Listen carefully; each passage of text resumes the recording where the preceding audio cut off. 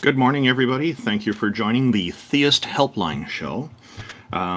Your friendly and helpful hosts of the Theist Helpline in this show are Amy Newman, who is known for her trademark slogan, Sending Love. She's a professional comedian and skeptic who hosts debates, interviews, and conversations on her YouTube channel. She also creates educational and other important content.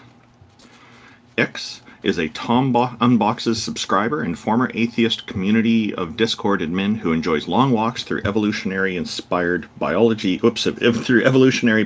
inspired computer science, archaeological, academic, biblical criticism, and so on. Jack Burton is a self-described middle-aged college-educated nobody who drives the Pork Chop Express truck in his spare time. He's a deist and is mostly non-committal to philosophical stances. Jefferson Spatchcock is an atheist inquisitor and intellectual who has particular expertise in thoroughly analyzing and reviewing debates, often from the comfort of his genuine lazy boy chair. J.L. Warren is an atheist activist, educator, and entertainer. He runs the Bridge the Divide YouTube channel, where he addresses irrational beliefs, the irrational behaviors that often follow, the societal divides they create, and how those divides can be bridged with education, rationality, and reason. JMike is one of the co-hosts of the Talk Heathen show. King Xerxes is an atheist activist and political commentator who has extensive knowledge of the Holy Bible and Christianity and the history surrounding it.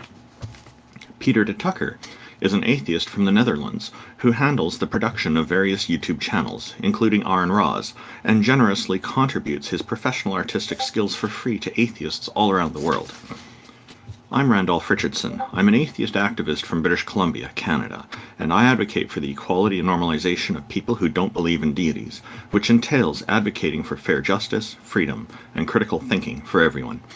I'm also the founding president of the Canadian Atheists, a national organization that promotes atheism and agnosticism as culturally common aspects of Canadian society.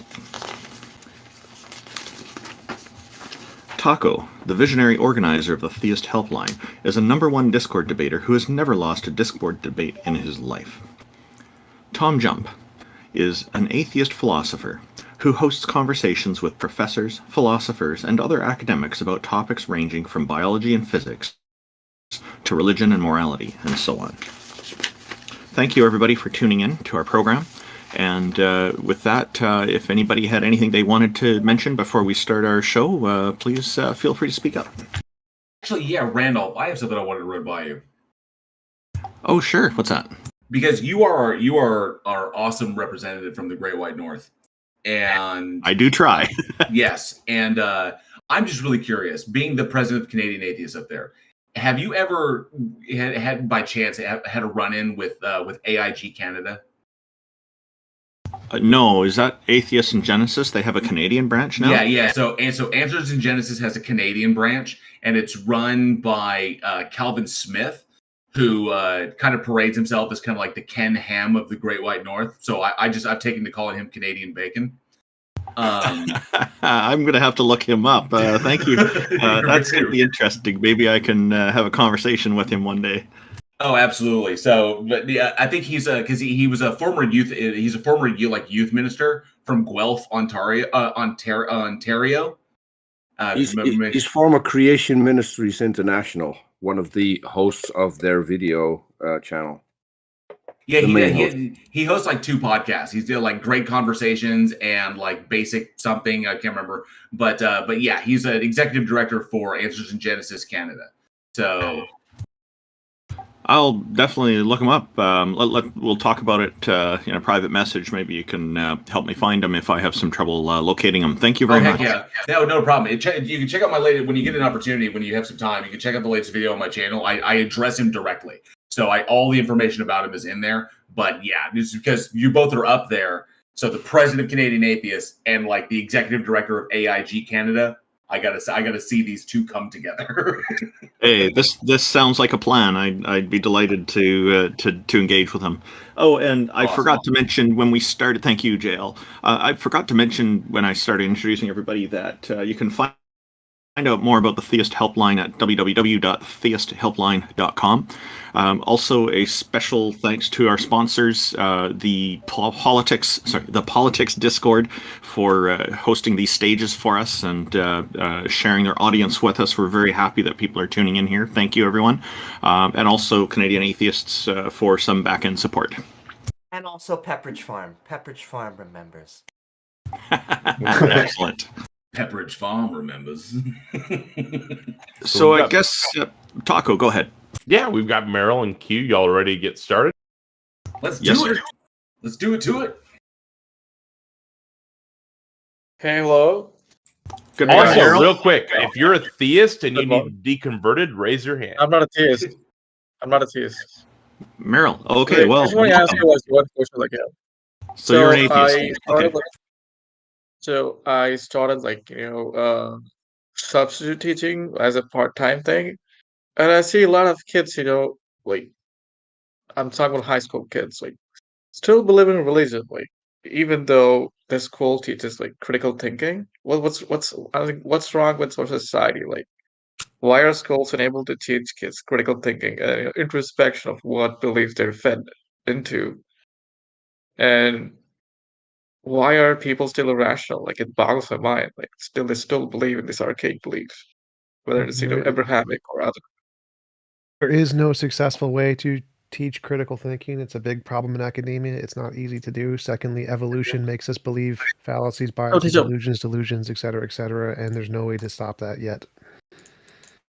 Do you think kids need philosophical introspection or some kind of, It's not about what they need. It's not possible. There is no successful way to teach critical thinking. It's one of the biggest problems in academia. We do not know how to successfally teach critical thinking to people. It's an unsolved problem.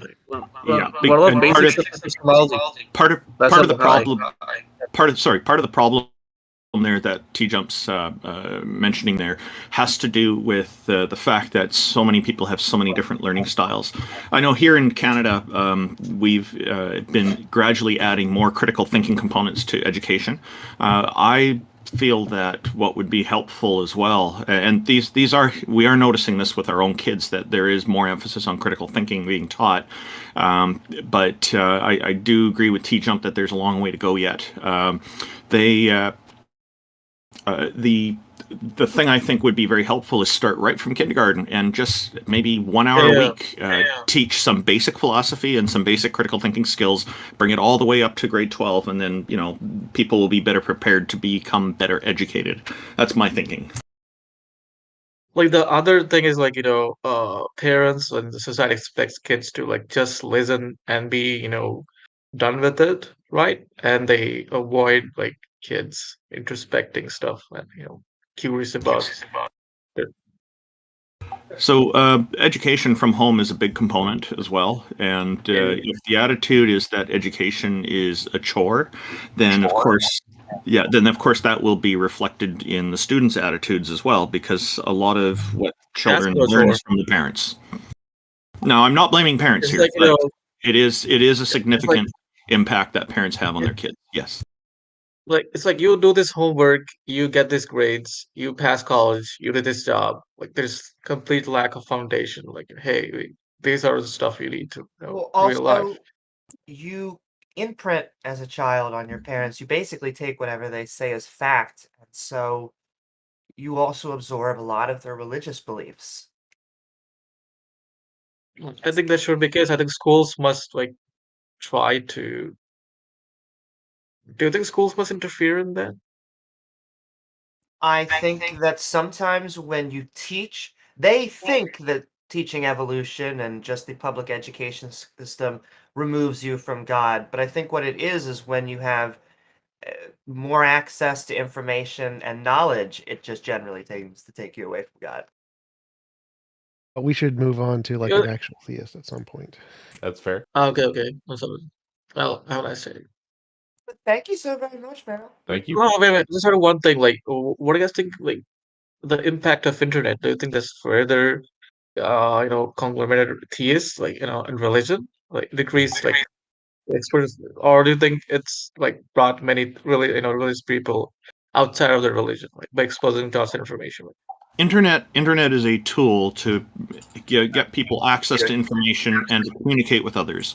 If I had the internet when I was a kid, I probably would be doing a lot better academically, I think. But that's because I had an interest in studying as much as I could.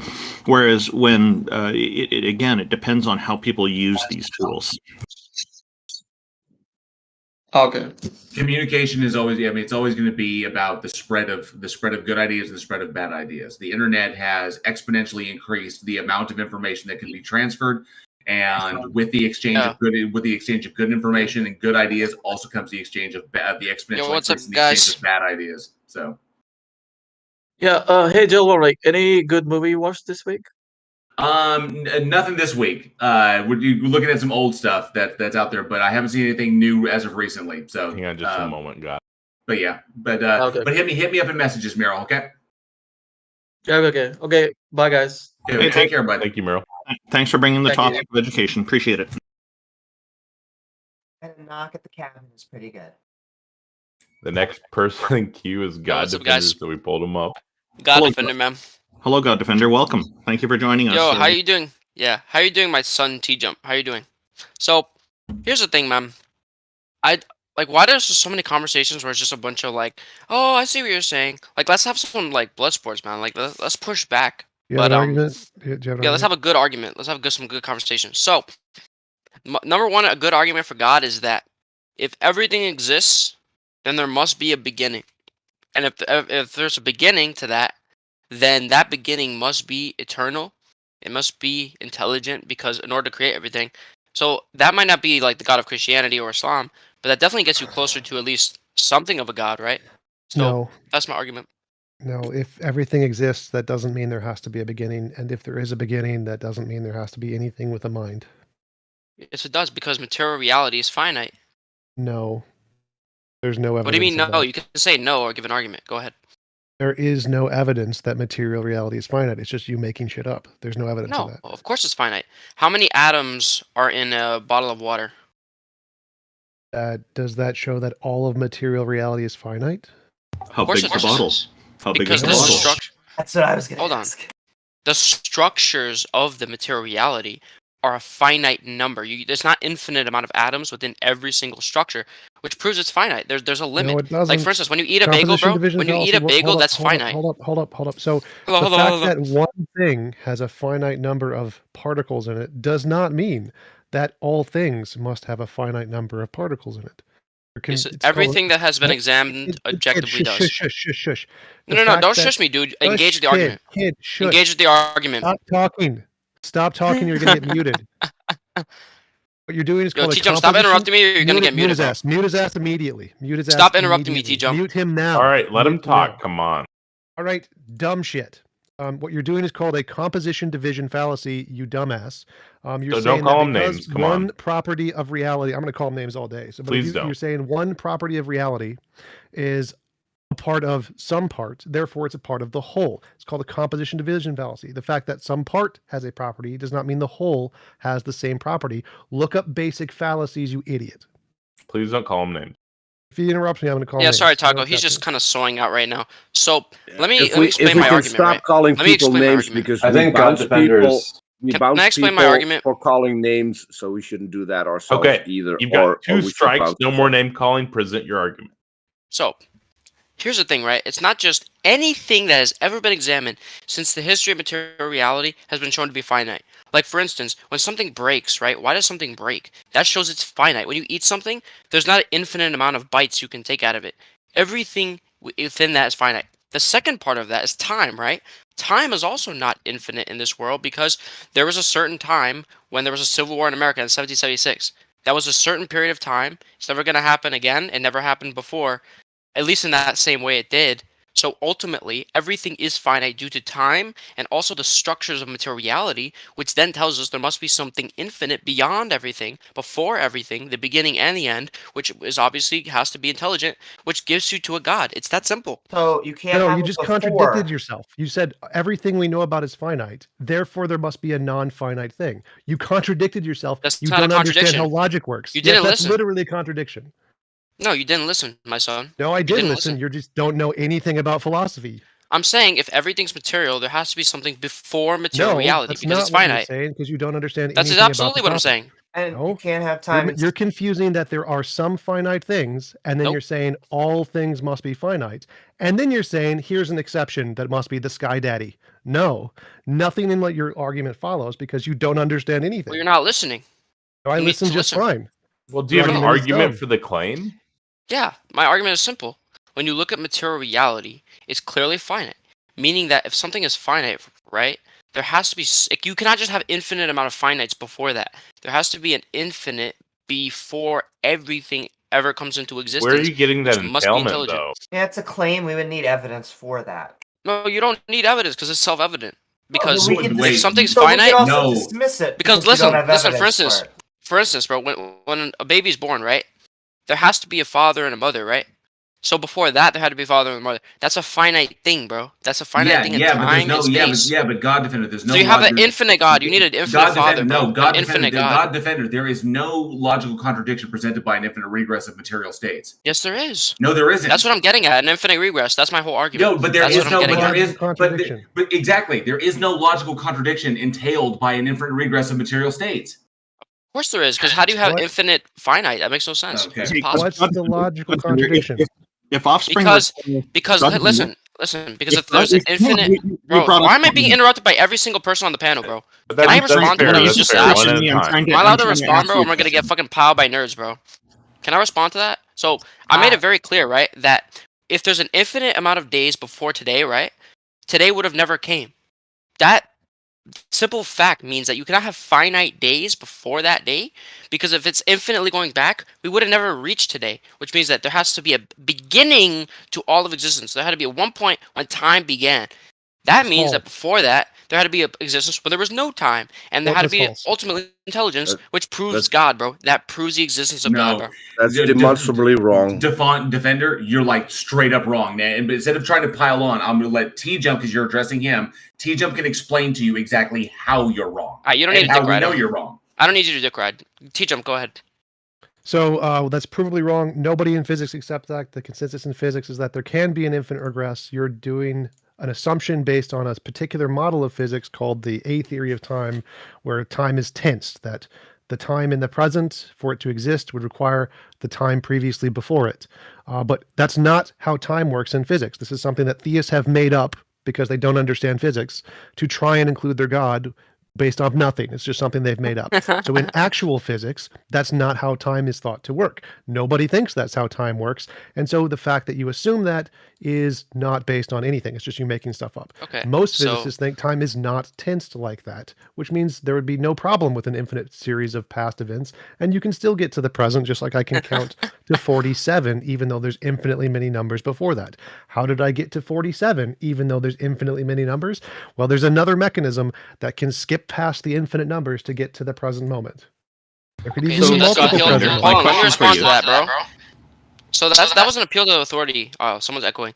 That was an appeal to authority, what you just did, TJump. You said the experts, the physicists, the scientists. That's an appeal to authority, bro. If you want to appeal to scientists, I can appeal to God. I can just say it's in the Quran, bro. Hey, you made your point. I can just say it's God. No, Wait, I can't make it a response? Nothing I said there was an appeal to authority. What I said was, in physics, the people who are actual experts in the field, which is not fallacious, appeals to authority are only fallacious if they're not actual authority. So appealing to God would be appeal to authority because there's no evidence there. It is true. Stanford Encyclopedia of Philosophy, fallacies, number 9. It is exactly true. You not knowing the philosophy is your problem. Nope. The experts in physics who actually know how time works, they are the ones who are qualified to this. Say your made-up model of time is a nothing. It has no relevance to it. Stop talking. Mute him. Stop talking. Experts in the field who actually understand physics and time say your made-up model of time that you've made up and pulled out of your ass based off of nothing has no relevance to reality. And so your made-up model isn't evidence. In real physics, time is not tensed. The consensus of actual people who work in the field and who make testable predictions, who are not you and not the theists who have no evidence, the actual people working in the field say this model that you've constructed in your fake imagination, like your Sky Daddy, has no bearing on reality. There's no evidence of it. It has it's about as real as unicorns. It's a nothing. So there's no problem with having a present moment and infinitely many past events before it, because there's a mechanism that can have multiple future events, multiple present events, multiple timelines. There's all kinds of things that can ways to have infinite past regression and a present moment. There's no logical contradiction there. And that was your whole claim, that there's a logical contradiction, which I just proved false by giving you a logical counterexample without referencing authorities. And then I can show in physics these counterexamples are more rational than yours. So your entire worldview is just destroyed right there. So now that you're done rambling, right? GodDefender, if you're done with TJump, I'd like to ask you. Wait, Peter, bro, he's responding to TJump. He just spent 2 minutes rambling. Give him a moment. Holy crap! I'm just saying, if you're done, I have a question. I do too. I'll answer your question. Maybe me first. Let me just speak. So, let me just read this to you. So, an argument from authority is in which an opinion of an authority on a topic is used as evidence to support an argument. So you, TJump, said, the experts. I don't care what the experts think. Let's look at reality. So you're just wrong about that. So, Peter, go ahead and ask your question now. Stanford Encyclopedia of Philosophy. Nope, okay. Nope. That's okay, TJump. That's okay. Ignorance. Yo, Peter, go ahead. Mute him. I get to respond to his dumb nonsense. Actually, yeah, you don't get to direct the conversation. I was trying to ask you a question before Peter, but go ahead, Randolph. Peter, just ramble some more. Oh, he wants to ramble some more. No, you don't do this, GodDefender. TJump is responding first. It's his floor right now. Stanford Encyclopedia of Philosophies.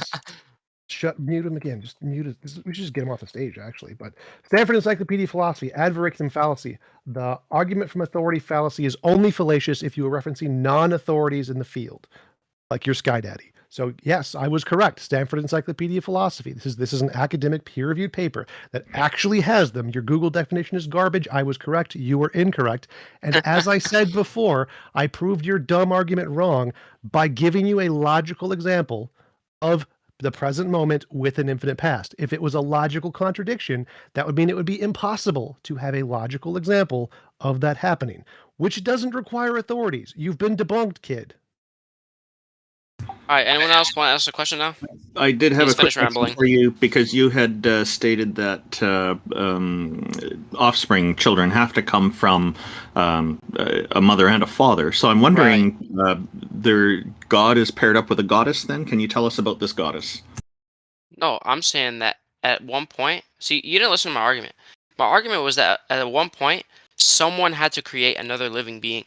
I'm not saying that mother and a father has to exist in every scenario for something to be created.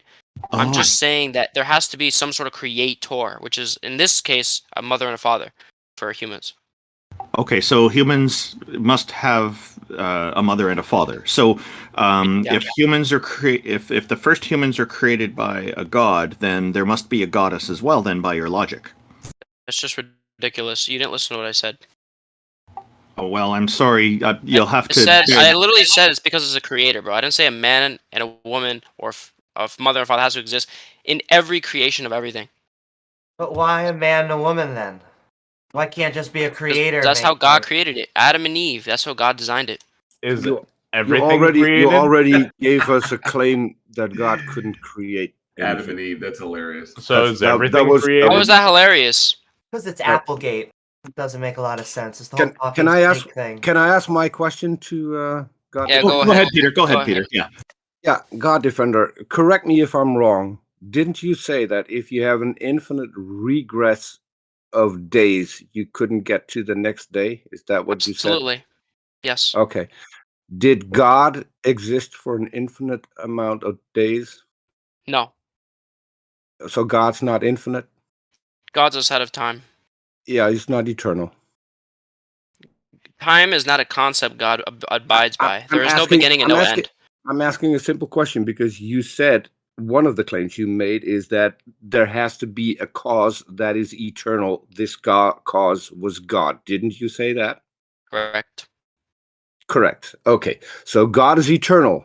So if God is eternal, God has an infinite amount of regress in days, so he couldn't get to the day to create anything. You defeated yourself with completely wrong with the attributes that Lower you your voice. yourself Lower your voice, gave Peter. to God and the limitations you said that eternal has. If so, you already defeated yourself. Thank you. He is correct, GodDefender. You can't just you can't describe God as having no beginning and no end. Okay, so do you want to speak for him, or can I respond? No, Defender, you can't say that God has no beginning and no end, and then. Why are you interrupting me? Can I speak? Let him speak, because he's going to come up with special pleadings. Blah blah blah blah blah blah. So, when you said the concept day, right? Don't interrupt me. Mute Peter, bro. Can you mute Peter? Can you mute Peter? Warren. I'm being respectful. I haven't engaged in name calling. I haven't engaged in derailing you. So if you're going to do that to me, I'm going to do that back to you. Actually, I'd like to. I would also like to hear the rest of what J.L. Warren had to say, because before GodDefender interrupted him. It's a commentary like that. All you're doing, GodDefender, is that when Peter DeTukker is pointing out that you're basically describing God as having no beginning and no end, the definition that's literally the definition of eternal. Meaning that it's always existed and it will never not exist. That is eternal. But then when he says eternal has a temporal implication. But you're saying that God is outside of time, which means eternal doesn't apply. So there's a contradiction there that you're running into. It's like you're defining it as eternal, but you refuse to accept the implications of eternal, which is weird. And I'm kind of curious as to how the heck you reconcile that. Oh, and by the way, someone in my live chat would like you to know that a sentence doesn't need more than one bro. Yeah. Eternal is still a measurement of time, whether or not you like it. Peter, can I speak? Let him respond now, Peter. Yeah, go ahead. Finally, holy crap, bro. So, reality here is, right? I'm being respectful. Can I speak, bro? Can I literally respond to anything? No, because if you're going to I'm turning you down. Can you mute Peter? I'm going to interrupt. Peter, please. Can you mute Peter, bro? To you, you can be respectful to me. I'm not being respectful to you. Stop interrupting me. I told you could talk, and then don't start whining, because I don't do that when you talk. Come on, Peter. Give him a moment. Can I respond? Be decent. Respond. Okay, so now that you're done, now that you're finished, right? So here's the reality, right? The concept of a day, right, is a finite time term you use. So you say God is bound by an infinite amount of days. But the term day is a finite time number. There's 24 hours in a day. God is not bound by days, because days is a time concept. There's no time with God. There's no beginning and there's no end. It's very simple. One clarifying question. Are we talking about the Christian God? No, the Islamic God. The Islamic God. Like there's a difference. The Islamic God create, as far as I know, the Genesis in the Bible and the creation story in Islam are the same, correct? It's a little different, but like there's a general sort of similarities to it. And can I? So he created in 6 days, was not bound by days. Explain. Well, those 6 days were within the finite time period when he created the world. If he's not bound by them, then how can he create in days? Right. Well, he didn't create the world in his realm. He created a new realm of time, and within that time paradigm, creating the water, creating the worlds, that was within days. Oh, so he created a realm in days, and those days then apply to him. Okay. Right. I don't see how he can create if he has no time. Yeah. Amy, come on, man. Stop trolling. No, it's not trolling. Amy's correct. Creating something is an action over time. If you don't have time, you cannot create anything, because there's there's no state of affairs when something isn't created, and then a state of affairs when it is created, if there is no difference in time. So God, if those are not on a different moment in time. So God created, right, time itself, and within that time there's days. But in his realm of no time, there was nothing passed. As far as God's concerned, no time passed in his mind, but time did pass in the world. If no time has passed in his mind, he hasn't created it passed in the world. It passed in the world, bro. Peter, the real question. Peter, I will let you get to it. Peter, fighting with themselves. Peter, I will let you get to it. The real question is that if God is outside of time, Peter, if God is outside of time, and time does not apply to God, please let me finish. Peter, I did not interrupt you. I'm Peter. I did not interrupt you, so please do not interrupt me. Guys, one at a time. Come on. For 2 seconds. For 2 seconds, dude. I'm talking to this guy. You can talk when I'm done. Okay, Peter, this is how the literally for stage 2 works. seconds. No. We because wait Peter, for each. Peter, you're Okay, one at a time. What's going on, bro? One at a time. Come on. There is no time for God. Then explain to me how it works when there was a state of affairs when God hadn't created anything yet, and the state of affairs when God had created. Are those different moments in time? Can you repeat that? There was a moment when God hadn't created everything yet, and then there Right. was a moment when God had created everything. Wrong. Are those to God two different moments in time, or was everything already created for an eternity for God, or wasn't anything created for an eternity for God? Because Let me respond those to that. things are mutually exclusive. Okay, so you just brought up another term. First you used day, now you're No. using moment. Was there a No, certain I moment? said Again, let me time. finish. Let me speak. Moment, again, is another concept within our material time reality. God is outside of that material reality.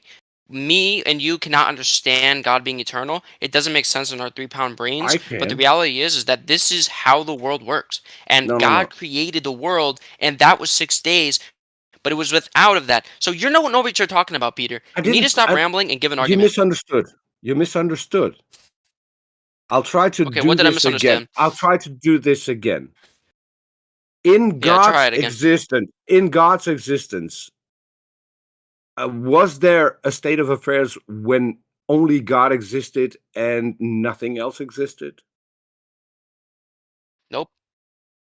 No? The time of a So, moment doesn't exist. There's no such thing as a moment. hold on. So, for God, our universe has always existed. No, the universe is finite and it was created by God. It was created by God. So there was, Yeah. for God, there has been 2 instances where the universe wasn't created and then the universe was created. Am I correct? There was a moment when Which of the time, two is eternal? the universe is not eternal. No, I'm not talking about the universe. Listen closely. For your God, there was a moment where there was only God. And then there was a moment when there was God and the universe he created. Am I correct? Yes, at one time timing came Correct. into Okay, being. stop. Correct. Listen, let's not derail. So, which of the two is eternal? The universe not being created by God or the universe being created by God? If both are eternal, then we have a problem. If both are not eternal but temporal, then God is bound by time. No, God is not bound by time. So explain to me how there can be 2 instances where God hasn't created and God has created without using time. There's no way to comprehend that. So if you're making a claim based on something that you can't explain nor comprehend, how do you know that your claim is correct? How do you know that your claim is correct? I'll tell you why. So I cannot, as a human being, understand or comprehend God. And it's not just time. Every aspect of God, his intelligence, his perfectness, his moralness, I cannot comprehend that as a human being. I'll be honest with that. I can't. I accept that. But I let me accept finish. that. But let's stick to this one thing. Let me finish. Peter, let me finish. Yeah, okay. And this is the second reality, which is that even though I can't comprehend these things, I can still recognize the evidences and the proofs that there is something that we know as Allah. So this is the reality. Even if I can't understand God, I can still reach the material reality with the evidence to know that God is true. You have no evidence for God. That's one. That's a different What I'm conversation. asking you, We're talking about one argument. you're now shifting the goalpost. I asked you to explain to me a specific claim that you made, not God, not a book. You made the claim that there are 2 different states of affairs, and apparently, according to you, those 2 states of affairs are not the same for eternity. They don't coexist. So, what is used to get from state A to state B, if not time? Okay. So now you've used a third word. So now you've used day. I'm still on Let the me same speak. topic. I'm trying to explain Hold this on. to you. Hold on. Try not to sway out. So you used another word here, right? You used day, then you used moment. Now you're using the word affair. All of these terms are within time and material reality. God is outside of time and material reality. It's a very simple concept to understand. Even a 3-year-old can understand this. Okay, if a 3-year-old can understand, explain to me how the state of affairs of God having not created the universe yet and God having created the universe, how those two can exist if not with a difference in time. Okay, so there was no specific time moment where God created the universe because time itself is not something God abides by. There was only a moment, as far as we understand, when time was created. How is it you cannot understand my question? Because your question's irrational. I keep rephrasing my question. You don't seem to understand it because you keep answering a different question. It's an irrational question. That was not. It is not. It is two different states of affairs. They can't be happening they can't be true at the same time. So there you keep is using the word time, though. God's not bound by time. We're using the same word. Okay, Peter, do you mind if I try to rephrase it for you?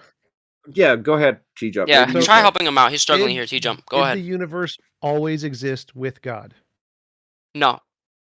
So there was a point where there was no universe but God. Right.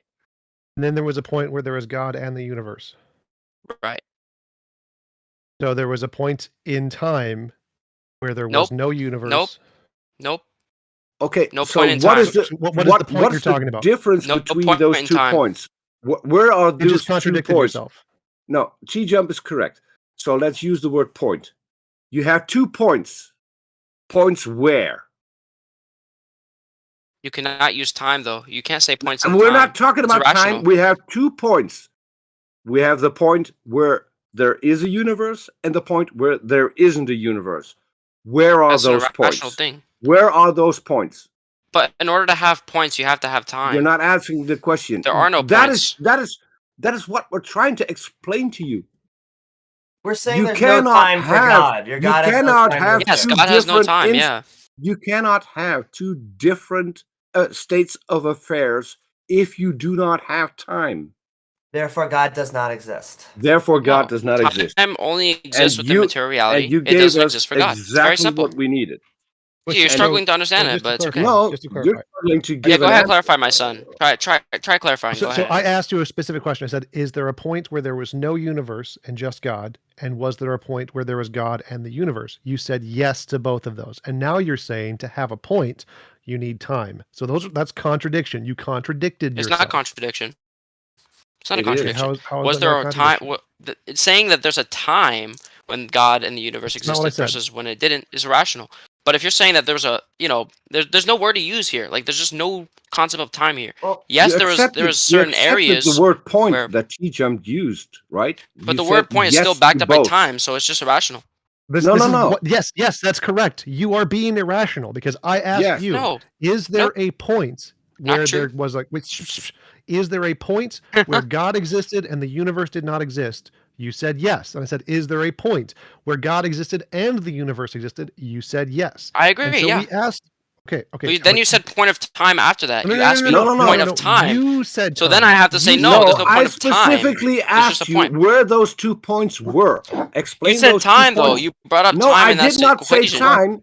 I left that open. You're lying. For you to Tell answer. the truth, Peter. Tell the truth, ma'am. You can play this You're back. not telling the truth. You can play this back. I said those 2 points. How are they different? What's the difference between the points? We can roll this back. GodDefender, can I ask something That's exactly what he you're said. just lying right now. So you don't want to answer what the difference is between the points. He's lying. He said it was time, bro, and now he's trying to backtrack. After I cornered him, I cornered Peter, and now he's trying to backtrack. No, we cornered you. TJump explained it very, very concise. We talked about 2 points, and I want to know what the difference is between those 2 points. I would also like. What measurement do you use? Points because there's no time, bro. I've answered this like 10 times. There's no measurement because there's no time. You need time to have measurements. Let me finish my question. What measurement do you use to get from point A to point B? What is the measurement? You can't measure it.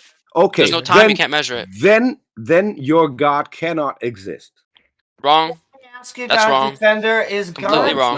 GodDefender, is God part of everything?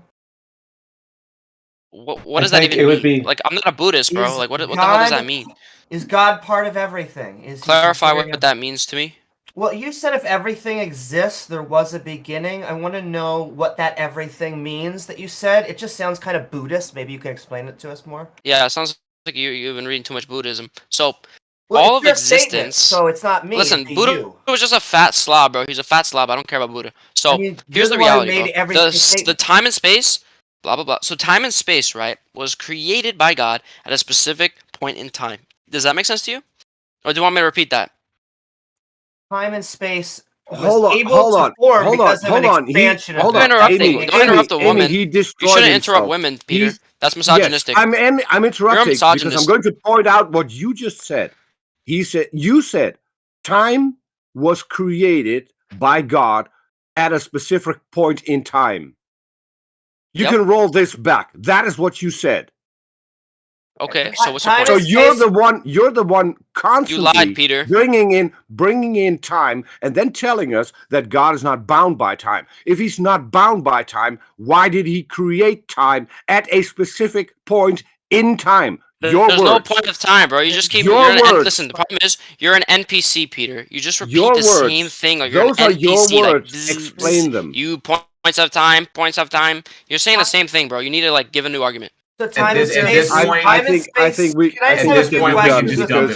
Bro, Andrew Tate is winning, bro. Andrew Tate's winning. Top G. I just have a little bit of a back and forth with him. Read top G. Okay, so you said if everything exists, there was a beginning. Yeah. But I don't know how you would be able to show that. You're just asserting it. I can't show it. So, like, what do you mean by the word everything? By everything, I mean space and time. Okay, so is God part of everything? Nope. God is not part of everything. That's interesting. No, God is beyond materiality. So there are some things that God is not a part of, is what you're saying. He's not everywhere. He's not a part of Haram, for instance. Of course not. That's really weird. So he's not He's not the omnis. He's not omnipresent and stuff. No, God is not in the bathroom, bro. Stop trolling. Interesting. You say stop trolling, but it's like you think that Allah created the this world. This is how women think, bro. You guys don't think rationally. Sure, like, but you don't. Women really don't think rationally, bro. Hey, speaking of women, do you think women came from a man's rib? I just want to say that was a misogynistic here we go. comment. Here comes the pivoting. Well, no, I just want to go through because dip him. Just dump him. Dump him. This is a waste of time, and all he's doing is at this point he's just trolling. Peter and TJump very succinctly. All right, he's no longer in the room. Let's not talk about him. I'm saying no. Peter and TJump very succinctly broke down why his argument is wrong, why he contradicted himself. Yeah, I know it took us a long time. We had to run a lot of laps to get there, but I think it was succinctly put out. And then when he starts speaking, coming out with the misogynism and crap after blaming other people for it, it's just ridiculous. He's just trolling at this point. Let's just move on to someone who's more productive. And I just want to point out to anybody who's wondering why he was removed, he's, first of all, accusing people here of being misogynistic by interrupting, and then, by them interrupting, and then he turns around and makes a misogynistic statement himself, so that about women not being able to think rationally, which is all complete nonsense. That is misogyny, and this is the kind of stuff that will get you kicked off our stage, as what happened to him. Welcome, KantBot. Welcome to our firestorm. Welcome. They're Panin and Theist. They have to reboot real quick. Well, I just want to say while they're doing that, go over his claims very quickly. Everything exists. There was a beginning. That is an assertion without evidence. Time and space, as far as we can tell, came from the expansion event at the Big Bang, and they are uniquely tied together. You can't have space without time or time without space. And then he made really unique a la 6-day perfectness claims that I don't think he was ever going to defend. So just a tiny bow. What did it for me is that he said that at a specific point in time, Allah created time and space and matter. And then he said he's not bound by time. He was the only one constantly wanting to bring up time, when we did everything we had in our power to explain the problem to him. not using time. He's the only one who brought it back to time every single time. Hello, KantBot. Welcome to our firestorm. Comments real quick. So if people are being clearly disrespectful like he was, we should absolutely be able to insult them or kick them off the stage. Those should be the only two options. There's no, we have to be polite to people who are clearly being disrespectful. Either kick them off the stage or I get to insult them. I want to address this. I don't think that we should insult them. I think that one of the moderators should just mute him and then let us finish our point, and then he can come back. I don't think insulting helps. I'll be more heavy-handed with the mute. Please don't call people names. Yeah, that's the good resolution. Let's get on to our guest here who's been waiting patiently. Welcome, KantBot. Hey, you guys can hear me? Yeah, it looks like it's yes, sir, we can. Yeah, I actually wanted to bring up an argument one of my friends brought up to TJump the other week in this what's the argument on here. Basically, it was Fleur, and so you guys had a bit of a disagreement on the first premise of the argument, which was that all sublations are dialectically necessary, and you kind of got pinned down on that premise when he was arguing for it. So basically, gibberish. Like a sublation. What was that? Philosophical gibberish. It's not gibberish. So yeah, I'll explain. Sorry, what's the argument? So sublation is a function of absolute negation, which is negation of negation, and so gibberish. It's canceling and uplifting in a sense. And so the example that Fleur gave you, which I'm giving you again because I don't think you remember, is that like let's say we have red and blue, and then we combine them and get purple. In that way, like both red and blue are canceled, but they're preserved within the concept. I don't care about any of the gibberish. So the higher concept of purple. No philosophical gibberish. No. It's not gibberish. This is the premise. This is the first premise. Yeah, this is the first premise that you were arguing with Fleur. Give me an argument and you got pinned down on it last time. It's not gibberish. Sorry. Can you just explain to you the term? KantBot. Yeah, so I just explained to you what a sublation is again for the second time. And yeah, so now the reason why it's dialectically necessary, that just means that they have to exist at least within the abstract sublations, within the abstract contained within the absolute idea. Could you the sublation has to exist within the abstract of the absolute idea.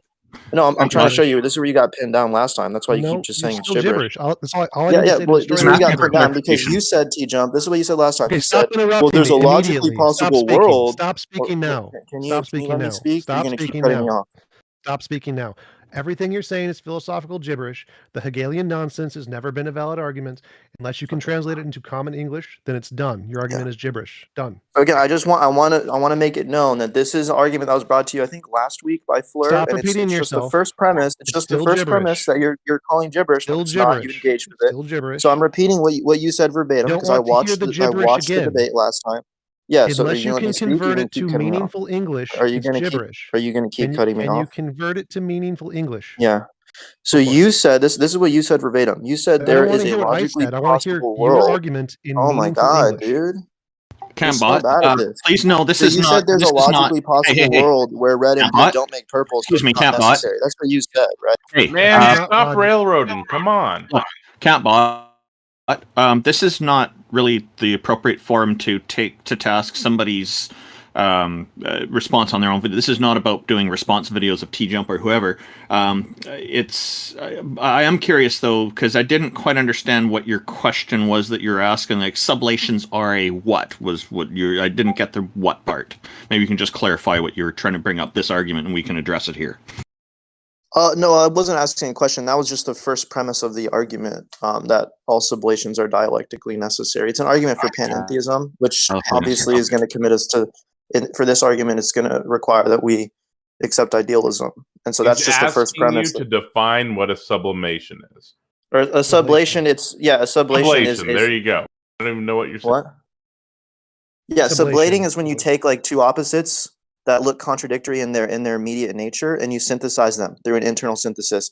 And it's a necessary synthesis in terms of dialectic, which is why I said that all sublations are dialectically necessary and not a reflection. So basically, sublation creates these total systems of integration where at first, like in their immediacy, all the contradictions through a conceptual analysis have like their true limits, but you don't get to see that. And then when you sublate them, you bring them like to this like sort of realm of clarity where you see the necessary logic between them. So when you sublate something, you're truly like understanding like the true relationships and the necessary logic between these like contradictory things, and that's just like when sublation creates something that transcends the limit and allows the two abstractions to move freely, but keeping the recognition of its own limited nature at the same time. So that's what that is. Quick poll. How many people thinks that sounds like gibberish? Well, it's just interesting you're not letting me point out how you got cornered, because you said that basically there's a logically possible My argument world. was that was gibberish. Yeah, I gave you the argument already. I gave you the premise. Hold up. People in the chat. It doesn't matter. Gibberish. It's not gibberish. Did that sound like gibberish to you? Did that make any coherent sense at all? I always thought that the Alfhaven thing was kind of goofy just from that start. Just I know what he's talking about. The whole concept that Alfhaven has multiple meanings that respect, to negate, and to also preserve, but it's always come off as kind of goofiness. Tom, do you think there's a logically possible world where red and blue don't make purple? Yes, there is. Yeah. Yes. So just because you can conceive it doesn't mean it's logically possible, right? Like I can conceive of a possibility. That's literally what logically possible means. Oh, okay. Well, I can conceive of a possibility where abstract objects can be like formulated or sensed by me in the concrete, but I can't conceive of myself seeing an abstract object. It doesn't follow analytically because an abstract object it is insensible. No. So when you say there's a logically shush. I can imagine. So when you say stop talking.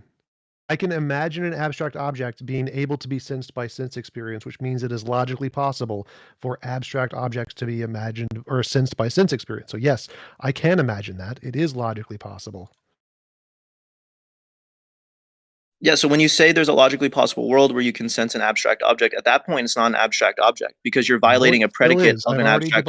Shush. You're violating a predicate of an abstract object. If it exists in the abstract, it doesn't exist in the concrete. It can't be sensible. Wrong. So there is a true definition of abstract objects. There is no true definitions. That's not how definitions work. There is no true definition. It follows analytically because an abstract concept just isn't sensible. At that point, it wouldn't be an abstract. You're violating a predicate of what it means to be an abstract object. No, I've already. It's no longer It's no longer an abstract object if it's sensible. There is no predicate of what makes something an abstract object. If there is an abstract object, it has an ontology. Its ontology does not include can't be sense experienced. That's simply the colloquial definition we use. There is no ontological entailment there. There is no correct definition. There is an ontological entailment. This is an argument. You're begging the question. Stop talking. No, you shush. Let me respond. Mute him. Okay. So, this is, as I said, there is no correct definition of an abstract object. There can be real ontological abstract objects, and there can be means by which we can increase our sense experience to be able to include those things. The fact that we could potentially do this does not mean they stop being abstract objects. You are just ignorant of basic ontology. Yeah, there is an ontology. You're begging the question because the argument is for idealism, which would mean that there is an ontological entailment. That the epistemology and ontology are coupled together if this argument's true. So that's what we're trying to establish here. And what you're saying is that, well, because you can conceive of it, like I said, it doesn't matter because it's no longer an abstract object. If it exists in the abstract, it doesn't exist in the concrete. It can't be sensible. And that comes from universals. It comes from, I can give you an indispensability of universals argument. Do you think that we should ontologically commit to things that are indispensable for our scientific theories? It makes no difference to the argument. Answer the question. It makes no difference to the argument, kid. No, it does. Do you agree that we should ontologically commit to things that are indispensable? Stop talking. So it doesn't make a difference whether or not you accept universals, and it doesn't make a difference whether or not you accept idealism. You can accept both of those things and still accept it's possible for abstract objects to exist and be sensed by sense experience. None of those entail a contradiction. So I can grant idealism is true, I can grant universals are true, and it can still be the case that abstract objects do not entail the universal that they can't be sensed. That can be a colloquial definition that we have given it that is not accurate ontologically. It could be ontologically the case that there are means to address abstract objects, and the actual definition is that they can't be sensed by the current ones that we have now or something. There is no logical contradiction there. You're ignorant. So are you going to keep dodging or are you going to answer my question? I literally just answered your question. No, you didn't. My question is, do you agree that we should ontologically commit to things that are indispensable? It's irrelevant to the argument about abstracts. It's a yes or no. I'm not going to let you dodge. Yes, is purple my favorite color? It's irrelevant to the argument. That's not. No, this is relevant. We're talking about the indispensability of universals. So I'm asking you, do you think that we should ontologically commit to things that are indispensable? It makes no difference. Oh my God! So you can't answer? So you're dodging. Stop talking. It Yeah, makes that's what you no do. You're dodging. Mute him. Tom, Mute him. you're dodging. I'm Mute not him. gonna let you Stop dodge. talking over each other. No, he's Mute not. him. He's dodging. That's what Mute he's him doing. so I can I'm not answer gonna let his him dumb dodge. question. Can you answer the question? Oh my Yes or God. no? Mute him now. Holy shit. As I said, it makes no difference to my argument whether or not you accept universals. I don't. Does that make a difference? No. I can accept universals. I can accept there is a universal fact about abstracts, and that universal does not entail that abstract objects cannot be sensed. So I can grant universals, and I'm still right that it is not logically necessary that abstract objects can't be sensed.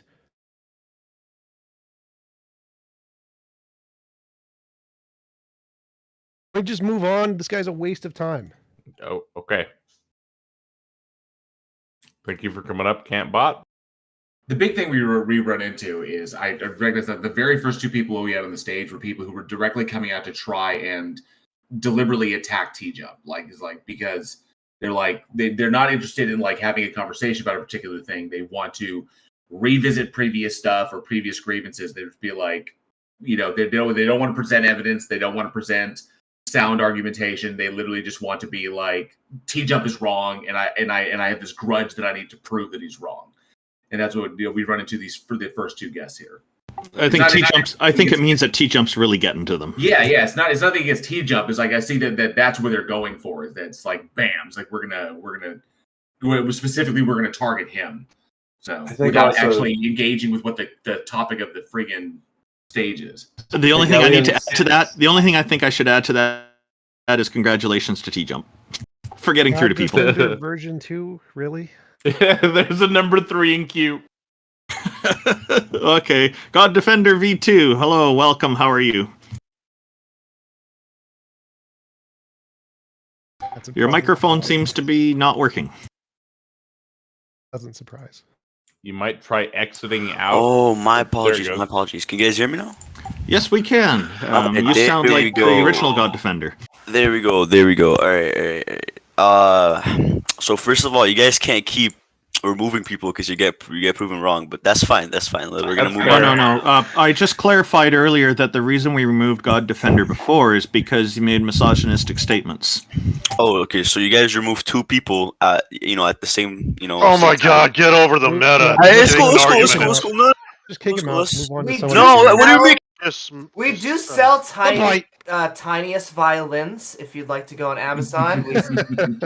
And speaking of violins, the reason this person was removed is because they continued to stay off topic. So let's talk to our next guest. What were these 2 people removed on a different point in time for God? Tippy top. I invited you up.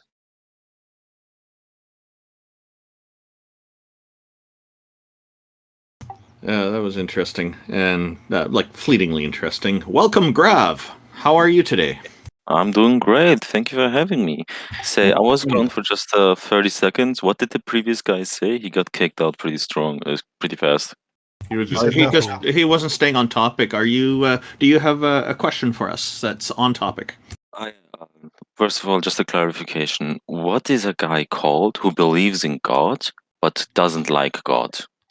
Oh, there's two characteristics there. One is male theist because you specified guy. The other one is a miso-theist. Somebody who miso is a prefix indicating hatred. So they're a theist and a miso-theist. Oh, okay. So that's what I am, I guess. Anyway. Okay. And just want to clarify, you guys know that time is not a real thing, right? What? It's literally a physical thing. No, time is not it is physical, yes, but it's not like the concept of time is made up in our brains. You know that, right? Like, for example, if we were to take a steel ball, melt it, but then return it perfectly with all the atoms arranged in the same way as it was previously. Too much information right now. So time is literally a real physical thing that actually exists. It is a physical process in reality. It has nothing to do with our imagination. It would exist before we ever imagined it. It is an actual thing. No, as a concept. That's what I'm saying. Grav, quite easy. Do you have a watch or a clock? Again, what we observe That's a yes or no. Grav, that's a yes or no question. Do you have a watch or a clock? No, because I don't believe in time. Like, what kind of question is? Come on, bro. I'm asking you. That's a good answer. I'm asking you a simple question. Okay, Bro. let's do this differently. Have you ever seen a watch or a clock?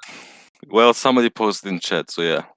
Okay. That was what does it measure? It measures a tick in processing. The passage of time. It's not. No. It doesn't do that. It's actually just a ticking process. So it's not. That's okay. Okay. This is already enough. It's not measuring something inside your head. So we're agreeing on that. So it's measuring something outside of your head.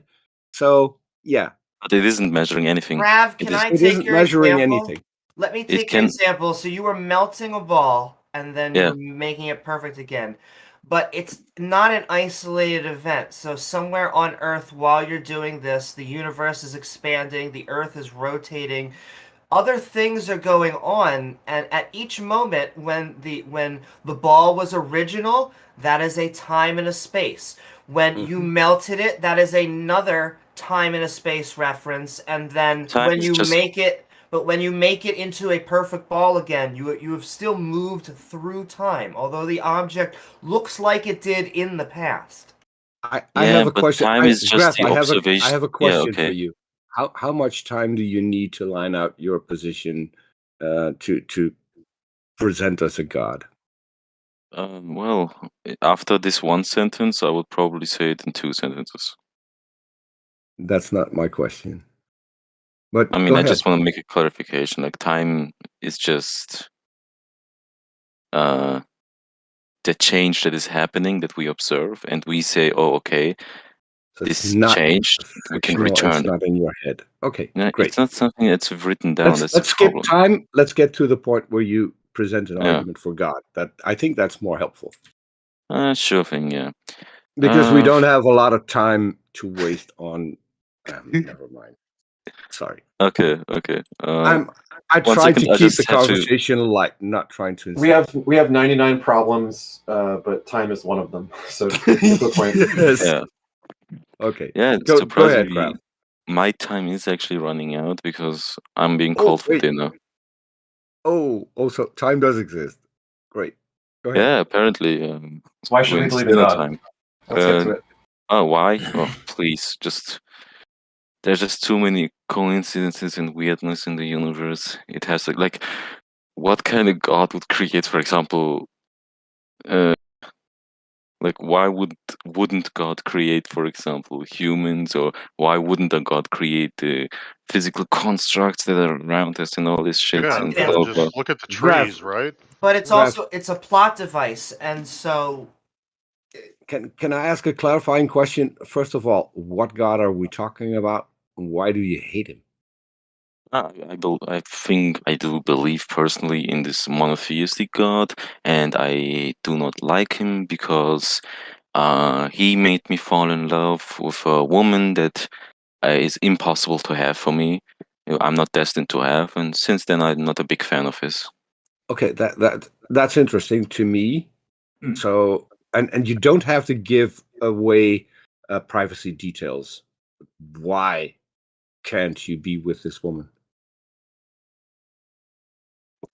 Too much. Literally 10,000 miles. No reciprocation of feelings. The fact that I'm 99% asexual and aromantic, and all the wrong things. What makes you think that the unfairness or the absurdity of your own situation is evidence of a God that is cruel, and not just evidence that the universe is just the way that it is without a purpose behind it and someone intentionally making it that way? Yeah. I mean, the reasons as to why it's so bad for me right now and the reasons why I believe in God are two different, but there are just too many things that lined up that just... there has to be someone holding a middle finger above me and saying, "Fuck Grav, you." No, but hang on a second. Grav, is it entirely just to throw this out there?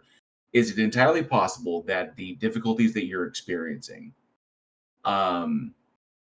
could be more attributed to an uncaring, indifferent universe. Yes, and you could have more of an effect on them than you think that you do. From both perspectives, with a god or without a god. Because you could improve your situation, with consultation and therapy and communication, walking through these things, trying to understand them, trying to reconcile them with professionals who are trained in helping you do this. Yeah, I'm already doing all that stuff, but it's just I'm already doing all that stuff and blah blah blah. Yesterday, for example, I managed to run a whole kilometer straight without a break. Like, I was very proud of myself. Good. Well, Grave, what my biggest fear is that if you do find your true love or whatever, you're all of a sudden going to be like, God is amazing. And so I think that the reasons why I think that if a God were real, he would be evil are for things like the moral arguments, like pain and suffering, torture, the fact that if you believe in a specific God, there is an eternal torture chamber for finite crimes, just almost the entirety of the Old Testament. Like, there's just a lot of things to point to besides I assure you that you will find someone who will appreciate and love you. If you're looking for a partner, I believe you will find them. And so I think that there are way stronger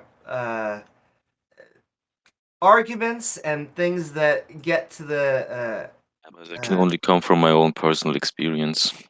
So I agree, but don't you so what I'm saying is, this is why I would like to have a stronger epistemological toolkit, because you're saying, and this is why I don't just like personal experience, because I think it's very biased. That's why I think we should use science, because if you find an amazing human, now God is a good God?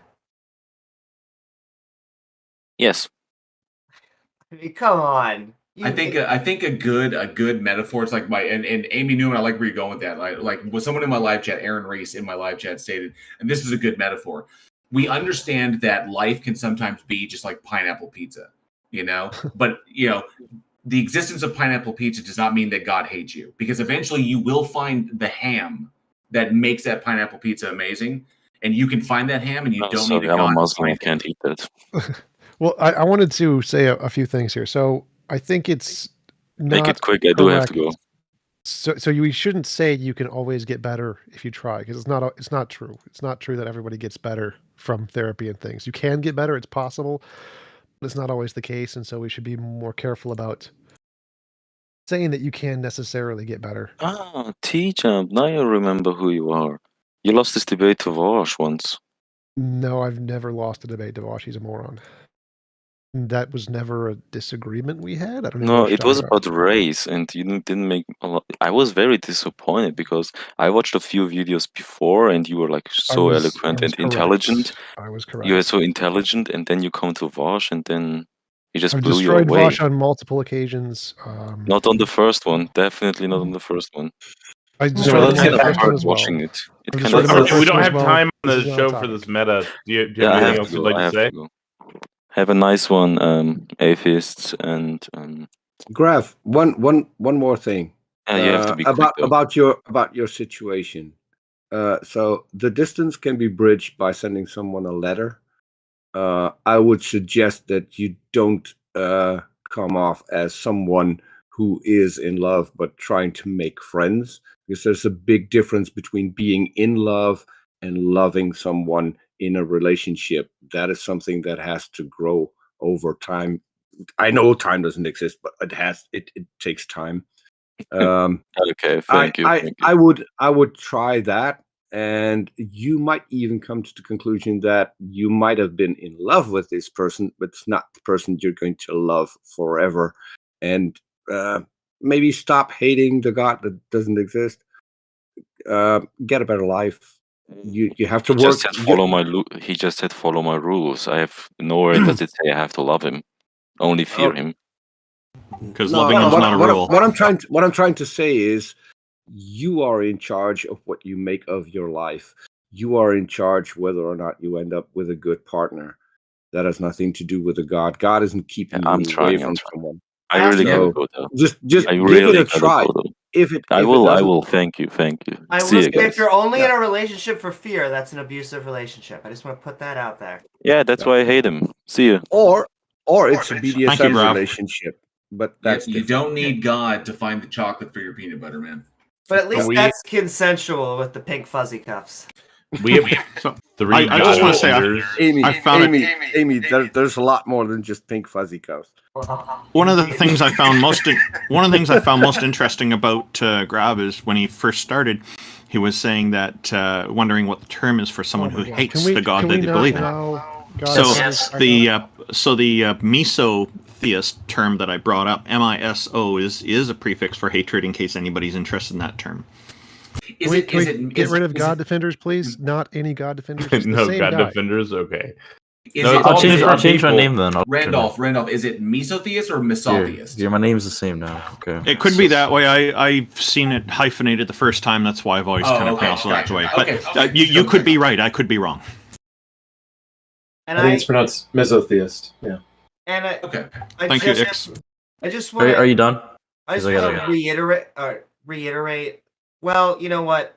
I guess I said it, but just find someone of your own partner who actually appreciates you. That should not be the epistemology of why you believe a God does or does not exist, and whether they are a good or bad being. And only tie them up and do unspeakable things if that is what they want. Exactly. If they ask nicely, yeah. Yes. Sorry. Welcome. How's it going? How's it Are going, you Gio? done? What you got for us today? Yeah. So first of all, I got told by an admin that you guys can't talk about kinky stuff because that's NSFW, by the way. Second of all, can you guys justify the existence of the universe? Is that your argument for God? Wait Yeah. Gio, without the existence of God, there is no. Well, Gio, okay, hang on a second. Are you talking about like justify it from a mechanistic perspective or justify it from an intentional perspective? Either one, whatever you. Well, from a mechanistic perspective, we understand the universe coming about by natural causes. Yeah, which natural causes beforehand? So just for an example, we could read to you a paper, Spontaneous Creation of the Universe from Nothing by Dongshan He, Dongfang Gao, and Qin Yang Kai. It says in the abstract, an interesting idea is the universe could be spontaneously created from nothing, and no rigorous proof has been given before. In this paper, we present such a proof based on the analytic solutions of the Wheeler-DeWitt equation. That's illogical. Explicit, yeah, I'm glad you think so. Explicit solutions of the Wheeler-DeWitt equation for the special operator show that once a small true vacuum bubble is created by quantum fluctuations in a metastable false vacuum, it can expand exponentially no matter whether the bubble is closed, flat, or open. The exponential expansion will end when the bubble becomes large, and thus the early universe appears. Okay, so you're speaking about energy.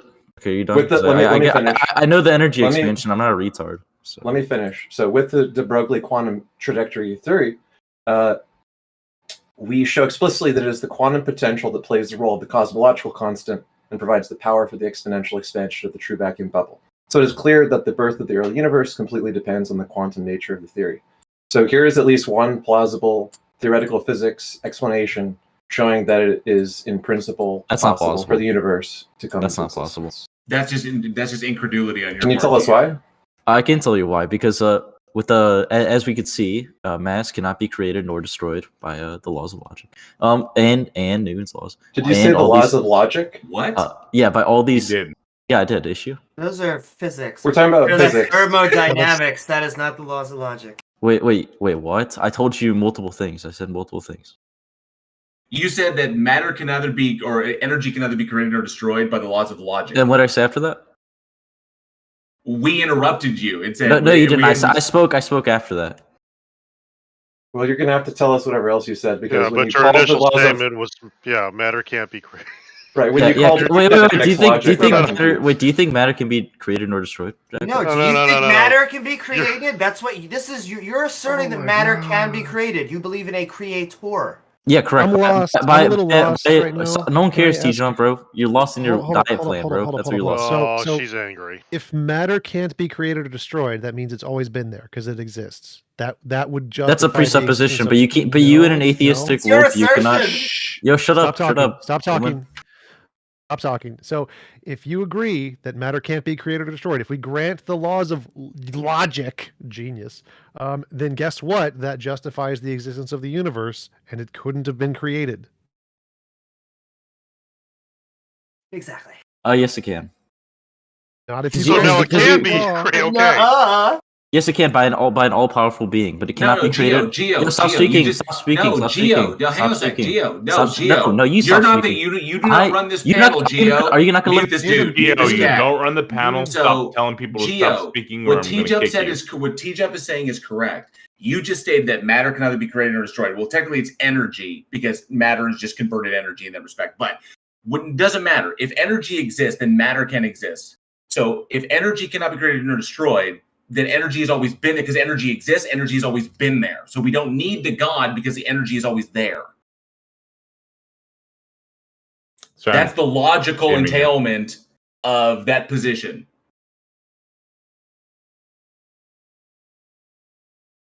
Yeah, You give can him- unmute him. Yeah, let him address the criticism or Yep. dodge it. Okay. Okay. So yes, you do. With my point of view or my paradigm, that I can have a creation because I have a creator. You guys do not have a creator. You guys just have a presupposition of all these things that have to happen, which is super illogical because none of them would happen, or none of them have the circumstances to happen. For example, the flattened existence of energy that isn't logical at all. You can't just have you can't presuppose something that had no can't just roots. exist? Yeah, Really? something can't just exist besides. So what are the besides, roots of God? Hold on, can you? Yo, Jack No, Burton, can you just hold on? let's Like hold just- your wait 1 second. I'm a fan of Can brevity. you just hold your Yeah, horses real just quick drop the and let meta. me? Just what roots God? What the hell? Why can't you just let me like finish? Because I was gonna explain. Because he's pointing out a very, very salient point about what you just asserted. The problem is And that then- right after. Geo, shut up. The problem What's is your that problem, you boy? keep jumping from point to point to point to point, and you are predicating each further conclusion upon illogical conclusions or fallacious conclusions. You just said, you implied that everything needs a ground, everything exists needs to be grounded in something. So if energy exists and it has to be grounded in God, then what? Then if God exists, then what is God grounded in? God is grounded in existence. He eternally exists. He is God. He literally is he's part of everything, in my opinion. I know a lot of other people are going to disagree with that, but False God, predicate of existence is the overarching what? Entity can that you define what worship? God means? Can you define? Well, it's your God, so you go ahead and define it. No. What do you think God is? No. He's an all powerful. We're doing He's an we're all doing powerful internal being. critiques, yeah. He is not All-powerful, limited. He's okay. not limited by anything besides logic. He's think God limited is by logic, so imaginary? logic is an overarching constraint on God. Not a constraint. He operates within it. He operates within it. That would be God an is overarching God constraint isn't. of Yeah, God. I guess so. Sure, but God isn't Okay, illogical. so why don't you worship logic since logic overpowers God? Because logic cannot manifest things into reality. But God can. Yes. So God can circumvent the laws of logic, which he's operating under. Wait, God, but they're not mutual. God, I don't know why I use the term overpower. I agree, they are not mutual. One's doing one thing while the laws of logic are doing the other. Yeah, wait, he operates by it. Logic doesn't do anything. You operate by logic. Well, you just said God can make something out of nothing. He can make universes, so... Yeah. Okay, so God's not operating under logic, but he is operating under logic. Wait, how is he not? So there's a contradiction. How is that illogical? It's a seeming contradiction. One second, Jack. If God is all powerful, then how is that illogical to say that he can create anything? Well, you're saying he's operating under the laws of logic, but he can create something out of nothing. Yes, correct. He's God. He's all powerful. He can operate, but that's not illogical. Doesn't fall under the laws of logic. Yes, it is. If he's all powerful, therefore it's within his power. It's within his will and power. Well, articulate how he's making something out of nothing. He's God. He's literally all powerful. If you presume that that's he's just restating the claim. It's not explaining it. Wait, no. What if God is? If I tell you, what part of that sentence confused you? Can you just chill your ass down, bro? Come on. So my ass is pretty cold. Don't worry. No, it's a brisk morning over here. Fuck? You're so weird. Yeah. So if you presume that my definition is correct and God is all powerful, an all powerful being, he can operate within logic by creating nothing or creating something out of nothing.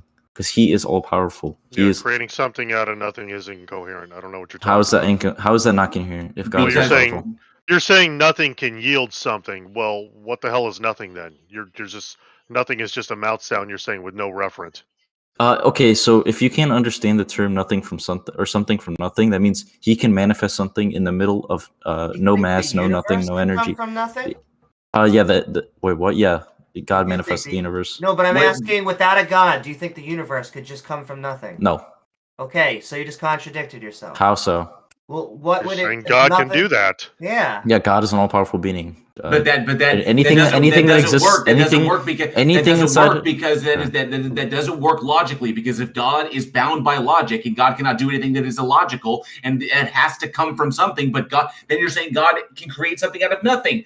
You're contradicting yourself. How? God is above matter. This is a contradiction in your worldview. Wait. Everything that you're saying is within matter. God is not within matter. Okay, how about this? So if God, how about this, Gio? How about this, Gio? If everything that exists had to be created, had to start, right? And you don't believe that the universe could come from nothing, and it needs something to begin it, which essentially the God. But the God is creating the universe out of nothing. So he's outside of matter. That doesn't matter because you basically it does matter. Wait, Gio, you have two states of affairs. You have God and nothing else.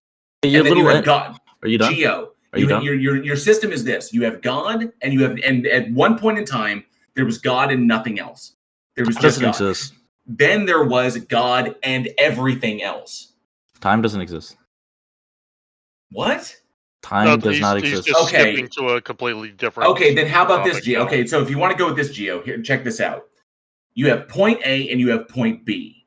What if it happens instantaneously? Which has happened before in time.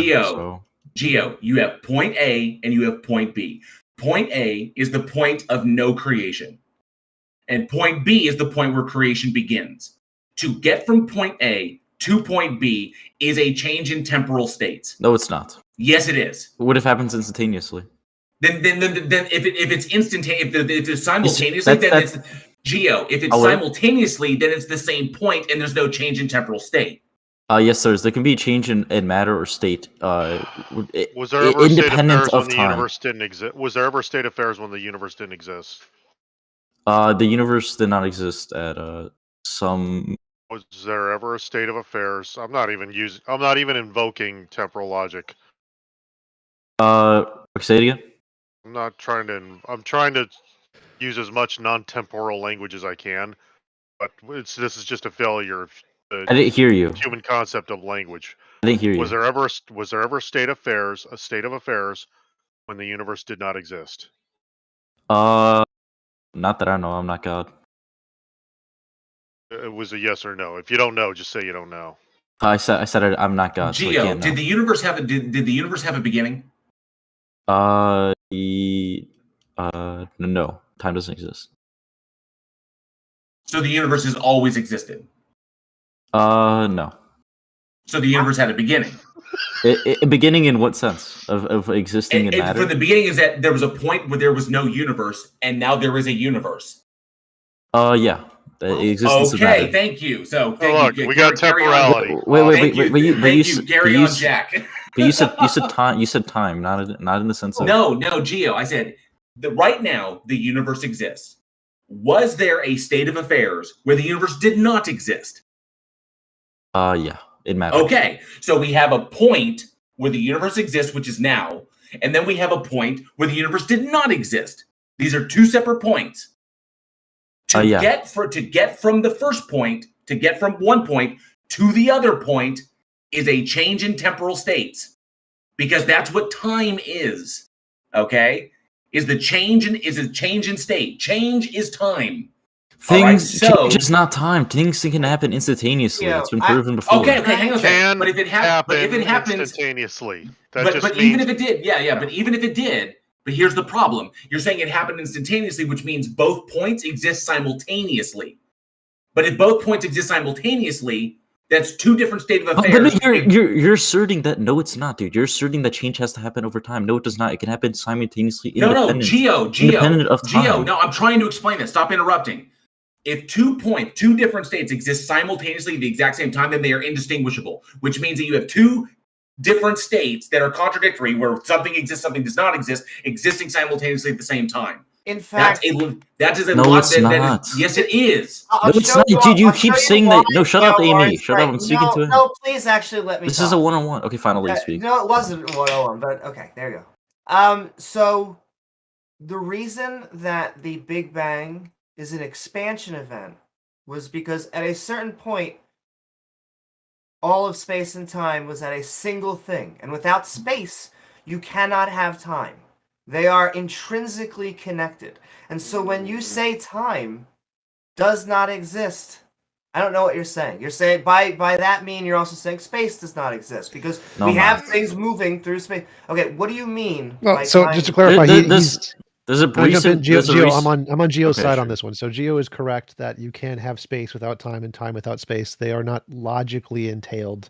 It happens to be that our space time are the same thing, relatively speaking, but it doesn't mean that they're necessarily the same thing. There could be other fields that have one and not the other, and so you can in physics So- have change without time. That's totally. It's a recent fine. thing. I but- agree with that, and there's still debate between whether it's not a debate the A anymore. or B It's time proven. theory of that. I'm talking about something else. But what I'm trying to get to is this physical universe that we have and that we observe right now. Space and time are linked, and so I want It's to not. know. Okay, what do you mean by time? When you say time doesn't exist, what do you mean? Time. Okay. Well, I mean, in the exist. I mean that when I say time doesn't exist, I mean things can happen with, irrespective of time. You mean just quantum fluctuations, things popping in and out? No, things happening instantaneously. Like? Piping. Like for example, when something changing the state of matter without going through the stage of changing. I mean, well, like without the 1 second. Like if I were to point at a graph, it'd be going from say X minutes to X minutes. It would just do instantaneously at the same time. Say What ice argument becoming was this water. relevant to? They asked me for an example. I don't know what it's relevant to. I don't know. The problem is the problem is I think he's using instantaneous wrong. The problem is that he's already conceded that there's a state of affairs in which the universe does not exist, and then there's a state of affairs in which the universe does exist. Yeah, which And happened at the same trying- time. Then you're trying to marry these things by they occurred simultaneously, which means that the infinite regress of the universe not existing, because in your worldview, God is eternal, and God is outside of time, and it has no beginning, no end, which effectively is eternal. And there's this infinite regress of this God existing, and in which there is no time, and then all of a sudden there's this universe exists. These two state of affairs, okay? And then you're saying that they both exist simultaneously amongst each other when you're trying to invoke this instantaneous thing. Well, what do you mean? Like, it doesn't matter. It's like there's a point where creation occurs in your world. And that's not the beginning of time. Okay, so time existed before the universe existed. No, time is irrespective. It doesn't matter. Again, what argument? What's like the core argument that we were getting back to? I'm lost. That the universe can exist without time. It is unimportant. Okay, well, no. Ultimately, I mean, Ix already gave you the entire breakdown of how this, because you initially asked, like, in space as well. No, so Gio, your initial question was, you asked, how do we justify like the existence of the universe? And I asked you for clarification. The clarification was, what do you mean by that? Do you mean like the mechanistic justification, like mechanistically, how do we know this universe exists? Like what state of affairs led to what? Or are you implying an intentional agential like purpose for this thing existing? Okay, so because the universe can come about by natural process that with no intelligence behind it.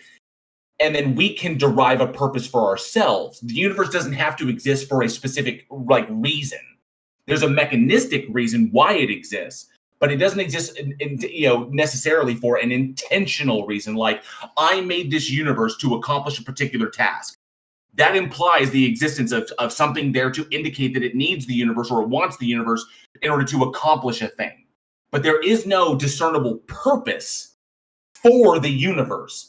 The universe exists and is a result of naturalistic process. We understand this by the evidence, but there is no evidence to indicate that the universe exists to do a thing or have a purpose for anything. There's no evidence? You mean proof? Because I could say there's evidence. What evidence? God told me. Well, yeah, I was That's going to not actually evidence. say, I have an in quote, if you assume. And it seems to me that you are just presupposing God exists. Well, Yeah, no, he's that's saying the he's only a prophet logical. of God. He said God told him directly, so Yeah. it's an even grander claim. Okay, how can we God told me differentiate does not between... exist. Yeah, how can That's you evidence. differentiate Wait That's a, a between that is someone... that is witness. That is But- witness. I But how witnessed can it. you differentiate between a voice in your head just saying it and God? A voice in my head and God, because Yeah, like... wait, that's subjective onto my Oh, I agree. interpretation. So, Yeah. So Gio. it's still evidence. Could you say if I brought you to court and I told you, like say for example you're raped or something, and someone goes, "What's your evidence?" I say, "I saw it." Okay, how do you know it was just a dream? but what It's if... only evidence for things that have an empirical basis. So if you had eyewitness testimony of unicorns, miracles, magic, mythical Okay, I creatures, saw and God then. paranormal- So if your testimony of miracles, magic, mythical creatures, etc., and you brought that to a courtroom, that would not be permissible as evidence because there's no precedent for it. Yes, there is. If I were to say I saw unicorns, This is a thing. So in courtrooms, miracles, magic, UFOs, those court cases have been brought to court and they are thrown out because they have no evidence, because eyewitness testimony doesn't count as evidence for things that have no empirical basis. Miracles, magic, mythical creatures, paranormal, supernatural, UFOs. what was the empirical basis of O.J. Simpson's court case? People have been murdered and we've seen it Yeah, empirically. wait, but he was innocent though. No, we don't need empirical evidence of the exact thing. Your testimony is only evidence. Like if I said I saw a dog, we have empirical evidence dogs exist. And so eyewitness testimony is evidence of dogs. If I said a unicorn exists, empirical evidence is required for the unicorns outside of my testimony. Otherwise, my testimony is not evidence. That's incorrect. That is correct. That is That literally is legal not correct. statute. Like what- Empirical evidence, empirical existence, or things existing within matter does not need to be required for the testimony court to be case. evidence? Yes, it does. No, it doesn't. There's a Rape reason doesn't exist literally- within. Wait, rape doesn't exist inside does. of matter. No, it doesn't. It's empirically verifiable in No, it matter. doesn't. Yes, it is. What are you talking about? No, rape only exists as a concept, not matter. It's You just got deep. empirically event. It's No. empirically verifiable. It's an event. action. It's an action. It's not. It's It's not an an actual. empirically it's not physical matter. event. It's an empirical physical event, which we have demonstrated exists. Wait. Real. It's an action. It doesn't exist within matter. It does exist within This matter. You're- this is a weird No, it like doesn't. this is like a weird. You're like semantics. saying wave functions don't exist. This is It's very weird, Gio. But I want to kind I of never like, said it doesn't exist. I said it Gio, I doesn't kind of exist want to in get us on matter. track. I want to get us kind of like back on yeah, track. it's the same thing as saying wave You- functions don't exist. So Gio, you literally stated that like it came down to it. Like, how do you deter? Like, how did you determine that? You said that you know that the universe has this particular purpose beyond the mechanistic, explanation as to why it exists, and that it exists for a specific reason. Okay, and you said you know this for a fact because God told you this. Now, Amy asked you a very important question, like how do you demarcate a difference between God, the voice you hear in your head, as far as your internal monologue, and the voice of God, and how do you know that the voice that your inner monologue, that you're not just ascribing a voice to it and calling that God? Like, how do you make that? By what methodology do you make that determination? My own interpretation. So it's your feelings. Yeah. Okay, so why would you expect anyone else, especially the people on this panel, to believe your feelings? Because my intuition has been proven time and time again to be correct. So is ours. That's incorrect. Really? My intuition has never been proven correct. It's been proven incorrect. You're right. Wait, did you say your intuition has never been proven correct? Example? Well, you just made a claim about other Wait, did people. you just say that your intuition has never been proven correct? No, I'm just asking you. You made a claim about me. No, you said your intuition I never is said anything. correct. So I said, why should we believe based on your feelings? And I never said you. I said me. My intuition. Okay, has been I know. proven. No, I said, why should we believe you based solely on your feelings? And you said, because your intuition is not wrong. And I said, great. There are times in my life where my intuition is not wrong. That's incorrect. You didn't say that. You said my intuition was never been proven correct. I did not say that. I said my intuition. There are times when my intuition is not wrong either. Of course, there are times when my intuition is wrong. Mine has never been wrong though. So your intuition has never been wrong. Nope. That's a silly statement. I don't know what else to say. I don't even know how to respond to that. That's just like beyond, because you're not omniscient, so your intuition is impossible for your intuition to always be correct. That's not true, because I can make educated guesses by looking at the situation. Yeah, but an educated guess is based upon prior knowledge. That's not solely your intuition. Yeah, wait. If I have prior knowledge, sometimes I will actually refer to my gut instinct if when you make a decision. Okay, so but gut instinct is not evidence. We don't put police officers on the stand in court and say, "What did your gut tell you?" Yeah, we do actually. No, have you ever made a mistake? Wait, that's not true. Actually, there's self-defense where people would say, "Is it reasonable by your gut instinct?" Yes, but there's evidence that goes along with those. And here, Jack asked a good question. Go ahead, Jack. Yeah. Have you ever made a mistake, Gio? No. About anything? No, you never made a mistake. Oh, come. Okay. All right. We're just talking to a crazy person. Yeah, get him off. Get him off. He's either trolling or he's loonies. But before we end, I just wanted to conclude, because if anyone was curious about the physics paper I was reading from, I can explain in just the briefest what it was talking about and read just the last paragraph, because it answers the question of how does time and space come out of this physical theory. Anybody want to hear that really quick? Sure. Okay, so if you want to look for the paper, once again, it's called The Spontaneous Creation of the Universe from Nothing. And the last paragraph is as follows. So he says, the authors say, in summary, we present a mathematical proof the universe can be spontaneously created from nothing.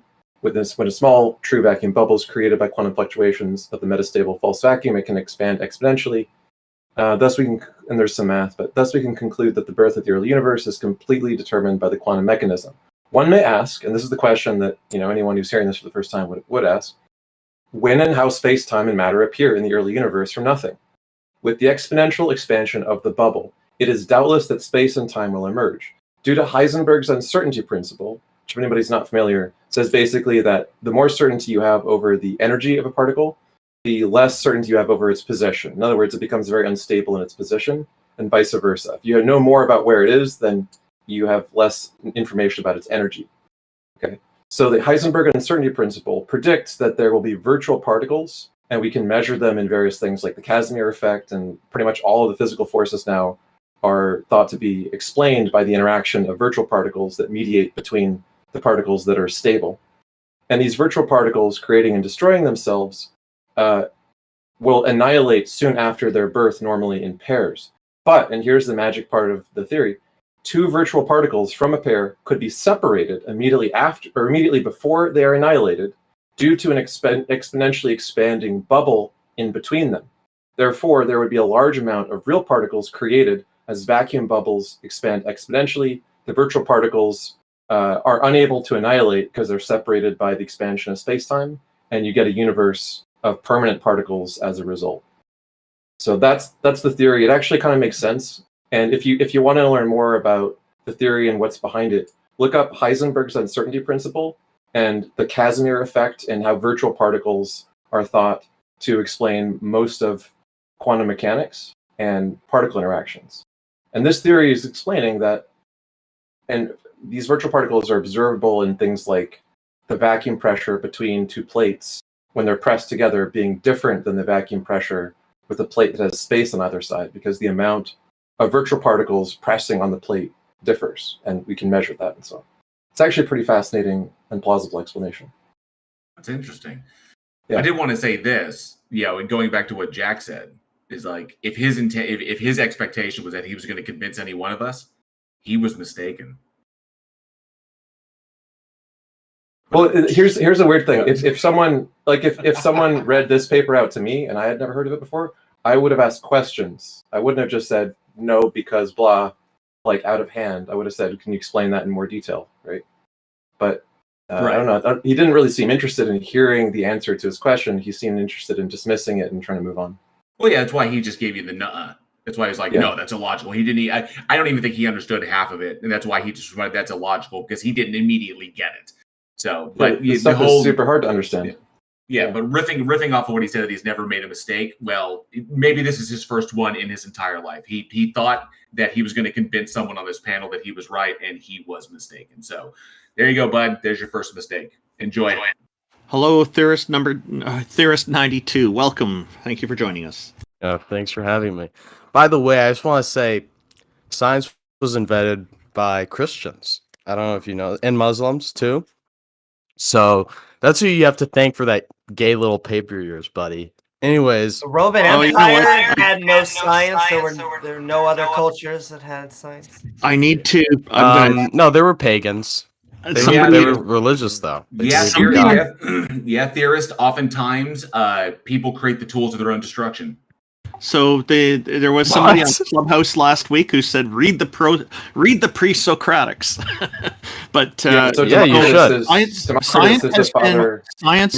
Science was something that's been contributed by a lot of different people over the years in different societies. Mm-hmm. And a lot of different religious people. And yes, a lot of religious people have contributed, but a lot of non-religious people have also contributed. So to say that science was invented by religious people is not a complete statement that I can fully agree with.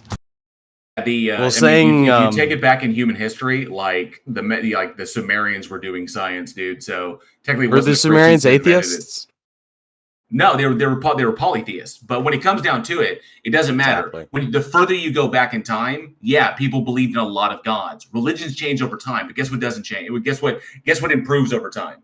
Science improves over time. So, and yeah, oftentimes, we tried if you can say that, like, religious people tried to, like, come up with ways to try and explain God or try to get, closer to God or understand the nature of God. And they wanted to use scientific methodology in order to get there. But then all of a sudden realized as we got further along in time that those scientific methodologies wound up pushing them further away because they explained why God is not necessary and God is imaginary. That happens sometimes. It's not the fault of science. And it's not the fault of the people that invented it trying to come up with a way to get closer to God and understand God by means that that we can understand. So yeah, human beings want to understand things. We want to derive sense out of chaos. If a God exists and we want to understand it, so we can because if we understand it better, we understand our relationship to it better. And so utilizing strict methodologies to try and do that, and all of a sudden we realize, oh wow. By doing this, by attempting to do this, we've eliminated from contention. Welcome to what science does. Science eliminates things from contention, and that is what science has done. So yeah, it may have started from a place of religiosity. We're like, hey, maybe we can do this so we can understand our role in this whole thing better. Oh, wait a minute. The further we get, we realize, it was all made up. Another thing that helped is that over the course of religion, people were forced to donate stuff or money to their religion, which gave religion the sole opportunity to start schools and to start science in a decent way. That has nothing to do with whether or not a God exists. That's a human construct that makes you pay for your God, and then humans distribute the money. Did he have an argument for God? Was there an argument? Yeah, I'd like to. Yeah, did you have one, theorist? Yes, I do.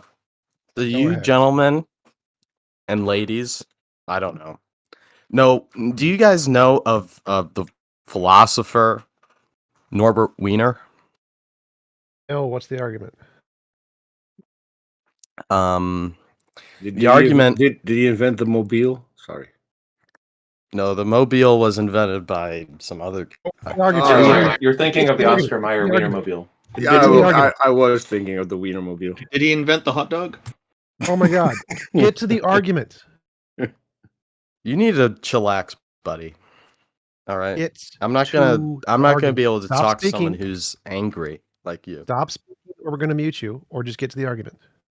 Wasn't he a mathematician, by the way? Oh my God! Can we stop with all of the irrelevant stuff, please? Oh my God. The argument is that if systems exist, God has to exist.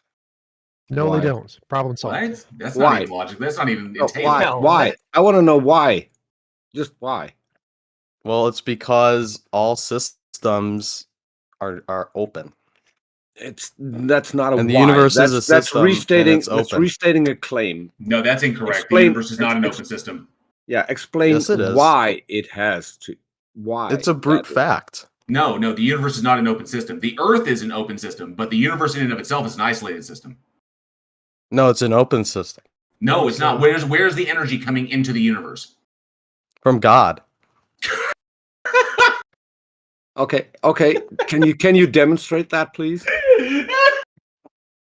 I think an a priori deduction No. is all I'm that's asking needed. you to demonstrate it. So his You made a feelings. claim. In order to make a claim, Yeah, you need I to know. demonstrate that your claim is true. So can you please demonstrate yeah. God providing energy into I think the an a universe? priori deduction is sufficient to prove it. No, I want a demonstration. Can you demonstrate where or how God puts energy into the universe to back up your I think the James Webb Telescope provides images of this process. What? I'll try to It find does. them. It doesn't. And I'm still asking you. I to just demonstrate. provided the empirical evidence. Wait. No. You provided videos that you misinterpret. That has nothing to do with what I asked. I asked you to demonstrate. What do you think the sun is, buddy? A gas ball? A Yes. gas giant. That's reductive. That's let me ask you this: is a human mind just a clump of brain cells? No, it isn't. No, Yeah, the sun is a clump of physics reactions, and that is how we everything's a clump of physics reactions. Theorists. Yes. I think this is a better way to look That's at this. reductive. So I think it's a better way to look at this. How about this? Reductive. So we have the universe. The universe itself, it is a closed system, or you could describe it as an isolated system as well. But the universe is a closed system. Energy doesn't come into it. No, it isn't. How about this? No. How about this? You're claiming that God puts energy in the universe, and the energy goes out. So the universe is an open system. That's what you're claiming, right? Yeah. Why does the evidence indicate that it's a closed system? Oh yeah. Have you ever? I'll give an analogy if that's okay. Have you ever had? I'd like to know why the evidence indicates the opposite. Yeah, the evidence is extremely. I'm still waiting for a demonstration because rephrasing. Can you demonstrate that the laws of physics apply to the entire universe? Making a new claim. You can't do making that, a new claim like saying what the sun is doesn't give me a demonstration of how God would put energy into the sun. So demonstrate how God puts energy into the universe. That was my question. Yeah, I'm trying. That you've tried to keep derailing and deflecting from. No. So theorist, we can determine the difference between an open system. Theorist, we can determine the difference with evidence, the difference between an open system and a closed system. There's evidence that demarcates the two. The Earth is an open system because energy comes in from the sun, and then energy leaves the Earth through radiative cooling. Okay, but the universe in and of itself is defined as a closed system because energy doesn't come into the universe; energy is spreading out. So the question is, that's literally the definition. But I'm granting the possibility of yours. So my curiosity is, if your position is true, why does the evidence, given the laws of thermodynamics and the laws of physics, why is it that the evidence indicates the opposite of what you're stating? If your God exists and this is the system, why doesn't the system reflect its existence? Yeah. The answer is, well, there's two ways to prove it: anthropologically or via physics. I presume you would prefer physics because you dispute the innate knowledge of the human subject. No, I just want to know that why does the evidence indicate closed when you say it exists and therefore it exists and puts energy and therefore it is open, but that would be a demonstrable effect. We would be able to tell the universe was an open system, that the energy was coming from somewhere. It doesn't mean it doesn't entail that we would know where it was coming from, but at least then you'd have an argument because we'd say energy's coming from somewhere, but we don't know. That could be your God. That could be your keyhole to a God. But that's not what the evidence entails. The evidence entails it's a closed system. The energy is not coming from it because there's no energy coming in. So why does the evidence indicate one thing when the God exists? Why does the evidence doesn't indicate what you take it to indicate? I do want to point out that I linked in Heathen chat a source from the International Council on Systems Engineering that it appears to be a closed system. Yeah, appears to be to the silly observers such as any atheist. Such as these engineers. Engineers create things; they don't know things. What is your background? Hold on, can I just ask what's your academic background? Yeah, I'm a systems theorist. That's what my name refers to. I'm a. Do you know what systems theory? That's not. I have not... a master's in information systems. It's why I don't understand when you say You there are do? no closed systems. Yes, I do. Yeah, there are no closed systems. That's exactly correct. That is a The universe is factually an example of wrong such. claim. Like you're just now saying there are no closed systems, which is There's only a closed high school system science based project? on a limited perspective. This is what you should know. The universe is evidently not a closed system because if it was, eventually everything would become cold and everyone would die. Okay, but awesome. that's not happening. How about this theory? Well, yeah, that's actually the model. Eventually, we speed where we grow. Oh yeah, and like a incredible amount of theorists. years. That's actually the model. Where we eventually progress towards thermal equilibrium, and there no more work can be done, and eventually matter can no longer sustain. So matter is swallowed up by black holes. Black holes evaporate, and then that's it. So, but here's what doesn't make sense. It does make sense, but given the expansion of the universe, but it doesn't matter. The point is, you are indicating what you're basically stating is that the universe is an open system, but what we're telling you, the evidence does not indicate what evidence? Wait, so you said there's no closed systems? You said that? Yeah. Is God a closed system? No, he isn't. He's also open? Mm-hmm. So if every open system must have a cause, then God must have a cause? Yeah, exactly. That cause is indeterminate, though, as of present. My God, there's a God's God. Now we need to get to this one. So there's an infinite regress of gods? That could be the case. I'm not sure. Okay, it's unknown. It's unknown to me. Okay, that seems like a rabbit hole, but I just got to ask. Given so you're claiming this. So we know what the difference between an open system and a closed system is. You're saying closed systems don't exist. My curiosity is this: why have you not published yet?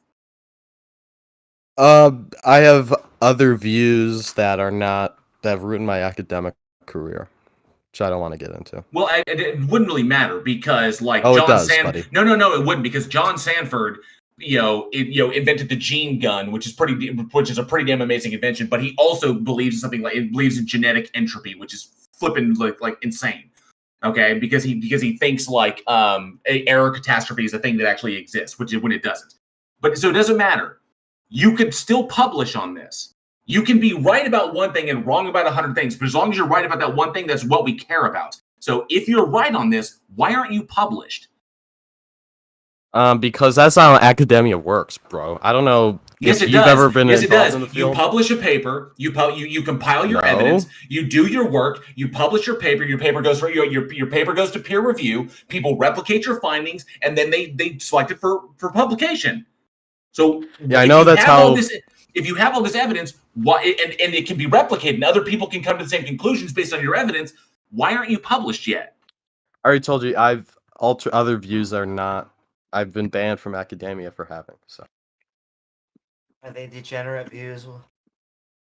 I don't know what that means. Are you not allowed within 500 yards? No, I would never do that. I'm just saying. It doesn't matter your personal beliefs. Francis Collins was literally the head. You don't know what you're talking about. Theorist. Francis Collins. Those people lived years ago. Shut up. People lived years ago. Things are different these days.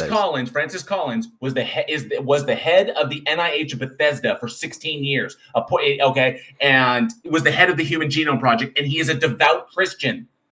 Okay. Christianity is not controversial. It doesn't matter. But he's still a devout Christian. He's still a devout Christian, and he still holds to those positions, even though he has a fundamental understanding of evolution and abiogenesis. He understands these things implicitly, but he still holds these things, and he's not barred from. He knows they're irrational, and he's not barred from academia. There are other people who are devout Christians. Some of them are Catholics. Whatever flavor you want, and they are not barred from academia. They can hold their beliefs, and they can still talk about evidence. You can hold your God belief and still talk about evidence. You claim it's my political views. That doesn't even matter because your political views won't be a part of the paper.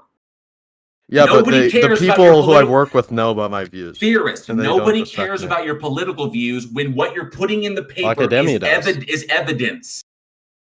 No, they don't. What world do you live in? Seriously. So do you go to are you going to a religious school? One sec. So clearly you don't understand how academic papers are published because they happened to me, buddy. Shush.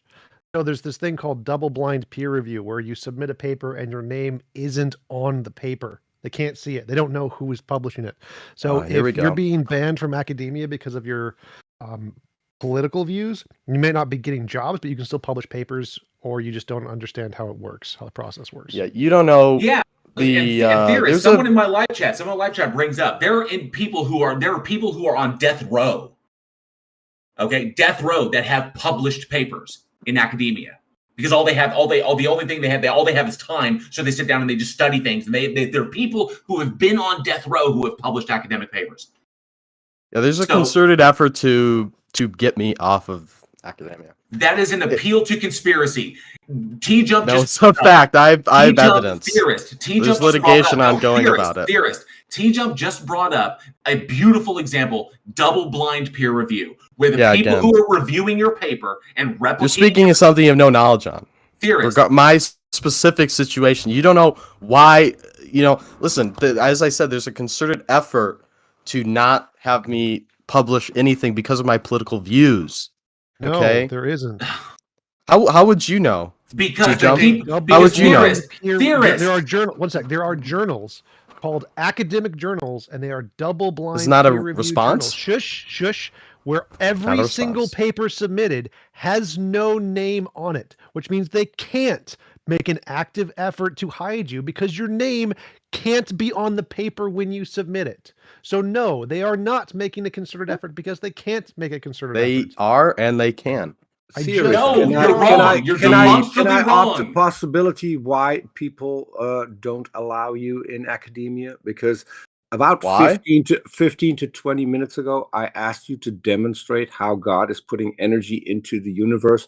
All you have done so far is deflect and That's not derail, and you've never addressed the question. If you're going to write a scientific paper saying God puts energy into the universe, and then in your paper, you're not going to demonstrate how God does that, you're probably going to be thrown out. Or even That's how not. we can Again, I measure said it. it's Even how we can specifically measure because it. of my political views. Even There are how- people in No, academia who hold to my no. views. No, Theorists, I don't asked a care. specific question, and I asked you to demonstrate your claim. And I did. And you didn't. Theorist. No, you didn't. No, you didn't. Because You did not didn't even indicate- try. You didn't don't agree. indicate how you can demonstrate that God is putting putting energy into the universe, and you didn't indicate how we can even possibly measure that. The whole point is, I don't care if you are a raging anti-Semitic neo-Nazi. Okay, if you know something true about the universe, then that needs to be published because that truth about the universe will help us to better understand both the universe and our place in it. That's the point. I don't agree. You with can that. literally publish without sticking your name to it so that the people who are doing the peer review have no idea who they're peer reviewing. The reason they do that... Okay, listen. Theorists, stop. The Good reason God. they do this is because sometimes names can carry bias with them. And if somebody in the peer review knows who the person is or knows something about them, that can influence their decision. So they remove all the person's identity from it and say, here is the data, here's the conclusion, run with it. And so the peer review is done with no knowledge of who you are. And if it is sound and survives peer review, then you can get published. And given that there are safety mechanisms in place to protect people's names and identities and reputations through the process of peer review, you are safe from this. So you could literally do this under a pseudonym. No, the people have developed algorithms and AIs to detect the way I write. Okay, how about this, Theorist? How about this? It's not a joke. First of all, I want no. I'm not finished, Mr. Warren. Mute him. Mute me because you interrupted me. Taco, mute him. No. You can just bounce him. I just wanted to thank Mr. Kaczynski for calling our show. Yeah, so it's I very was interesting. That was getting a little wild. Here's what's wild. He could literally give the information, everything he has, to someone else.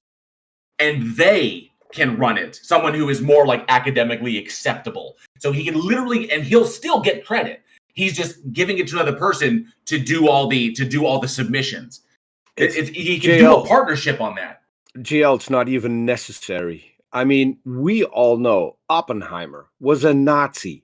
Guess who the Americans hired to have them made an atomic bomb? if your science is correct and people can use it, you will get hired, no matter what your political views are. Yeah. There's always groups out there that'll do it. It sounds like excuses not to publish. So, yeah, exactly. They've made algorithms. They've made AIs that can like search his paper with no name on it and identify him. In fact, it's called the Terminator. It's like That's a because conspiracy. the AI has been designed to detect my particular style of writing. It's like, give me a break, dude. Come on. And further down the conspiracy rabbit hole we go. What's up, L Whale? Just a sec. We've got a comment in our live text chat from Beamsy saying this person was allowed to publish. David Irving was once treated with great respect for his historical tomes on World War II and Nazi Germany, but in recent years, the writer has become known as the world's most prominent Holocaust denier.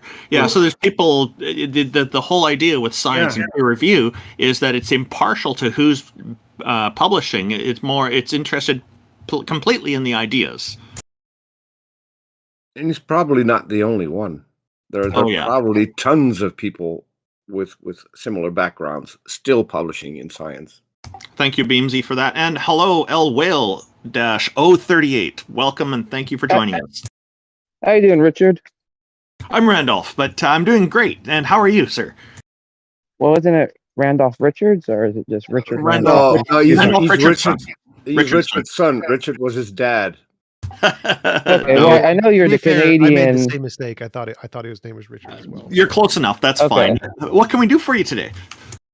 Oh, I love all you guys as speakers. I usually hear you guys every Sunday, but I got a random question for all of you. Sure, go for it. Shoot. Or I don't want to say question. I'm going to go for it. He can shoot. Okay. Okay, let's say that you guys are in a hypothetical universe, and you guys know for a fact that invisible lizard people jizz in your Krispy Kreme donuts every day. Now, how do you prove this to the rest of the world when they're invisible lizard people? Don't.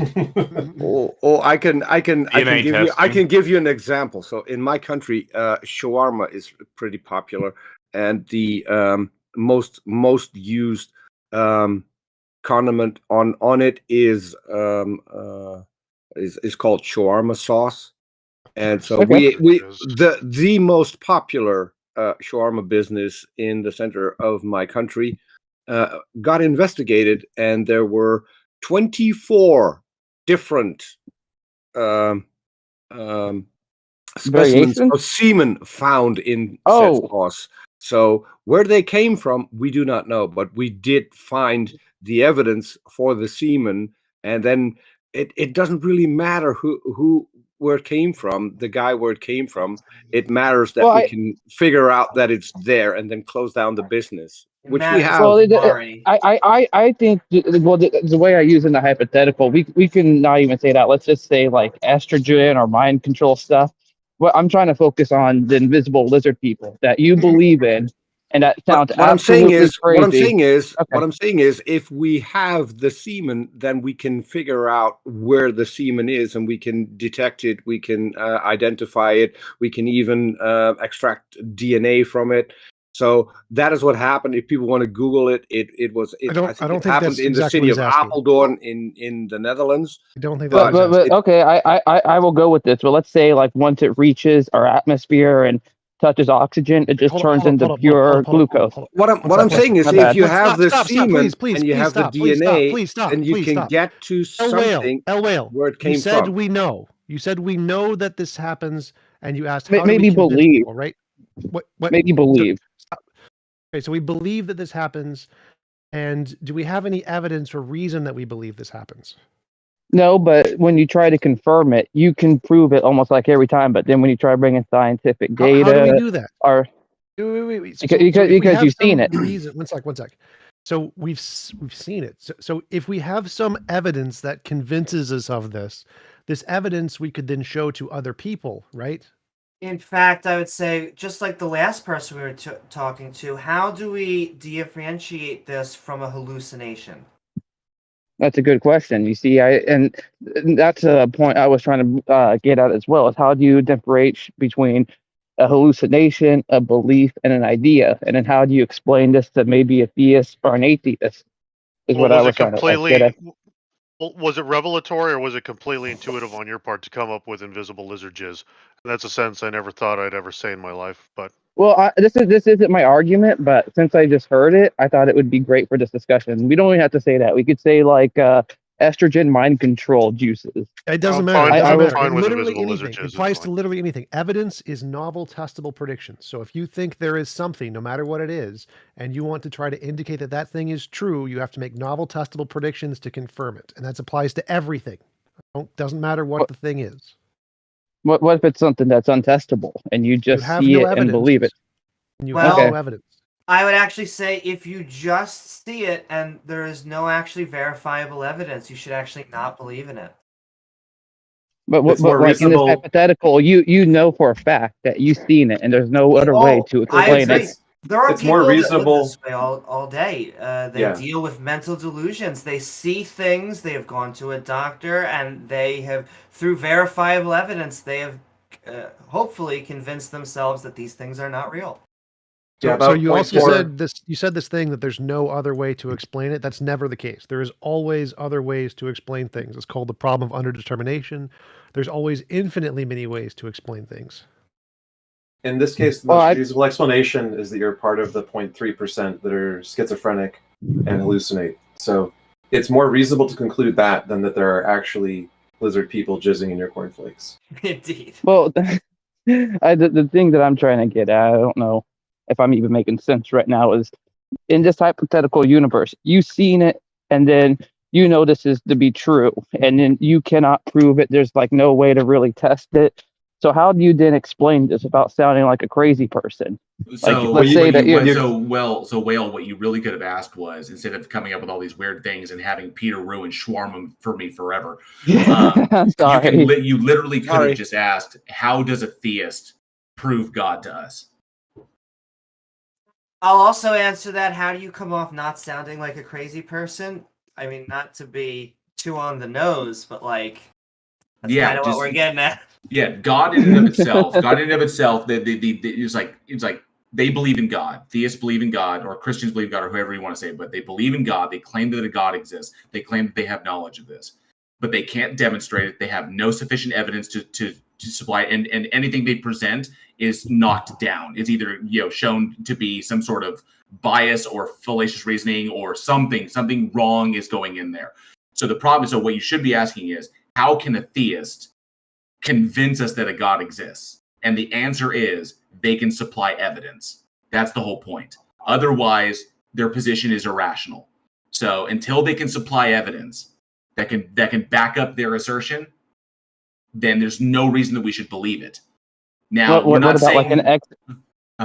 What if you get like multiple exegeses of people witnessing this lizard people doing this certain action? Then how do you take that? When that become evidence? Well, a person's personal experience, because they experience something, is not sufficient evidence.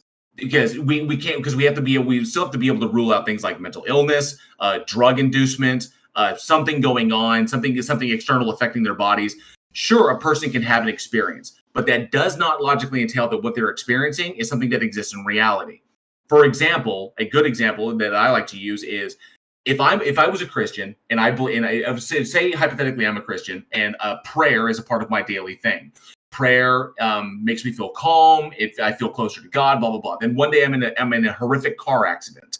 Okay, and I'm stuck in the car, and the firefighters are working to get me out. And while I'm stuck in the car, I pray.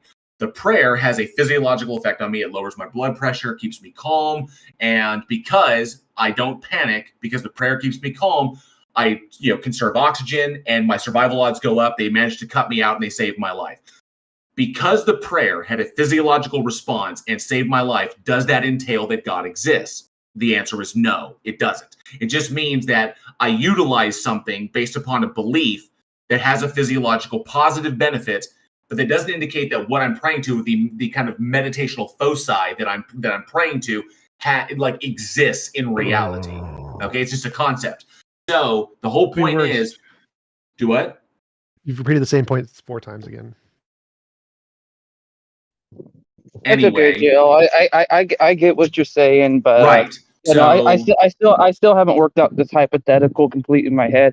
I heard the other day, and I just thought it'd be interesting to bring Yeah, up it's here. just like just because you Yeah, believe it, just because you I- experience something, doesn't entail that it exists. So until the sufficient evidence is presented, there's no reason that we should believe it. So the question is, what you should be asking is, how can a theist, how can a theist present this to or make us believe this? And that's by presenting evidence.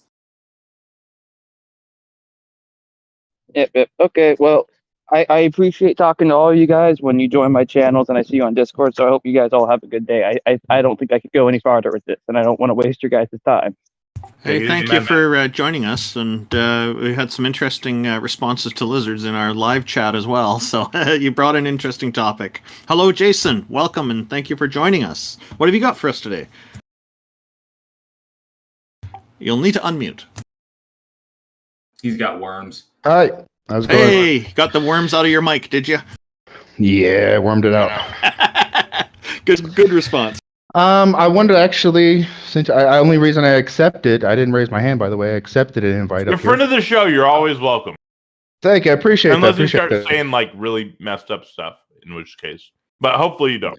Hey, I only match energy. But listen, the reptilian thing comes from when a person is so infested with, guess what, parasites. Their immune system starts to actually fight everything.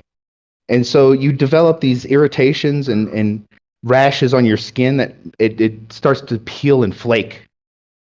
I forget the name. I'll look up the name of the actual disease of this, but it's an immune response due to how many parasites you have, and you just start peeling. It's like shingles. Shingles, psoriasis, is it? Shingles, It's like psoriasis and shingles and those kind of reactions. Shingles, psoriasis, and eczema have nothing to do with parasites. Yeah, okay. It has a reaction. again. Your body has an immune system reaction. That's what's going on. Jason, I just want to say, it's okay. Yeah. Just if you are gay, if you're trans, just Why do you accept always who bring you this are. weird shit? Hey, man, listen, dude. I'm Jason family, man. I have a wife and kids. Oh, Don't I talk to know. me like this. But Don't you talk to me also- weird. topic, told That's us- weird. On topic. Don't come at me all weird, dude. sorry, I'm not trying to but hear. when he No, is I talking didn't come about up here to talk about parasites, the gay things, okay? Sure. So when he is I wanted to talking talk about about the parasites, reptilian thing that you guys have brought up. Another aspect is they have. I can show you the video. If you give me perms, I'll link it in the chat. They have this operation where this lady doctor is literally has a utensil down this woman's throat, and she's pulling the utensil out. It's like a long distance forceps, and she's pulling what looks to be a 2.5-foot snake out of this woman's esophagus. Yeah. And when she pulls the entire creature out, it coils back and looks like it's going to strike at her like a snake would. But that's actually a parasite she's retrieving from this woman's stomach that has I don't want grown. to hear a story. What's the argument? What is the point of the story? What is the point? I'm telling you, shut up. I don't want to hear the interrupt me story. again. I want to know. Don't the interrupt point me of the again. story. Don't interrupt me again. Don't speak again. Who You is do not this? have control here. Fuck you. Get off the stage. Dude, come on, man. Also, once again, it was the topic. Anytime that these guys start talking about parasites, Jason Family Man, if you remember from last episode, is the guy who told us that semen was addictive. And so it really is. Anytime they bring that up, I need to get that just cleared out of the air as much as he needs to get off Grindr. Welcome, Become Ungovernable. How are you? And are you here to talk about lizards or something else?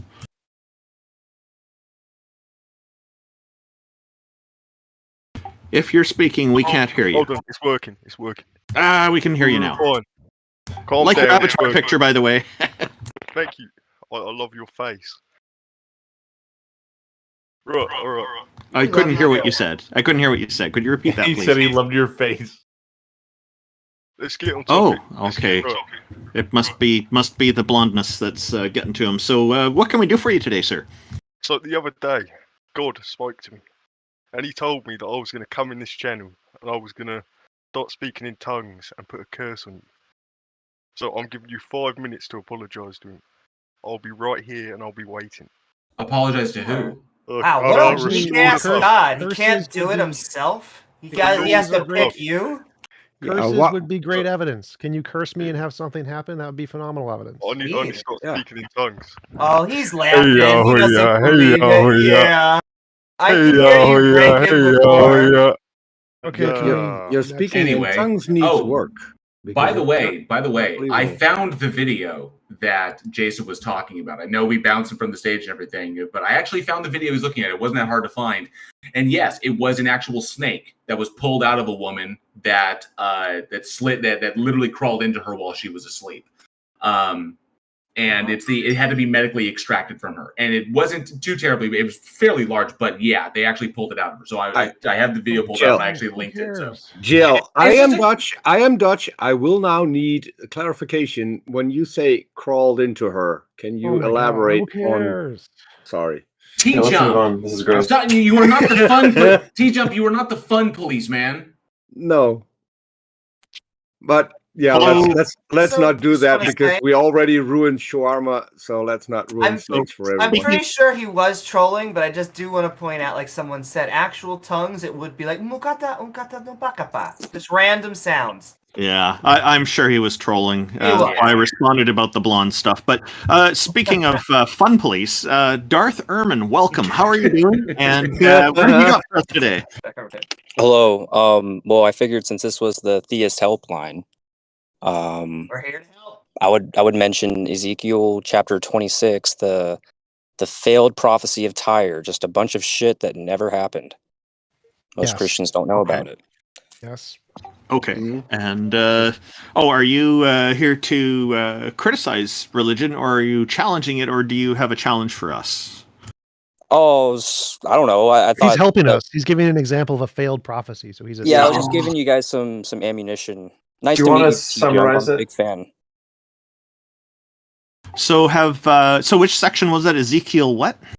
It's Ezekiel chapter 26. Basically, it's the entire chapter from beginning to end. It's a bunch of shit that never, ever happened.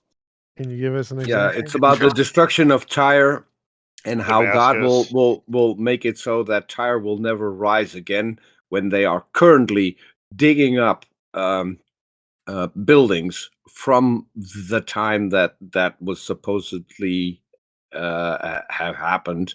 So yeah, It still exists. It still exists, and they find the buildings from that time in the same city. So yeah, it didn't really happen. Right. For instance, verse 3 and 4 says, "Therefore thus saith the Lord God, Behold, I am against thee, O Tyrus, and will cause many nations to come up against thee, as the sea causeth his waves to come up. And they shall destroy the walls of Tyrus, and break down her towers. I will also scrape her dust from her, and make her like the top of a rock." Never happened. Yeah, correct. Tyre has existed ever since and still does. Right. Are you encountering some theists who are trying to use this stuff and think it's true? Or like, is this a common thing you encounter? There are several apologetics about the whole thing. It's a different Tyre, and it's a Tyre used to be in a slightly different spot. So there's a lot of things how Christians will try and get around it. There's Tyre, which is the main island city that the book of Ezekiel is talking about, and then there's Ushu, which is the peninsula like that Tyre is just off of, and they're both called Tyre. It's just one's Tyre minor and Tyre major. Similar to how you could have New York City, but then there's specifically Manhattan Island, right? So Tyre is to Ushu what Manhattan Island is to New York City. Like everybody would probably just call it New York City, but it's also technically called Manhattan Island. And Christians apologists anyways, will use these differences in the nomenclature for the area to try and exploit some ambiguity on the matter. Like, oh, well, Alexander the Great really did come and sack Ushu, and so did Nebuchadnezzar II. Yeah, well, they never sacked the island city. They were never capable of sieging it. So, I mean, the prophecy obviously failed. Nebuchadnezzar II did not siege this, but they'll pretend as though Ezekiel went from, because he'll say that Nebuchadnezzar II, he will come and take battering rams and knock down your gates and whatnot. And then in the latter half of I think it's verse 8, it switches the pronoun to they, referring obviously to the armies of Nebuchadnezzar II, but Christian apologists will try to argue that this refers to Alexander the Great's armies somehow, mysteriously. Oh yeah, you would never infer that from the chapter that's talking about Alexander. Yeah, no. I've actually not That's a heard good too example. many apologetics for this chapter before. I've heard quite a bit, especially when you get into conversations with Christians who want to argue that, like, Daniel is fulfilled prophecy because of, you know, the statue, gold, iron, bronze, and clay. So, I mean, it's pretty easy to know that these books were written posthumously, you know, after the fact. Hey, Darth Ehrman, I'm just curious. Have you ever spoken with Darth Dawkins? A number of us here have, including myself. Yeah, I've tried to keep every interaction with Dawkins positive and entertaining. I just don't want to challenge his delusions. He's obviously really steeped into it for a number of years. But yeah, I've talked to him at extent. I showed him a video, like a live stream of Myth Vision podcast with Derek Lambert, who has a lot of New Testament textual critical scholars on his show, on his YouTube channel. And Derek started talking a bunch of shit about Darth Dawkins, and I was like, oh, I bet Darth Dawkins would love this. I was actually able to interrupt Darth Dawkins' conversation, a feat not held by many, and circumvent the conversation towards how, you know, someone's saying mean words about him. Oh, that always works. Yeah. Who's next? Yeah, I've coming up. I've had some interactions with him. They usually don't go well for most people. So hey, good on you having some progress there with him. Thanks. I'm gonna head out, guys. Peace out. Thanks for joining us and for bringing that to our attention. That is helpful information. Do you want to do a shout out about your Discord server for people who want to learn more about like biblical criticism and this type of stuff? Step down. He's already Do you out want of to here. do you want to give a shout out for him? Yeah, it's called the Bible Uncircumcised. You know, it's called the Bible Circumcised, where Sorry, Bible Circumcised. we peel back the foreskin of the Bible to see what we can find. Hey, that sounds good because I'm I already like it. I already like it. Can you The post link is in my my bio. You can Okay, I'll check it get out that there. posted in the chat for the YouTube as well. Thank you very much. I'm going to. So Oh, later hey, today, later today, I'm going to do a show with Aaron Ra. I'm going to tell him now that his Bible show is misnamed. This would have been a much better. Yeah, this name. was. Hello. So Ehrman, if you're still listening, go check out my latest video. I finally did a response to Inspiring Philosophy. So. Hello he's gone, never to mind. Austin, the technogaianist. I hope I'm Gaianist. saying that right. Yeah, Gaianist, but I have a question. Gaianist, thank you. I won't be responding to this question, but it's just hypothetical. So if atheists are wrong and there is a God, it could be Hellenic, whatever, whatever religion. What would you do about that? Because even though you might prove a lot of people wrong in debates that God is wrong, not true, etc. I can answer that quite easily. I would do nothing about it because so far, and I turned 60 recently. Right. A God hasn't had any influence in my life whatsoever. So, but what's the purpose of denying God? What's the purpose? No, hold of, on. I wasn't finished. So, if a God exists, then my circumstances wouldn't change a bit because he probably wouldn't interact with me anyway. So it to me, it doesn't matter if a God exists or not. It doesn't change my life in any way, shape, or form. Right. Okay. I don't wondering. necessarily agree with That was Peter my on other that. question. I mean, depending on which God exists. I mean, it could be quite. Well, he left. Point of debating God is to dethrone the religious people who impose religious sanctions on us without our consent. It's not about the belief in God. The reason we don't debate Zeus is because Zeus doesn't do anything. There are no religious zealots who believe in Zeus who are applying laws on I mean, there probably are. They're just not here, and they don't have any political power. But I was gonna say, like, it depends on which God exists. Like, obviously, there's nothing I could do about it. Like that question, what would you do about it if you're wrong? Well, nothing. I couldn't do anything about it. What am I supposed to do against God? But as far as hold on a second, Clutch. But as far as like, if the Christian God existed, I mean, that would definitely change my behavior. If anything else, I would just start acting in my own self-interests to avoid an eternity of conscious torment and fire. No, I wouldn't. Not that it would I help, wouldn't. but Even if he existed, then he has to prove to me that whatever is in some book is correct. I wouldn't do anything. I would need something from him to make sure that what the book says has any well, Peter, all I'm saying is that I would have a different reaction, right?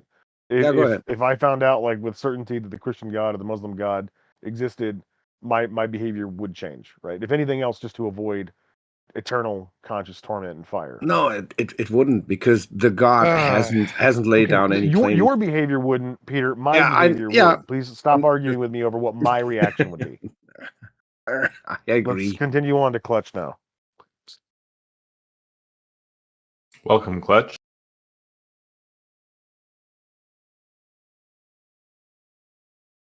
What you got for us today?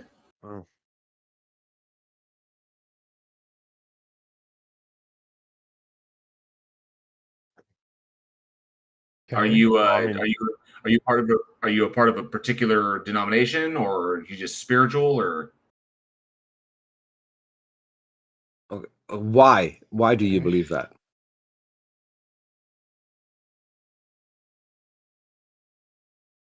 Me too. okay? So you've gotten lucky. So you've gotten lucky.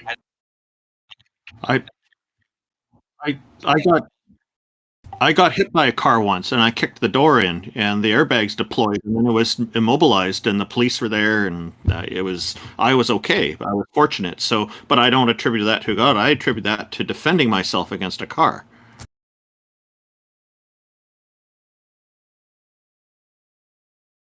No. Well. How do you determine the difference between you got lucky, or there was excellent medical professionals around you that saved your life, and a God?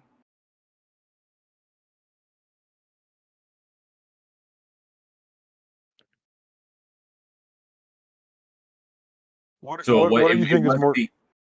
It wasn't the like 12 years of medical school. Yes. Are you high right now?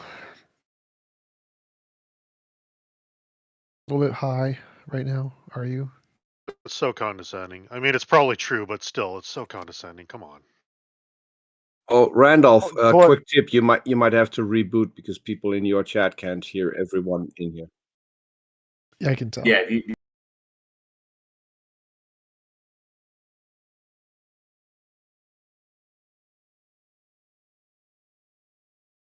Thanks, Peter. Please saying though, even though that particular Hey, how are y'all doing person today?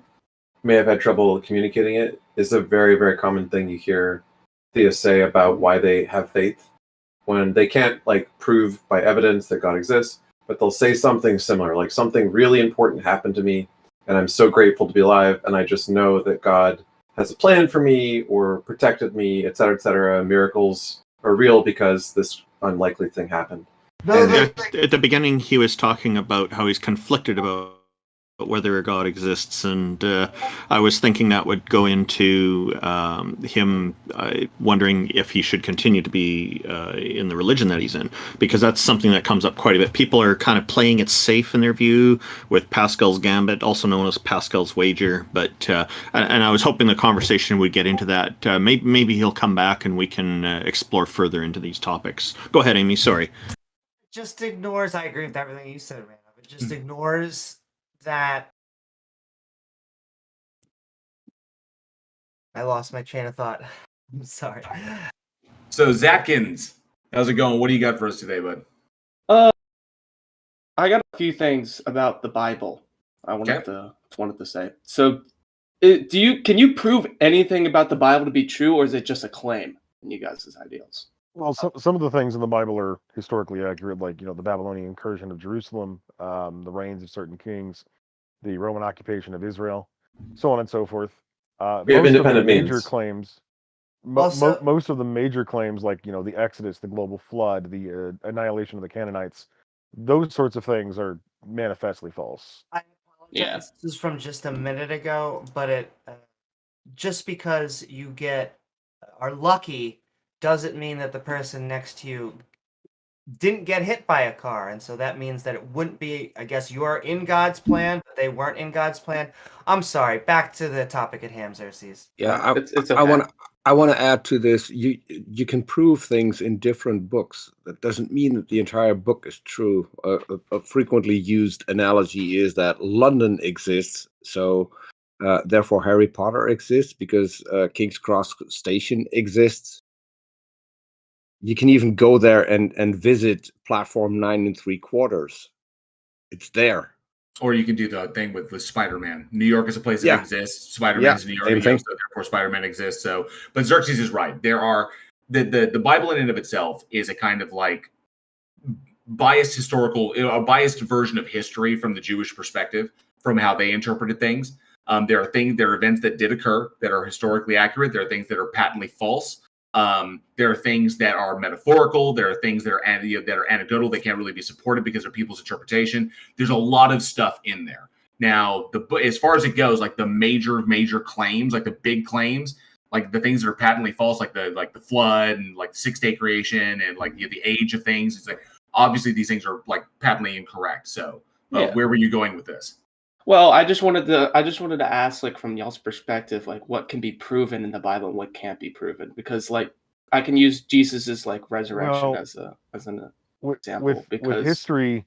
So in history, there's nothing that's ever proven. History is determined based on what most probably happened, and when you have a bunch of extant corroborating documents, papyri, manuscripts that all testify to particular events, even if they're slightly conflicting on the nature of those events, we can at least understand that the event probably happened. The exact course of that event is up for some debate, but we can rule certain things out, because if we're determining what happened in history based on what is the most probable case, well, then things like resurrections and miracles, they're always at the bottom of the list, because they are always the least likely explanation of any given instance, right? A miracle is by definition the least likely occurrence. If miracles happened all the time or they were a banality, we wouldn't call them miracles in the first place.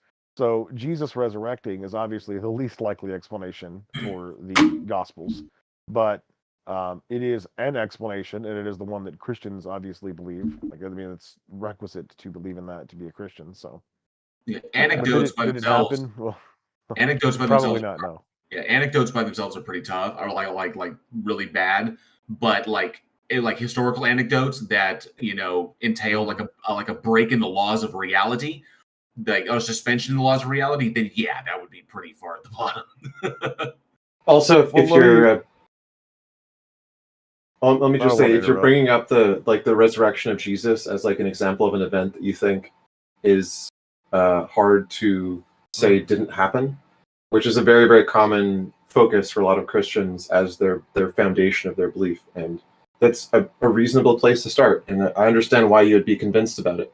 However, most of the arguments about this are bad. No, I believe in Jesus resurrected. Sorry if I made that clear. Sorry, I was just asking if there's like a way to prove that y'all's viewpoint. Well, there's a pretty good book on the subject. Yeah, it's called Doubting Jesus' Resurrection, and it goes into pretty good detail on all the kinds of claims people make and what kinds of actual plausibility they have, and it does a pretty good job of just demolishing all of them.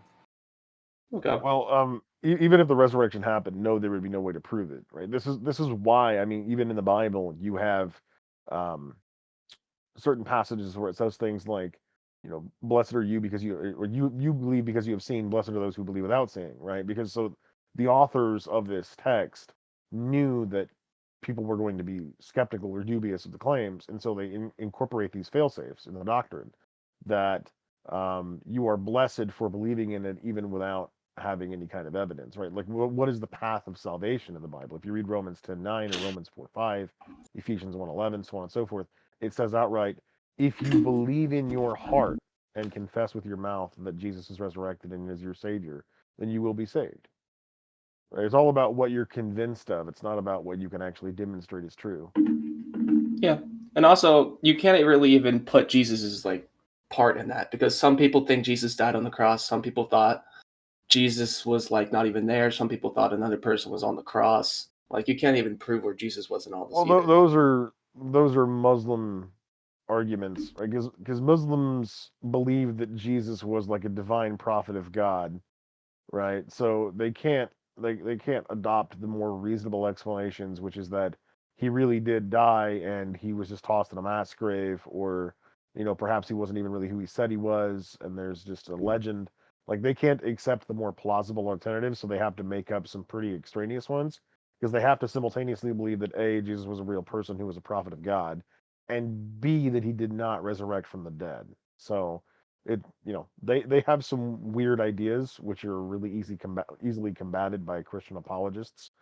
But Agreed. as far as like secular historians who major in this field, I mean they pretty much all agree that the most likely explanation is that there was this guy named Jesus of Nazareth who pissed off Rome for talking about a kingdom that was not Rome, and he was crucified as a traitor or seditious, and then he was tossed into a mass grave, and then his followers sort of made up this story that they saw him rise from the dead.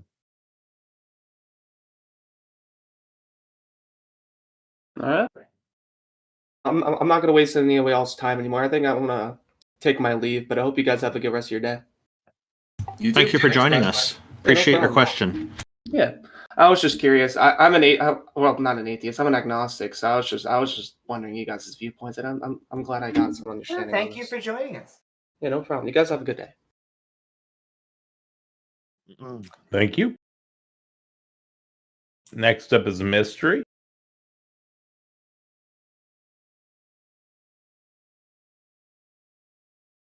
Who I think is a Muslim. Oh, hello. Sorry, I had to click accept. All right.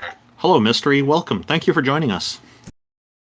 Thank you. I wanted to just ask what you guys mean when you say God. Like an omniscient, omnipresent creator of the universe.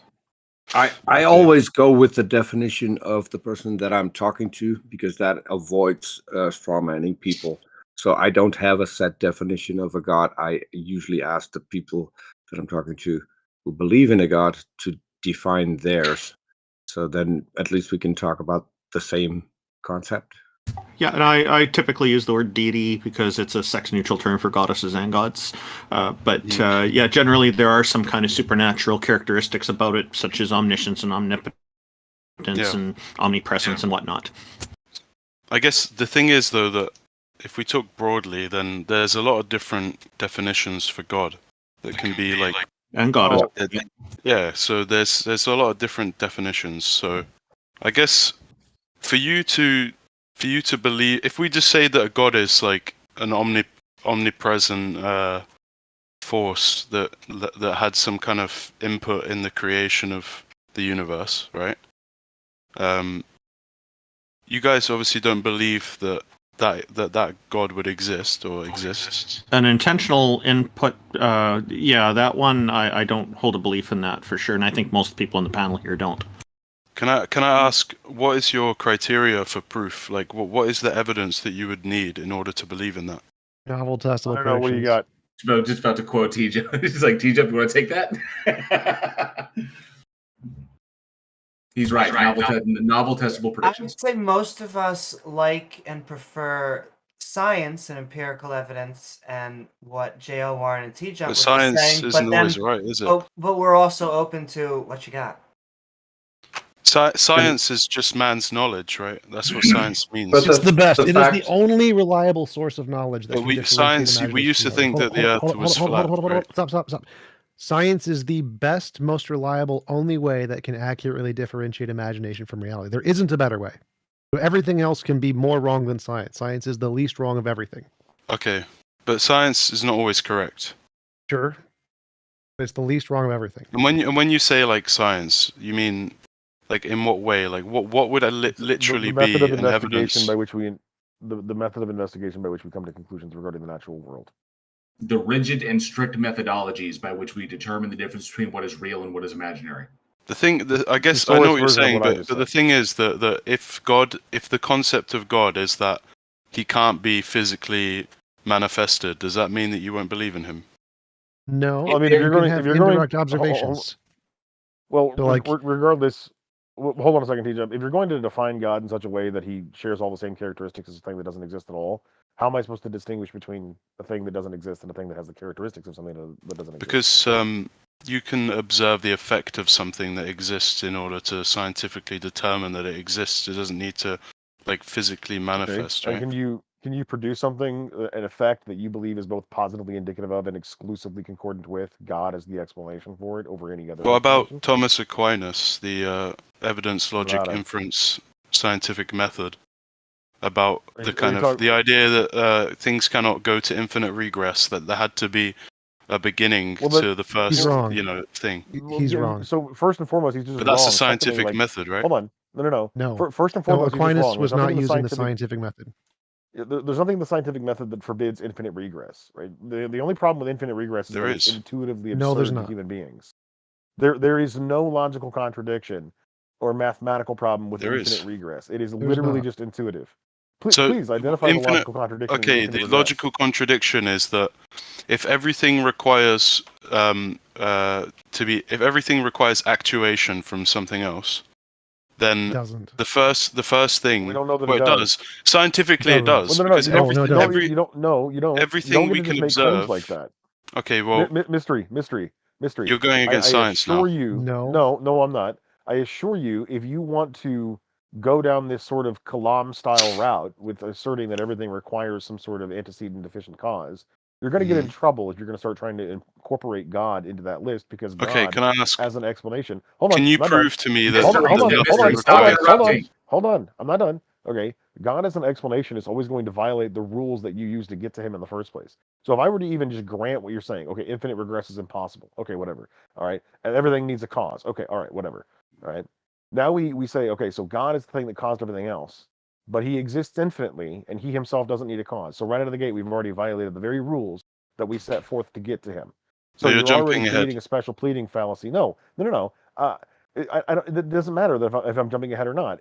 We do not have a reliable method of arriving at God through reason that does not require that we create special pleading fallacies or exempt God in some way from the rules of inference that we use to get to him in the first place. Okay, Is can you Xerxes really quiet for anybody else? Can you? No, he's fine. Can you scientifically prove that there is something that exists that doesn't require a cause? What do you mean by cause? Something else to actuate it. Okay, so if we want to do this, like we say, like, okay, no, I'm not aware of anything, at least in my physical experience, that doesn't have an efficient and a material cause. Sure, but if you want to go that route, right, then I can just flip it back on you, and I can ask you, can you prove there's anything in reality that does not have an efficient and a material cause?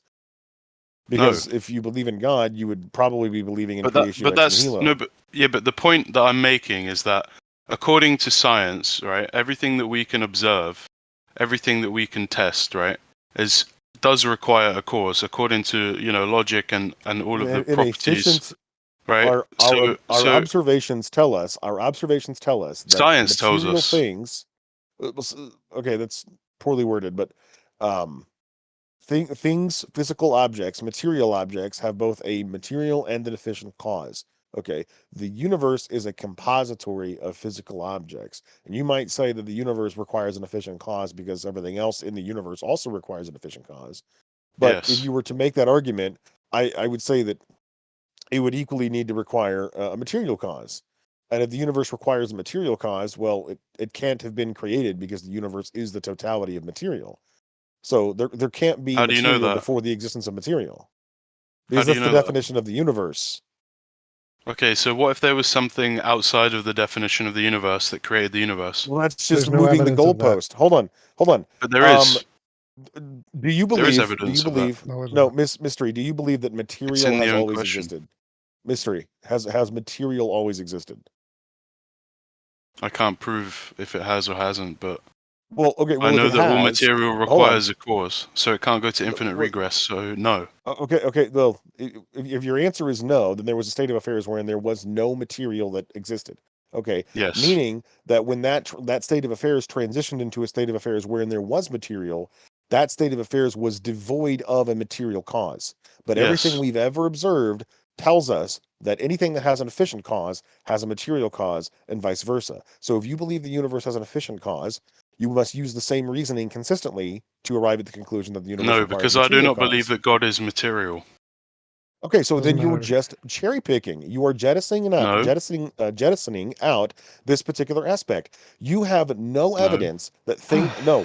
I Stop define just saying God as no. immaterial. Okay, yeah, that's the problem. Okay, if Why? you believe that because we've ever observed has an efficient cause, that the universe therefore has Can an I efficient try? cause, then you have to equally believe that everything because everything we've ever observed has a material cause, that the universe also has a No, material because cause. we haven't If you observed don't, God. Can I try? hold on. No, hold on. So, mystery, have we ever observed anything in existence that does not have a material cause? No. So, using your same reasoning, if everything in existence has a material cause, then the universe itself must also have a material cause. Yeah, but we haven't observed God. Okay, it doesn't matter. So, It do you does. agree that So can based I on that try, line of please? reasoning, no, TJump, stop. Oh, Based on that explain this line of badly. reasoning, based on that line of reasoning, okay, please stop interrupting my train of thought, TJump. Please stop. Mystery, your claim is everything we've ever observed in the universe has an efficient cause, therefore the universe itself has an efficient cause, and you believe this to be God. Okay, but everything we've observed in the universe also has a material cause, right? Mm-hmm. And nothing that doesn't have a material cause has an efficient cause that we've ever observed. So if a thing has an efficient cause, it would follow that it also has a material cause. But you're cherry picking that reasoning and saying that the universe does not require an efficient cause. So if you No, I can do didn't say that, I that. can do that and say that the universe doesn't require any cause at all. No, I'm saying no. What I'm saying is, you guys said that you don't believe you believe that the way to prove God is through science because it's the best thing we have. According to science, That's not what we're talking about right now, Mystery. I know, Mystery, but that's not what we're talking about. you're Mystery, missing mystery, the point mystery, though. mystery. You're missing the Focus on point. the argument at hand. Okay. I'm You focusing made on the it. claim. But now you're interrupting me. Mystery. You I'm made trying to the claim respond. that it is reasonable to believe the universe has an efficient cause because everything in the universe has an efficient cause. But everything in the Right. universe also has a Because the material universe cause. is everything So in the universe. okay, so then it would follow that the universe would also have a material cause. The If this universe line of itself reasoning is is not an valid, entity. The universe is a collection of entities, right? mystery. Just answer the question. If this line of reasoning follows, right, does the universe also have a material cause? The universe is not an entity itself. Okay. It's a Premise collection of one, entities. hold on. Premise one, everything which begins to exist has a cause. Premise two, the universe began to exist. Conclusion, therefore, the universe is a cause. Do you agree with that? Say that again. Premise one, everything which begins to exist has a cause. Premise two, the universe Right. began to exist. Conclusion, therefore, the universe has a cause. Is that what you're arguing? Is that something you agree with? Yes. Okay. Essentially. Now, what if I modified that first premise to everything which begins to exist ex materia has a cause?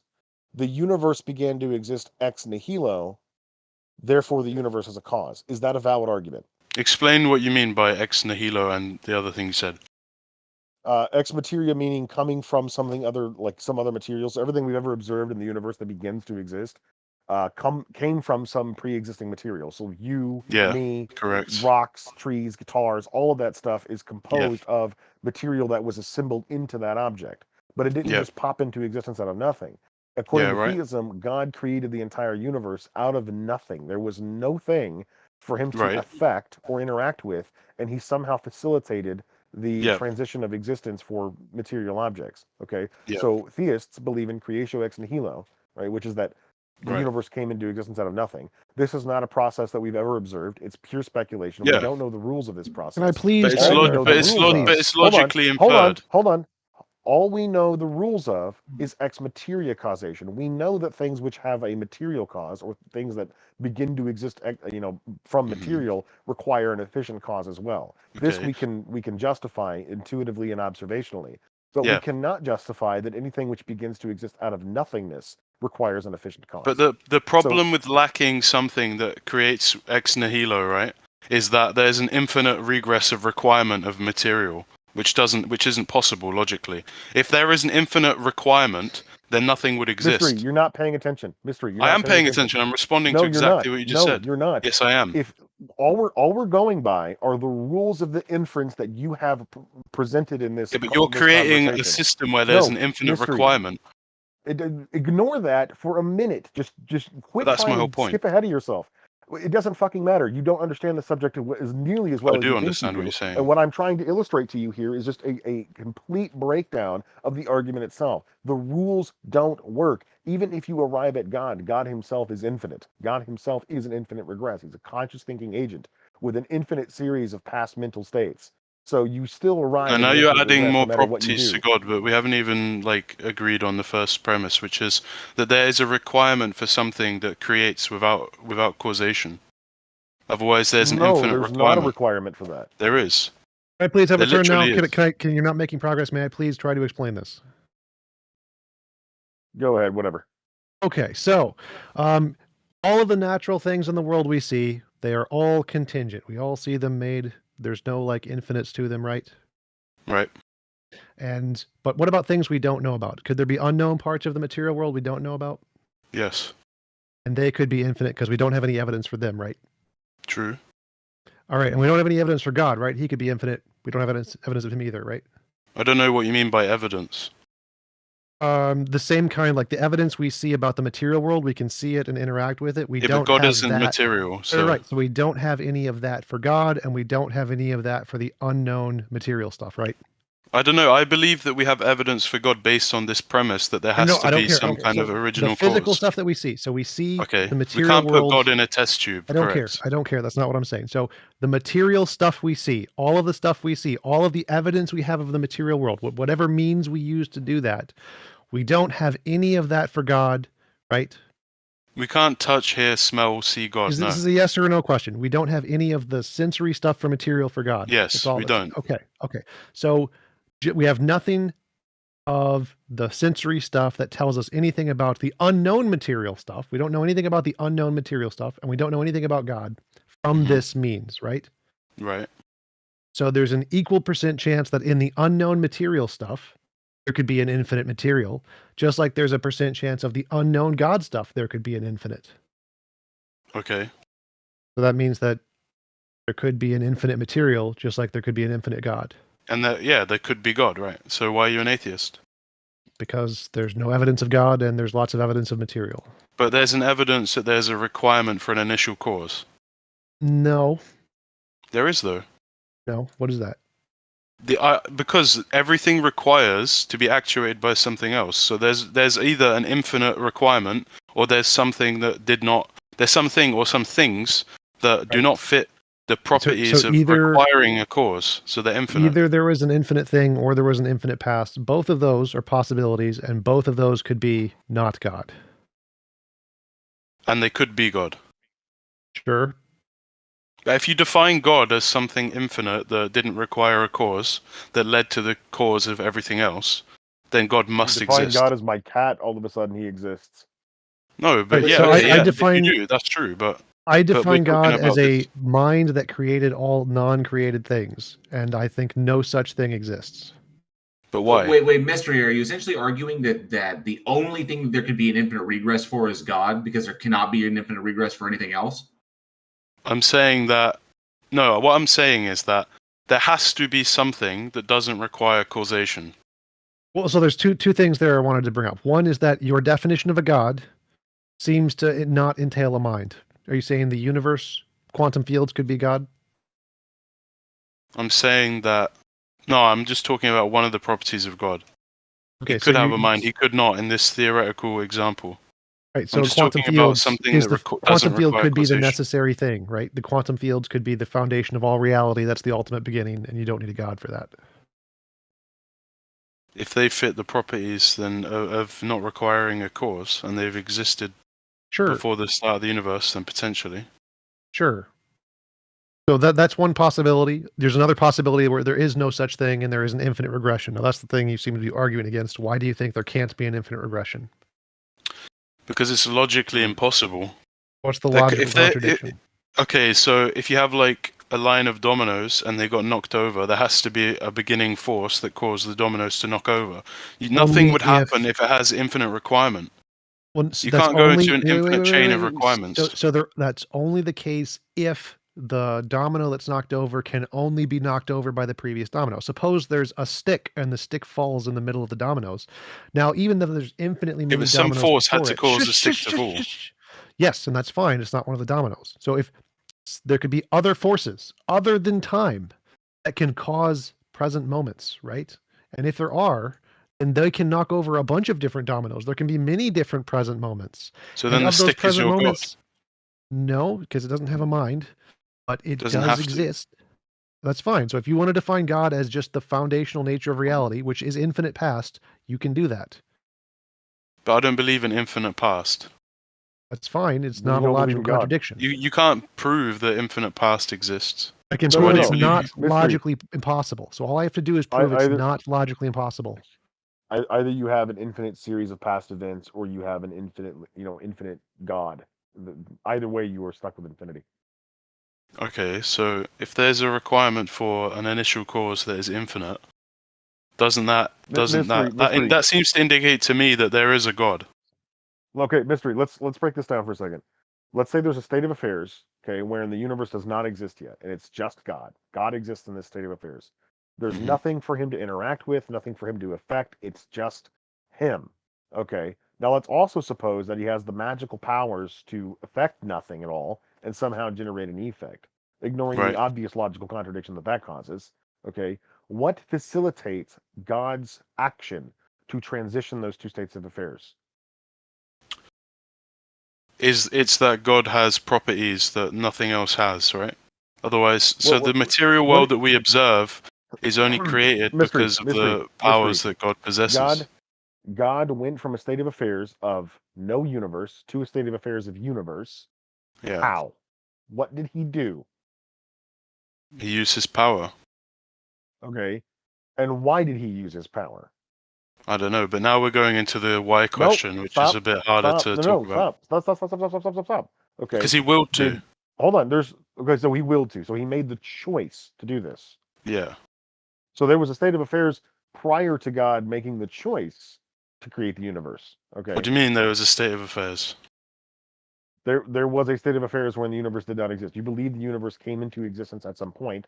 Okay. Yeah. So prior to that point, chronologically or causally, take your pick, there was a state of affairs when the universe didn't exist, and God acted upon nothingness to facilitate a transition. So it went from no universe to universe, and the reason why is because God chose for this to be the case.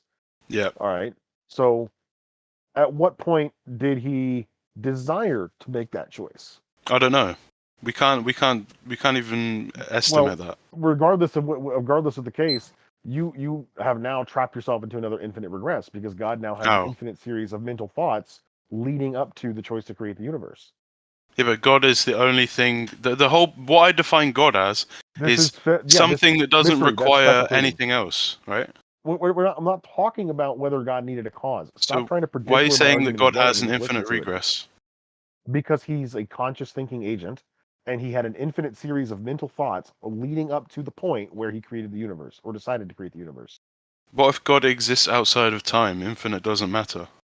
Well, if he exists outside of time, he doesn't change, and therefore never arrives at a choice to change, to create the universe. A thing that doesn't change can't will anything into existence. That's a Yeah, contradiction. but time is part of is one of the laws of this universe that he created. We don't know what the laws were, if any existed before. Time is just a measurement of change. A timeless state is a state devoid of change. If there Okay, is what no if God doesn't change? Then he never goes from a state of not creating the universe to creating the universe, and the universe never exists. But we're applying laws that we observe in the universe to something outside the universe, which doesn't make sense. Mystery. Bink, you got it. You are using inferences about the way in which we observe nature operating in its local environment, and then extrapolating from that and applying it to the whole of reality without modification. So your argument that because we observe things in the universe requiring causes in some sort of hierarchical fashion, therefore requires that the universe itself or reality itself requires such a cause, is special pleading. You don't have any basis to make that argument. It is completely invalid. Hence the fact that you have to keep exonerating God from the same rules that you're using to get to him. So No, I'm not at no point exonerating is this God. ever reasonable. I'm creating a theoretical argument based on certain properties of why this Everything needs a specific cause, not God can God. exist. There's a requirement for God to exist, and Infinite then regress is impossible, but not for God. You're just Yeah. making shit up, dude. yeah, no, that's correct. What you just said. No, so that's what I was asking previously, You're Mystery. just That's making literally shit what I up. asked. I said, you're arguing for that the only thing that there can be an infinite regress for is God. And that an infinite regress cannot exist for material causes.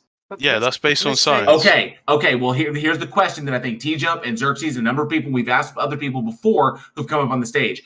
Where is the logical contradiction in an infinite regress of material states? Everything requires a cause, right? So if everything requires a cause, what was the first thing, and how did it get created?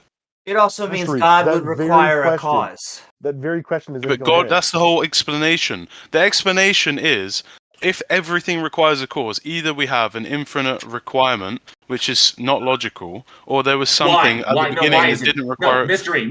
It's illogical. I'm going to answer your question. Mystery. It's You just illogical glossed over because it. it's You just glossed impossible. over it. If everything that exists, everything that begins to exist, has a cause in the universe. Okay, so where's the logical contradiction in an infinite regress? Tell I'm us just where. about to explain it. Tell us where the logical contradiction is, because you just keep stating that it is. An infinite regress is a logical contradiction because it's an infinite set of requirements in order for something to exist. If you have an infinite set of requirements in order for something to exist, then that thing would not come into existence because it can't fill infinite requirements. Okay, you are incorrect on that, and it has been explained on this stage prior to you coming up here why you're incorrect on that. And the person who can do it best, and I'll acquiesce. The person who can do that best and has explained it best is TJump. So I will, if he wants to pick that up and explain again to someone else why you're wrong on that assertion, he can. I don't know if he's still there. After that, I'd have a question for Mystery as well. Then I have a question as well. TJump, are you there? Well, Okay. Mystery, TJump isn't here. I have one quick question, Mystery. So there was a point where the universe wasn't created, and then there was a point where the universe was created, and you say that required an uncaused cause, and that cause is God. Am I correct? Essentially, yeah. Okay. What caused God to decide to create the universe? It's irrelevant. No, it's not. Because if there wasn't a cause for God to create the universe, then there wouldn't be a universe. Why? There's another way of wording this as well, Mystery. Oh, no. Hold on. Xerxes, first let him address this, please. I can't answer that question, and I don't need to. Yes, you It's do, not- because it's not I'm a asking requirement. you. Because I'm asking you. I don't know the answer, and and it doesn't disprove my point. Yeah, it does, because there would have been a cause for God to create the universe, Why? right? Because if there wasn't, he wouldn't have created the No, universe. 'cause he's not in the universe. Because as you stated earlier, God doesn't need anything, so he didn't need the universe. There has to have been a cause for God to create the universe that he His doesn't will. need. His will. Doesn't need. His will. That's not a cause. He decided to do it. Even if What was the cause? What was the cause of him deciding that he needed to create a universe? I don't know. We can't answer that question. So there is a cause within God that you can't or won't address, which means that it's not a God cause. your God isn't uncaused, because you can't even come up with a cause for God to create anything. If God has a cause, then he isn't God. The whole point is if that God doesn't have a require cause, he would never have created a universe. It would be not one type of God. There are other types of gods. Yeah, and there's no reason to ascribe an inherent meaning to life if God created the universe without a purpose. Yeah. Okay, but Well, this here's is another not question, Mystery. the point. I have a question for you. Okay, So going back to that state of affairs hypothetical that I was giving you, let's say God exists and the universe does not exist yet, and then the state of affairs transition into a state of affairs wherein the universe does exist. Okay, now how do you tell the difference between a state of affairs? So let's say scenario A, God is the efficient cause of that transition. He made it be the case that the universe came into existence, versus scenario B, wherein he was just merely present for the random existence of the universe. The universe just randomly came into existence, uncaused. It was just a brute contingency, so to speak. It just happened, and God did not facilitate that, but he was just there. He was just present for the event. How do you tell the difference between those two situations? Can you refine the question? Sure. So scenario 1, God causes the universe to exist. God makes a decision that generates an effect wherein it goes from a state of affairs of the universe not existing to a state of affairs wherein the universe does exist. Scenario B is God exists in a situation or a state of affairs wherein the universe does not exist, and then without God's choice or influence on the matter, the universe just starts existing. How do you know the difference between those two situations? The difference is that the universe is a collection of entities, and from everything we can observe within the universe that we're in, everything requires a cause. So the first thing that existed within the universe needed to have a cause as well. When we say Based on everything science. required a cause, mystery, when we say everything requires a cause, what we are saying by that is that everything that we've ever physically observed is made up of something, and some antecedent entity interacted with that something to reassemble it into the current status. So Right. take a table, for instance. When I say a table has a cause, okay, a carpenter or the act of carpentry would be the efficient cause of the table, but then Yeah. the wood, glue, lacquer, and nails would be the material cause of the table. Okay. Yeah.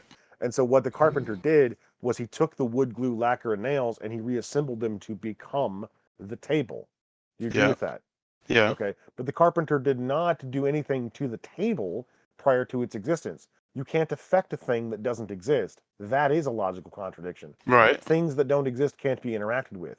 So what was God interacting with when he created the universe? What did God transpose into the universe? Nothing. He created it from nothing. That's the whole point. That right there, mystery, is a logical No, it's not a logical contradiction because Yes, you're it is. applying laws of the creation on the creator. The whole point is Oh that my God, in order mystery. for anything to exist, the thing you're not able to distinguish is that what I'm saying is that all of these laws, we're talking about a table and everything that exists in this universe, have these specific laws where they require causation. But in order for that to Mystery. actually Okay, be realized, I'm there done had now. to be Mystery, I'm something done. that didn't Stop talking. require that. This is what you're Oh, doing. so you're gonna like taking the interrupt rules me? and Okay. laws of our reality and extrapolating them to get to a conclusion that does not fit within the rules and laws of our reality. Yeah, and exactly. Then accusing me of some sort That's of the point. intellectual folly when I do the same. I'm sorry, that's But there's a invalid reasoning. requirement You're for doing the something science. If the that rules and doesn't inferences fit the that I laws of make the about reality. reality are contradictory to the existence of a God, then I can't make rules and inferences that get me to God. God is therefore beyond the capacity of reason. So you cannot use these sorts of arguments to get No, them in he's the no, first no, place. no. This is No. flagrantly invalid reasoning. You're just If I can't misunderstanding, use the or you're laws just and like laws rejecting and what I'm inferences saying. Well, we to get first demonstrate that cause God is arguments a not lot. that is not the case, then you can't use these rules and inferences to demonstrate that God is the case, because per your own admission, he is beyond these rules and inferences. The same laws that apply to our reality do not apply to God, and But there's therefore a you don't get to requirement use for the God. laws. No, there's There not a isn't. requirement for God. There The is. only way that you can get to that requirement is by taking the laws of our reality that we observe, behaviors, and applying them to God. If you don't apply them to God, there is no requirement for God. No, because The only God. way, No. the only In way order that for our you can reality say to that is if exist, there God has to falls be into the something cosmic that doesn't paradigm. fit into the laws of this reality. No, there doesn't have to be. That's Yes, your it does. pea-brained, idiotic position because you're a narcissist who needs to believe that there is some all-powerful, intelligent creator looking out Why for are you you personally. going ad hominem Well, now? mystery. Because This is you're why. just ignoring, flat out ignoring No, you're the very ignoring what problems I'm of your own saying. reasoning. You're taking the rules and inferences of our reality, applying them to the whole of reality without modification, and then saying this gets us to God. And then when I do the exact same thing in the reverse, you're saying you can't use those rules and inferences to make that conclusion because it doesn't apply. Yeah, That's God does. No. bullshit. You're missing. Your Okay, this is what argument you is mean. I know what fallacious you're and it saying is now. debunked. I get what you're saying now. So you're saying that I'm using the laws of this reality to prove the existence of God, but then when you use the laws of reality to disprove it, I'm rejecting it. And the thing is, you're not understanding is that God doesn't fit. Hang on. Let me explain because I listened to what you said. God doesn't fit the laws of this reality. God must exist because of the requirements of the laws of this reality. Shut the fuck up. You're interrupting You are me because not you don't want making me an to argument speak because here. you know are what I'm just saying is inventing true. Shit. You are Okay. fabricating. You are not No, going down I'm the lines not. of thinking. I'm You're not making an going argument. You're premise by premise. interrupting me. Can I because you don't interject want me to both speak. here for a second? Easy, guys, easy. I One just at a want time. to, Mystery, when we hear first cause arguments, they're always going to come off as special pleading to us. In fact, I used the same word last time. It sounds like a plot device. God basically exists to make us. He has basically no other purpose but to make us. That's his thing.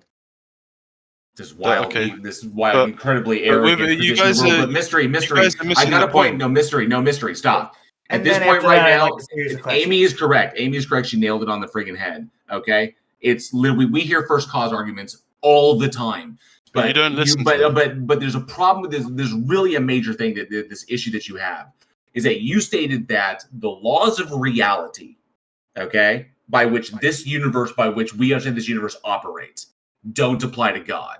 You stated that, right? Okay. Yes. So I just have to ask, and I think Xerxes knows where I'm going with this. Do the laws of logic, the classical laws of logic, the law of identity, non-contradiction, and excludable, do these apply to God? Yes. They do apply to God. Well, then God can't do things. The only way that we logically can contradictory, like comprehend creating God is something by out of nothing. using logic. Okay, no, hang on a second. No, mystery. That's not what I asked. I asked you, do the laws of logic apply to God, or do they not? It's a very difficult question, but No, it's not. It's a yes or no. No, because it's implying a lot of different things. It's not a simple question. It's not You're an asking- No. Each answer can we get does rid of have this its own. sideball, please? If we're unable, okay. hang on a sec. Each answer, if you answer yes, that implies that entails certain things. If you answer no, that entails other things. What are But the the laws of answer is logic? a yes or no. What do you believe? Do the laws of logic apply to God? Everything that is, everything that isn't, and you can't be and not be at the same time. Identity, What are the laws of non-contradiction, and excluded middle. Yes. The only way that we can Identity, comprehend God is with logic. identity, mystery, identity, non-contradiction, and excluded middle, meaning that God is himself. He can't be not himself, and he either exists or he doesn't. He can't do both. Similarly, God cannot instantiate into reality things that are logically contradictory. I'm sure you've heard this little paradox before. Can God create a stone so heavy he himself cannot lift it? Mm-hmm. Yeah. What would be your answer to that? Yes or no? No, Why can't God create something so heavy he can't lift it? because one of his properties is all powerful, so he can't limit his power. Okay, so the rock that's so heavy God can't lift it is a thing which is logically incoherent. Would you agree with that? What do you mean? He can't create something he can't do. Okay. It goes against his properties. But Do you mystery is a understand what weakness okay, either yes, hold on, way. stop. Yes, okay, stop. That is what a logical contradiction is. When a thing goes against its own properties, or a situation defies its own properties. So it's basically just saying this thing is It's not not itself. a logical contradiction. So there is no such thing, like logically there's no I such never thing as said a God rock can that do God could- everything. God can't Okay, do well, everything. hold on, mystery, that's fine. Okay. There's no such thing as a rock so heavy that God can't lift it. Just like there's no such thing as a square circle or a one-ended stick or a mini Right. bachelor. Okay. Yeah. Right. Well, the same principles that we're applying to identify those objects as logically incoherent also identifies the process of creatio ex nihilo as logically incoherent. No. So I wanted to comment a little bit. Get rid of him. I wanted to talk a little bit. This is ridiculous. Hold on. This is just over and over and over So again. mystery He will not was fucking listen. saying that given the known laws of physics, there is nothing in the known laws of physics that can account for the fundamental nature of reality. That is true. Yeah. There is nothing about that implies that a God is required. Could there There be is. more? Oh, no. There could be more unknown laws of physics that allow for an infinite past regress of material things. There could just be an unknown law of physics that does that. No problem. It doesn't need to be a Yeah, god. okay, but science hasn't discovered it yet. So you're Correct. just It hasn't that's discovered your it. It god. also hasn't. That's it your hasn't, god. Wait, stop. It hasn't discovered anything about the fundamental nature of reality. So nothing about the fundamental nature of reality is discovered by science yet. We don't have that. We don't know what it is. Okay, but That those does laws not of mean it's a god. physics No. are your god. No. Yeah. Laws of physics are just another material thing. There's nothing about them that's ultimate or eternal. There If could they be more studies. explain the causation problem, then that is what you believe No, it is the doesn't. creator. No, it doesn't. Because if they don't require a cause and they caused everything else, then that is your god.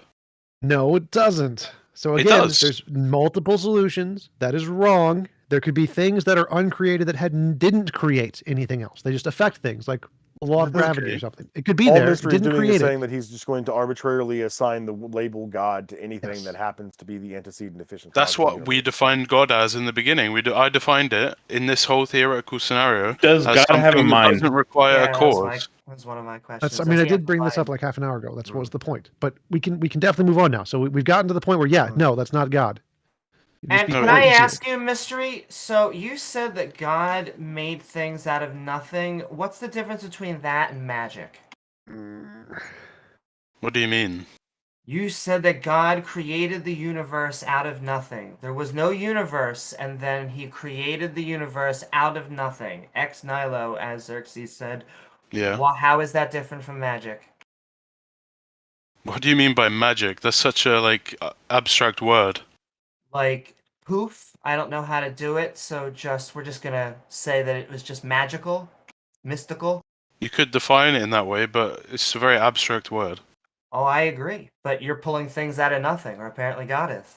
Well, God has the properties to do so. That's why we require God. Otherwise, we wouldn't be here in the first place. But that's why we call him a magical, at least him in this context, a magical being, and these magical beings do not exist. They have no reason to. First cause arguments are not given, as far as we can tell in physics. You can put them forward, but Mystery, is it a contradiction to say that John ran for no distance?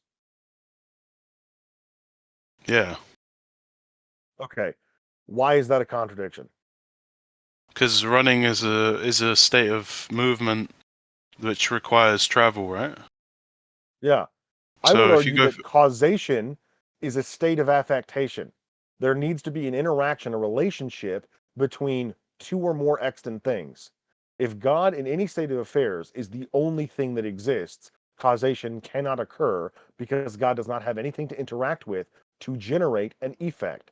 Because According cause to and what though? effect What are you isn't- basing that on? Laws of this reality, which God created, which He doesn't have a part, Wait, which He's I'm not done. part of. I'm done. Yeah, I'm can we done. move on? I'm done. 'Cause This I- guy You is obviously not don't even, understand. he's not, You don't he's not understand the honest. This guy's concept a of complete God. flagrant fucking liar. You Get rid obviously of him. just don't My understand the questions, concept too. of God, right? That's the problem.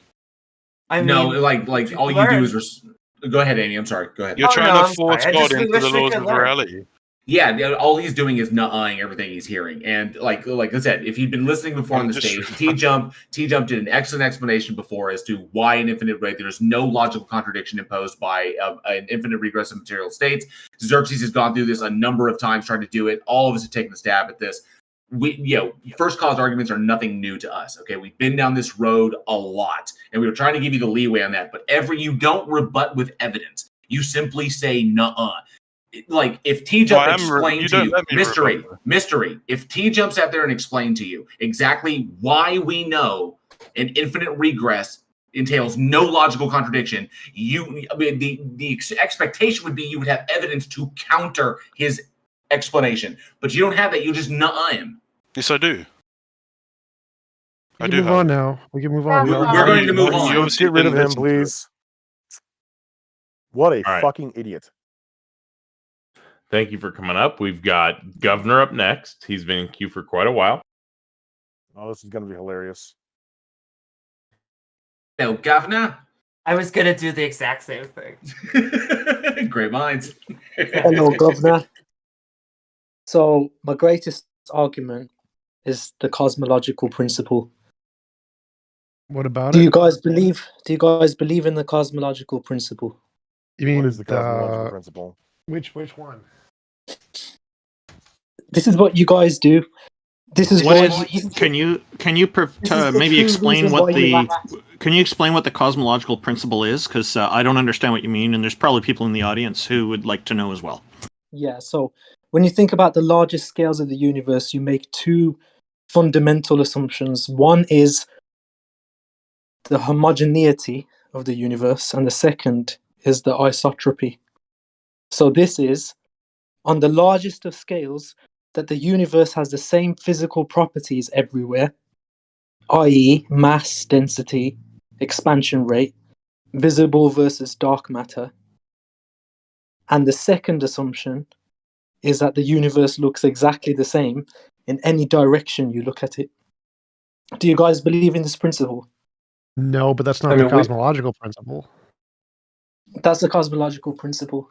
That the No. laws of the universe apply no matter where you are. So there's No, evidence that's from not the Redshift that case. this isn't the case. Yeah. Yeah, so the problem with the last part of what you said, Governor, is that if we look at the universe in any direction, it always looks the same. We look at it in different directions, and we see it looks different depending which way we're looking. So right away, that statement falls apart, unless I'm misunderstanding what you're saying. Well, So the cosmological principle is are the constants of one second, nature. let me just clarify. Are the constants of nature? One sec, Governor, shut up, everywhere? please. Shut up. So the cosmological principle states that an observer's view of the universe depends neither on the direction in which they look nor his location. That's what it states. Okay, so the fundamental laws of the universe, the constants of nature, are they the same everywhere you are in the universe? No. They're not. Well, what if we answered yes? No. How does that get to God? So are the conditions for life the same everywhere? Well, No. that would be a no, because we don't know that only carbon is is carbon the only element that's capable of producing living? Is this what you guys do? organisms You that are just deny It reality. appears that Oh, most of you the need water to universe is survive. actually freezing or on fire. Whoa! Chill, Jesus. Governor, when it comes to life, we know that carbon-based life follows a very specific series of causal events, but we don't know that carbon is the only capable element of producing, self-replicating organisms. So I don't know that the answer to that is yes. But as far as the laws of physics and nature, I mean, if the answer is yes, how does that get us to God? Because all of the odds are stacked against the possibility of life being possible. When you consider the odds, all of the odds, by what probability functions are you utilizing in order to derive odds from a sample size of 1? Yeah, one because out of one. because all of the other possible realities did not result in life. Do you have access to these other realities? We don't. Okay, so we have a sample size of 1. So Exactly. by what probability functions are you deriving odds from a sample size of 1? Because if it was any other way, even if it was only slightly in any other way, we wouldn't be here having this conversation now. Okay, Everything Governor, had to be perfectly hold on. aligned. Governor, that argument only works if you accept naturalism. If you believe in theism, believe in the existence of God, that argument is false. An omnipotent being could have created that's your hold modern on. view. Hold That's your on, modern hold view on, of design. hold on. Stop. If an omnipotent being could have created the world in any way he wanted to. There's no expectation of any particular arrangement of physical affairs under theism. God can create the world however he wants. He does not give a shit about how many electrons are in a neutron or whatever the hell. He doesn't care about any of that. The universe does not have to obey any set series of uniformity or laws. God could have created it completely chaotic, following no apparent pattern, and he could have created living organisms to be able to sustain themselves in literally any environment. But instead, he chooses willingly to create a state of affairs wherein biological organisms are only capable of inhabiting a very small, tiny space on a rock orbiting an ember in the vast ocean of the universe. Not only that, that was his optimal model? That's absurd. If life is carbon-based, it means it took billions of years until any forms of life actually evolved, and thus it was just a universe of hydrogen, helium, lithium. Let me ask you a question. Hang on a second. No, wait, one second. I want to ask I Governor just one question before we continue, because I think I can expose the innate duplicity of this argument. Governor, if the situation that we observed was exactly the opposite, and the universe was absolutely teeming with life everywhere on every celestial body, would that be evidence for or against God? Probably against, because if he was Wait, if it was So so hold rare, on. if it was so rare for intelligent life Governor. to emerge, why has it emerged so easily? Okay, hold on. Wait. Rarity being like not a problem here. Is God capable of creating a universe wherein life is abundant and everywhere? Yes. Okay, and he's equally capable of creating a universe wherein life is only sustainable on one tiny little speck of dust in one solar system in one galaxy. He's capable of both of those scenarios, right? Yes. Okay, so why would either of those scenarios be positively indicative of God, one over the other?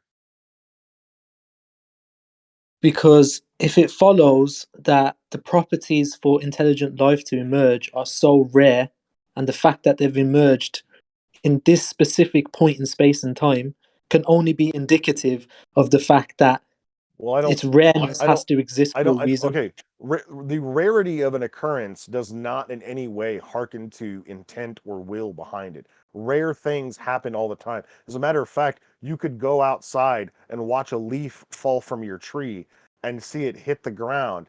And the odds that it would happen at that exact time, at that exact day, while you happen to walk outside and watch it, and it would land in the exact spot that it did, you could add in a billion variables to that probability and make it, mathematically impossible. But it happened.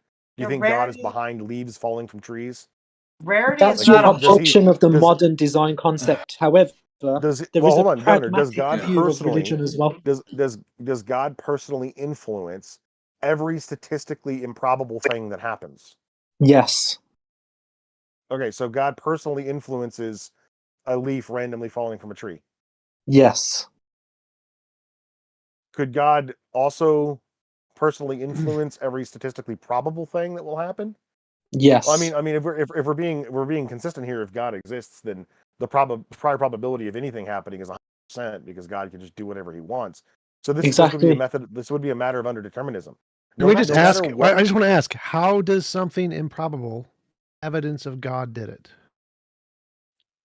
Yeah, I want to just point out rarity is not the hallmark of design. Wait, let's ask him. Ask him. How does something improbable indicate a God did it?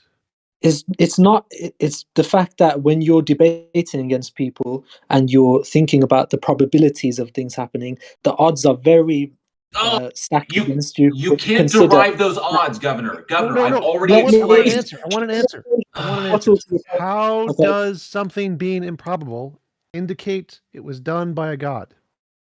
Because we are the people who are here to observe God. Without us observing God, then God's power is diminished because He requires people inferior to Him to observe His greatness. No idea what you just said. Absolutely none of that made sense. So I'm not following why, if we see a really improbable event, like let's say I throw 1,000 dice, anything it lands on is going to be improbable, it's right? way less probable than that. It's more like I don't care. I don't care what the number is. I don't care. How does me throwing 1 billion dice and them all landing sixes indicate a God did it? It's even more less probable I don't than care. that. How does me throwing 1 billion dice and them all landing sixes indicate a God did it? I don't care Look, what you think the number is. if I make a claim and I say to you that I did this with your sister or your mom, you're going to say, I don't believe you. Most people are going to say, I don't believe you because you're in Britain. How did you get all the way across this pond to do that?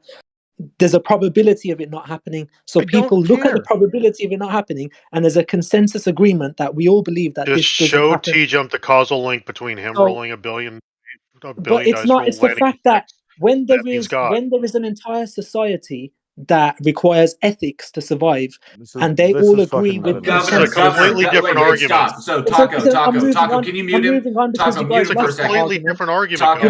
You lost that argument. No. So I'm moving Taco, on. can you please mute him for a second? Okay, so you're running off on major rabbit trails here, Governor. The question at hand that TJump is proposing: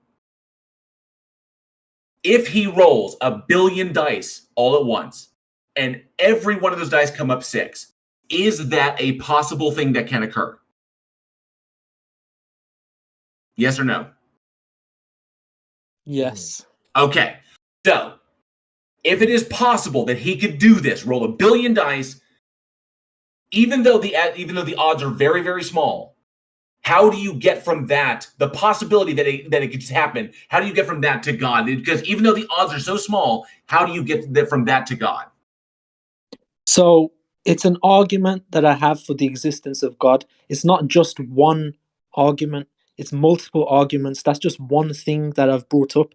I want to bring up another point now. Before you go on to another point, I want to Look, I address. know you guys really want to believe in God. Well, and I know I've you been do, trying. I really do, Oh, but I'm not going to make you change your lives in one That's instant. cool, but Okay, can I I've actually given you an address argument. your point, if You're you don't also mind, not- Governor? If you you're don't also mind, I know he got proven wrong, and now Okay, he's just pissy. so- And I just want to point out that rarity is not the hallmark of design. We see iPhones all the time, and they seem to be doing just fine.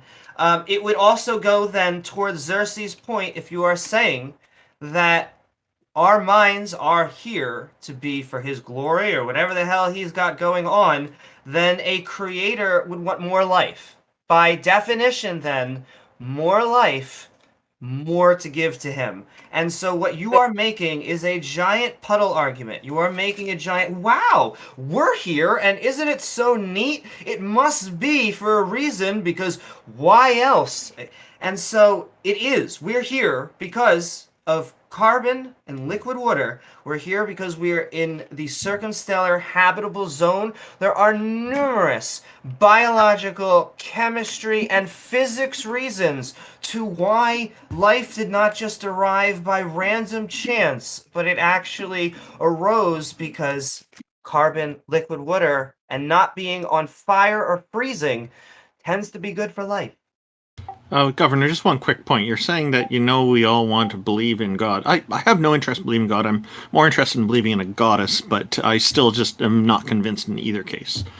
And Governor, it's gotta be pointed out, you're using the term rarely inappropriately. You can't. There exists no probability functions to derive the odds you're talking about from a sample size of one. One universe exists that we can test, and life exists in this universe, which is us. Literally, the odds are 1 to 1. So the universe exists, life exists within it. But here's the problem. No, Governor, stop. Then we can But look the at problem, pragmatic Governor, I'm reasons not as to why finished. people I'm need not to believe in God. finished. Governor, I'm not finished. You're using the odds inappropriately. We have a sample size of 1. That's it. We have one universe that we can test, and we have life in it. That's a 1-to-1 ratio. That is it.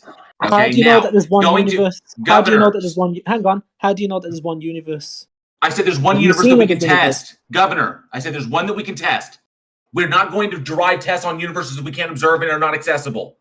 Okay? We're not going to make assumptions just so we can validate a particular fucking narrative. That's not the way it works. Okay, secondly, okay, take the odds thing and set that aside. When you state that this universe has to be this perfect way for life to exist, no, you're missing a fundamental part of that, and that is this universe exists this way and life exists this way because this universe exists this way. Okay? If the universe was fundamentally different, if you switched over the kind of fundamental forces of the universe, switched them to a degree, yes, you are correct. Life as we know it on this planet, looking like us, would not exist because our form and function is dependent upon the way the universe is now. Okay? The way the universe is structurally set out. So in that respect, if you change these things, you can still get life, because when you change the fundamental forces, you fundamentally change things like chemistry and other things in the universe. Life is still possible. It just won't look like us. Okay? Okay. That's the fundamental thing. That's the objective reality, is the fact that it's extremely rare for us to be in this position that we're in. The fact that we have No, life it's on not. Earth. It's a 1-to-1. It's not a 1-to-1. It's Yes, a it one is. in. It's a 1 in impossible. Okay. No, it's a not. miracle. No, it is not, Governor, because life exists. Even Einstein, Governor, life exists. There Don't is shout one over universe. people and then ask people to mute the person when the person hasn't even spoken. Okay. Einstein said that everything, all animals, plant, and fungi within the universe dances to the same tune, the same rhythm. That's because everything in the universe follows the law of nature, no matter where you are in the universe. Okay, that's the cosmological principle. That's why It's the fact Einstein that wasn't a biologist, the but a odds of this cosmologist, and made a happening are stupid so claim rare about that something that wasn't his if field. you go to orbit, Quote okay, you're someone, not going to quote have the someone accurate. conditions you require to survive. If you go without water, you're not going to have the conditions you require to survive. If you go without God, you're This not is going to have. irrelevant. This is Now let's irrelevant. move on to Governor, no. Governor, stop. you- This is irrelevant. if you Governor, organize a how many society universes? without Governor, any Governor, ethics, stop it, or we're you're just going to going to boot you. have We're just going a to kick failed you if you don't society. shut up. Guv'nor, stop ignoring what I put out and stop saying just nuh-uh. How many universes do we have access to test? One. How many universes exist That's that where have you're life wrong. in them? That's where you're wrong. That's where you're wrong. We can test other Because universes? every single person has their own subjective experience of the universe. So, but we're all interpreting the same universe, how is dude. somebody's subjective experience inferior to your objective view of reality? When we test the universe, we're all testing the same universe. Okay? No, we're it not. doesn't matter what Because you perceive. Some people do not occupy the same space in I time. don't give a shit. that I you don't do. give a shit about people's fucking magical thinking, dude. We exist in one universe. So you all don't of care about humanity, so Governor, you don't care about people's subjective experience. So you don't care about the existential experience of a person. No, I So care about what they can know. No, you Governor, don't I even care care about what they about can the demonstrate. atheist Governor, argument. The Governor, atheist if you, whole argument. Governor, you The can ask me a atheist- question no, and let no, me this is what answer. you guys do. You just shout over people. The atheist argument is that Taco, can you mute him, we please? don't want to believe in God Just mute him. because if So, you're going to ask me a question and you're not going to let me answer. No, I don't care about people's subjective interpretations of phenomena. I care about what can be demonstrated, not what they think or they feel a thing means or whatever their personal intuition as to the value of it is to themselves. That is irrelevant. What is relevant is what can be demonstrated to be true. What is relevant is evidence, novel testable predictions, to quote TJump on that, is so often. We have one universe that we can test as a species. One universe we can test. Life exists in the universe. The odds are 1-to-1. The probability of life in a universe is 100% as far as we can tell, given the current state of the universe. That universe can be changed at its fundamental level. It just means life that exists right now would not exist, but life would exist somehow else. It would look like something else. It would be a different element that it's based upon. Because when you fuck with the fundamental forces, the reactivity of certain elements changes. So it wouldn't be carbon, it could be silicone. Who knows? But when it comes down to it, the universe, by virtue of just like the way it is, the way light works, this universe could be teeming with life, and we could never know it because it's so far away from us that the light wouldn't reach us to indicate it. So there could be literally an advanced civilization out there that is living on a planet somewhere, but because we're 250 million light years away, they view our planet and they see freaking dinosaurs. Okay? And then we view, so that's what happens. Okay? The universe could be teeming with life. There could be millions, hundreds of millions of civilizations out there, and that's the mathematics of the universe. You can't just discount that. The mathematics of the universe, they virtually guarantee that we are not alone, but they also virtually guarantee that we will never encounter them. Because they'll either be long extinct before we ever get there, or we will be long extinct before they find us. Okay? You keep trying to add things to the equation that are unjustified. You keep trying to say that, oh, it's this, and you can't derive any of these conclusions logically. it's a constant of nature that no matter where you are, you're going to require the same conditions for life. It's also a requirement for an organized society to have ethics in order to survive. As I was saying before, I was rudely interrupted and then muted. Because these points are irrelevant, Governor. They're irrelevant to the original state. When you do not have religion, they are irrelevant to your original point. Why are you skipping to ethics, dude? We're still questioning your metaphysics, man. On the same point, I want to talk about 100 It's not the same point. You're skipping over to ethics. We haven't even settled the metaphysics of your Governor. You literally jumped. Governor, you literally jumped from cosmology. You literally jumped from cosmology and physics. Governor, you jumped from cosmology. You started at cosmology. I'm not going to solve it in one VC, okay? We're not going to get to the bottom of that argument. You started at cosmology and physics, and when you got trounced, you tried to jump to philosophy. Okay, so the pragmatic view of society is that we require religion in order to have ethics, because if people do not fear, if people do not fear, you're just dropping the metaphysical argument. Then they're going to not behave, and people that do not have a empathy is something. Hey, Governor, empathy is something that we evolved. We evolved empathy. We understand this for social animals. We don't need God for it. We're about marriage. We're about the sanctity of marriage and what it means. Okay, I was going to give you like a minute, but emotional appeal. Baked Alaska, you're up next. Just in time. I was hungry. You still killed shawarma for me. Now, is Baked Alaska referring to the dessert, or is he just a stoned guy in Alaska? If it helps, If it Why helps, not yeah. both? I just saw an Yeah. article on Twitter where it says that there's a substance in semen that Stop, man. Come on, man. Come on. Hey, dude. let's end that. Hey, Baked Alaska, welcome. Thank you for joining us. What have you got for us today? Hey guys. So I just wanted to pick up on some of the points in the prior conversations. Oh, sorry. Sorry to interrupt. Your volume is kind of low. If you could increase it about 20-30%, that'd be a big help. Okay, sure. Let me try to do that. Is that any better? We'll listen quietly. We'll do our best. Maybe if you speak closer to the mic, it might help. I'll try to. I turned his volume up on my end, so you can like increase his volume to 200% if you just right click his name. It doesn't come through on YouTube though. Did you want to talk more about like the cosmological or anthropic principles and arguments based on those? Yeah, I mean, I think those are good arguments. I mean, I kind of wanted to just zoom back a little bit because what I'm sensing in some of these conversations is the disconnect between believers and non-believers, and I think most of the people calling and all you guys are being intellectually honest in how you're approaching it. I think there's definitely a disconnect, and the way I look at it is when you're asking for evidence of something of this nature, you're going to end up getting sort of circumstantial evidence. I think the best analogy is like if somebody was to say like, what evidence do you have that another person loves you, right? Like there's no scientific way of establishing whether another person loves you. Behavioral evidence. Yeah, there is. Right. Behavioral evidence, which is not conclusive, and it's But there's also neurochemical evidence as well. correct. There's analogy fallacy. that, but that's also speculation. No, it's not. No, it's not speculation. We don't. We can have actually induce it in human beings. We do not have Right, a scientifically Alaska. established, proven theory of the love chemical. There's just Yes, we do. Hold on. Yes, we do. no. We do. Okay, then cite it. And who got the Nobel Prize for that? Oxytocin. No, you're confusing correlation with causation. Just No, because that's- some chemical. Okay, one second. I just want to jump in. So this is a false analogy fallacy. It's common among theists to try to compare like the reliability of science to this alternate realm of nonsense religious claims. All we need for evidence is something that can differentiate imagination from reality. Do we have that for love? Yes. Do we have that for neurochemistry? Yes. Do we have that for everything in science? Yes. Do we have that for religion? No.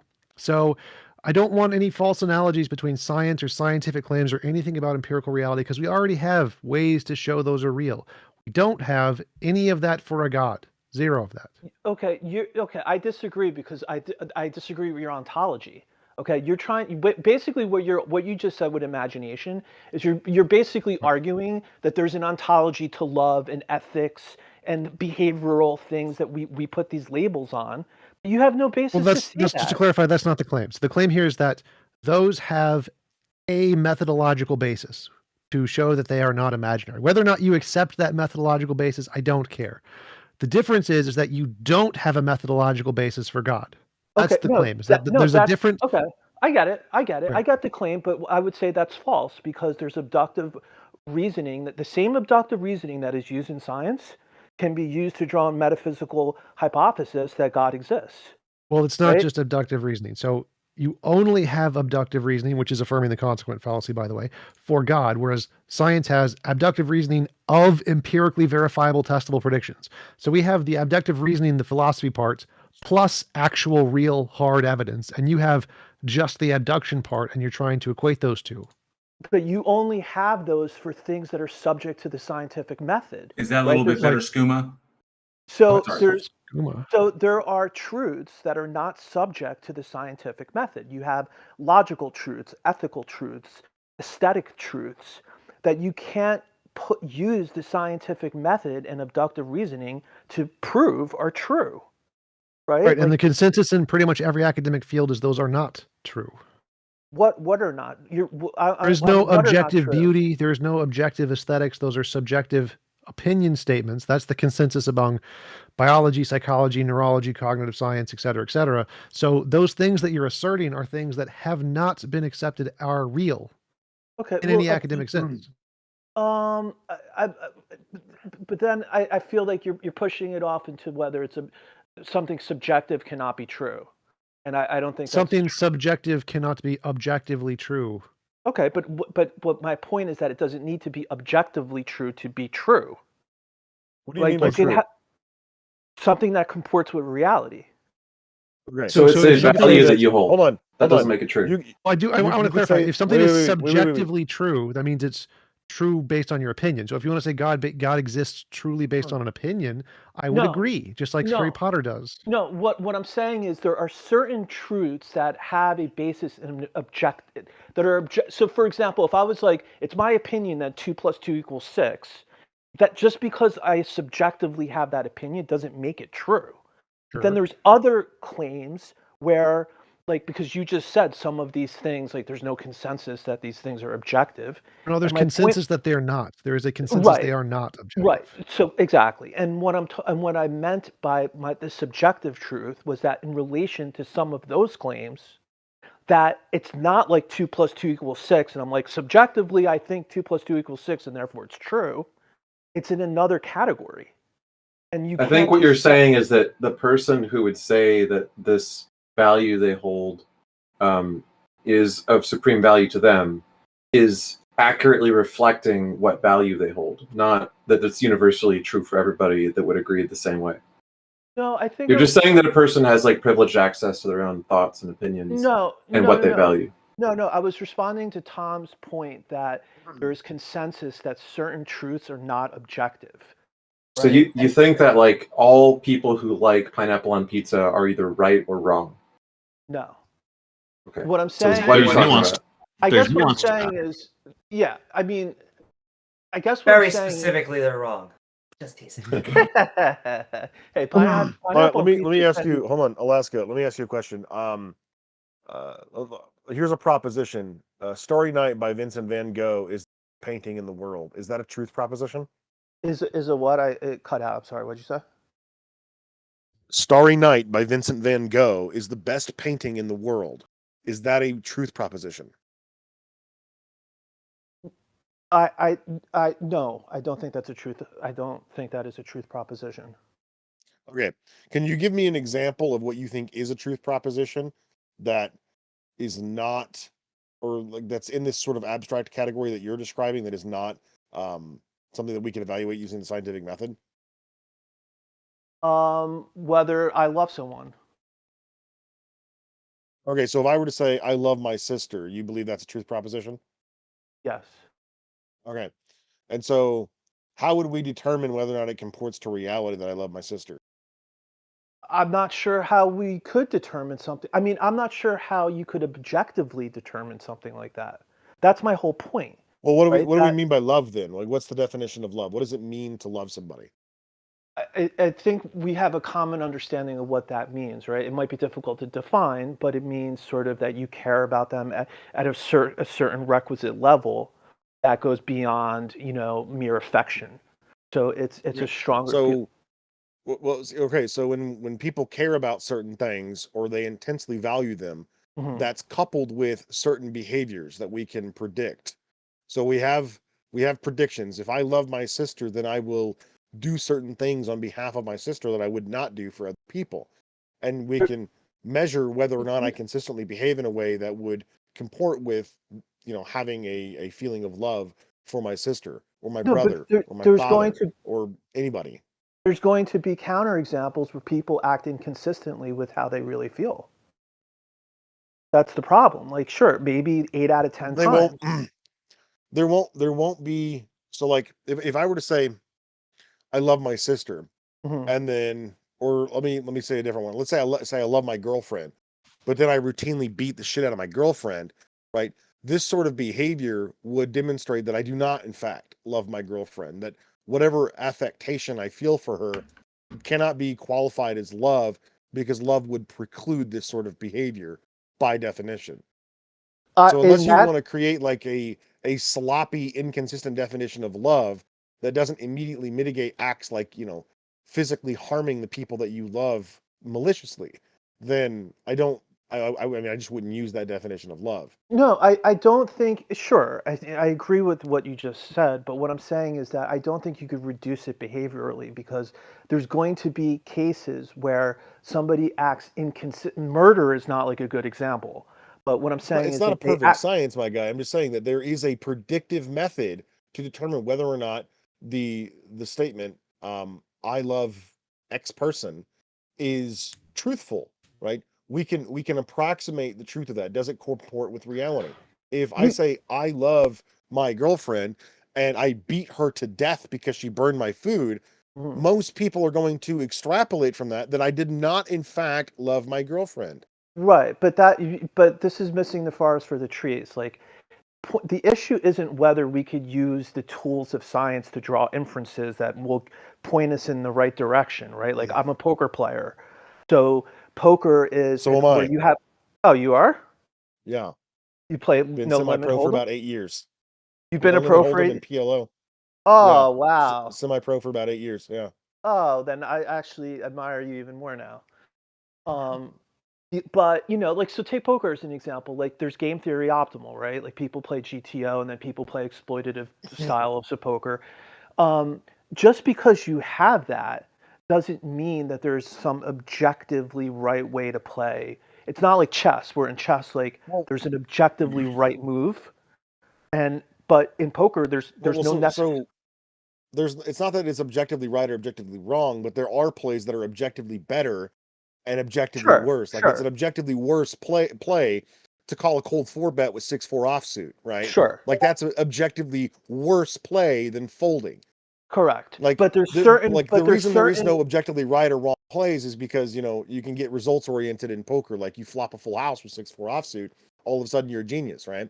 Right. But we don't evaluate that because in poker we calculate gains and equity on the long term. How many big blinds are you winning over a certain period of time? And there are methods of playing poker that are better for long-term returns objectively than other methods, right? A GTO is better for long-term returns, objectively speaking.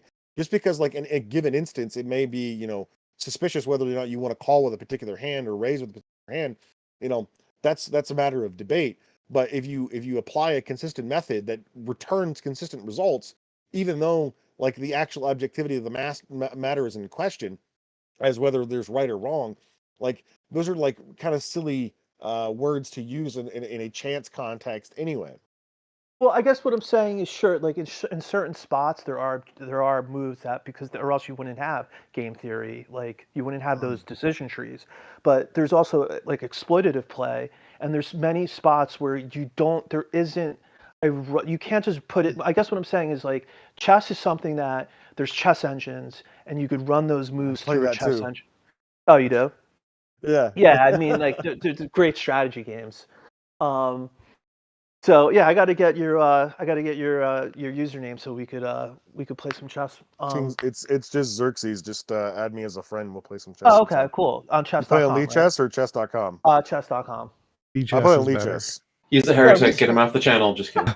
But I want to play like. on Lichess. Can So I ask I don't about really this know whole how love the thing? ratings So correspond to chess.com because I don't play that often. But I'm like a 1900 on. Oh wow. I'm 2000 on You're, chess. you Shut up. Thomas? Wow. You guys are. I'm actually a paid chess coach, so I'm Oh Are God! you Just really? get on camera and whip them out, you fuckers! Swear to God. That's awesome. So can I But- bring up a response to something that someone said earlier? I'm not sure. I wanted to talk about this love thing. So do you have an example of something? Because love, I think, is something pretty much everybody on the stage thinks we have full scientific access to. Most scientists think we have scientific access to. Is there something else that isn't something that we scientifically have a consensus on, can be demonstrated scientifically, that you think is of this new category that you're describing? Moral truths. Okay. And Right, so like- of Okay, that, this will be a fun topic. so of moral TJump, truths. I'm going to politely request that I get to take this moral right, go conversation ahead. because you take most of them. Okay, so what do you mean when you say a particular thing is morally right? What are you describing about it? Like, obviously, we're talking about behaviors, right? We wouldn't diagnose inanimate objects. Yeah. So we're specifically talking about the context of a particular behavior and insofar as it affects other people, because generally we also don't really diagnose behaviors that don't affect other people. Yeah. Yeah, So like so one person might be able to say like me smoking, which I'm trying to quit actually. I haven't smoked in about a week. Props to me. Me smoking is an unhealthy thing for me to do. But it's not an immoral thing to do so long as I'm not like actively blowing smoke in the face of babies. That would be an immoral thing to do because I'm affecting another person based on my bad. So what are you describing about a thing when you say that the behavior in question is morally right? What are you telling me about that behavior? Well, so I mean, I think the sort of the theistic answer is that like God is the good, and that things that are good are basically like that flow from God's goodness and are consistent with God's goodness, and sort of and evil is like the absence of that good. Well, I mean, let's. The reason why we need to understand what we mean by goodness, because if we say that God is the goodness and goodness is God, well, then that's tautological and uninformative. So let's enter the Euthyphro dilemma. Are things good because God commands them, or does God command He is good? I think because they are good, the things that He's commanding. I think it's neither of those. I think that's a fault. I think that dilemma has been, pretty much gone over.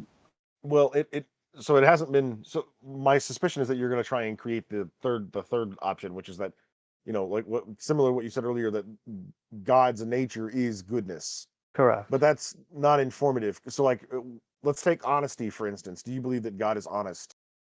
Yeah. Do you believe that God's nature is fundamentally honest? Yes. Okay. So is honesty good because it's an aspect of the nature of God, or is God's nature good because it's honest?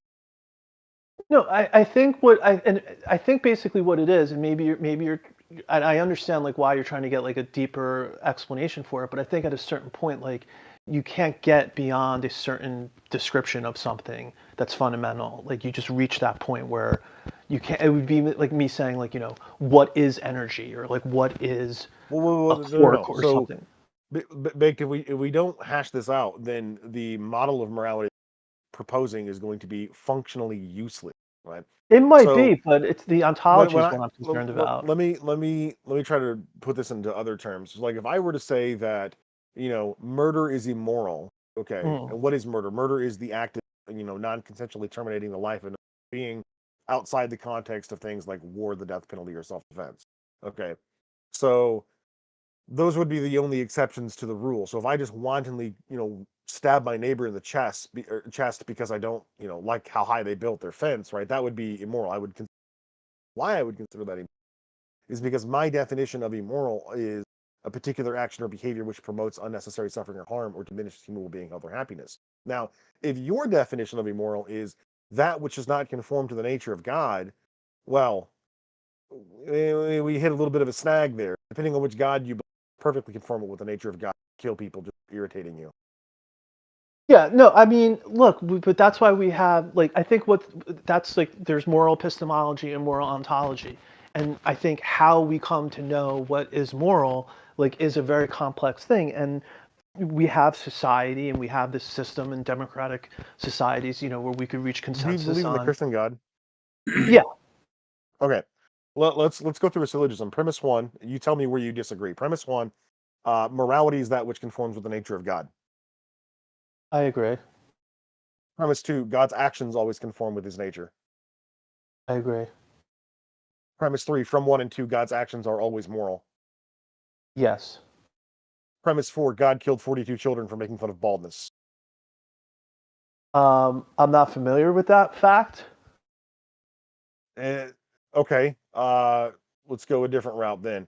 God killed the firstborn children of Egypt because Pharaoh refused to release slaves.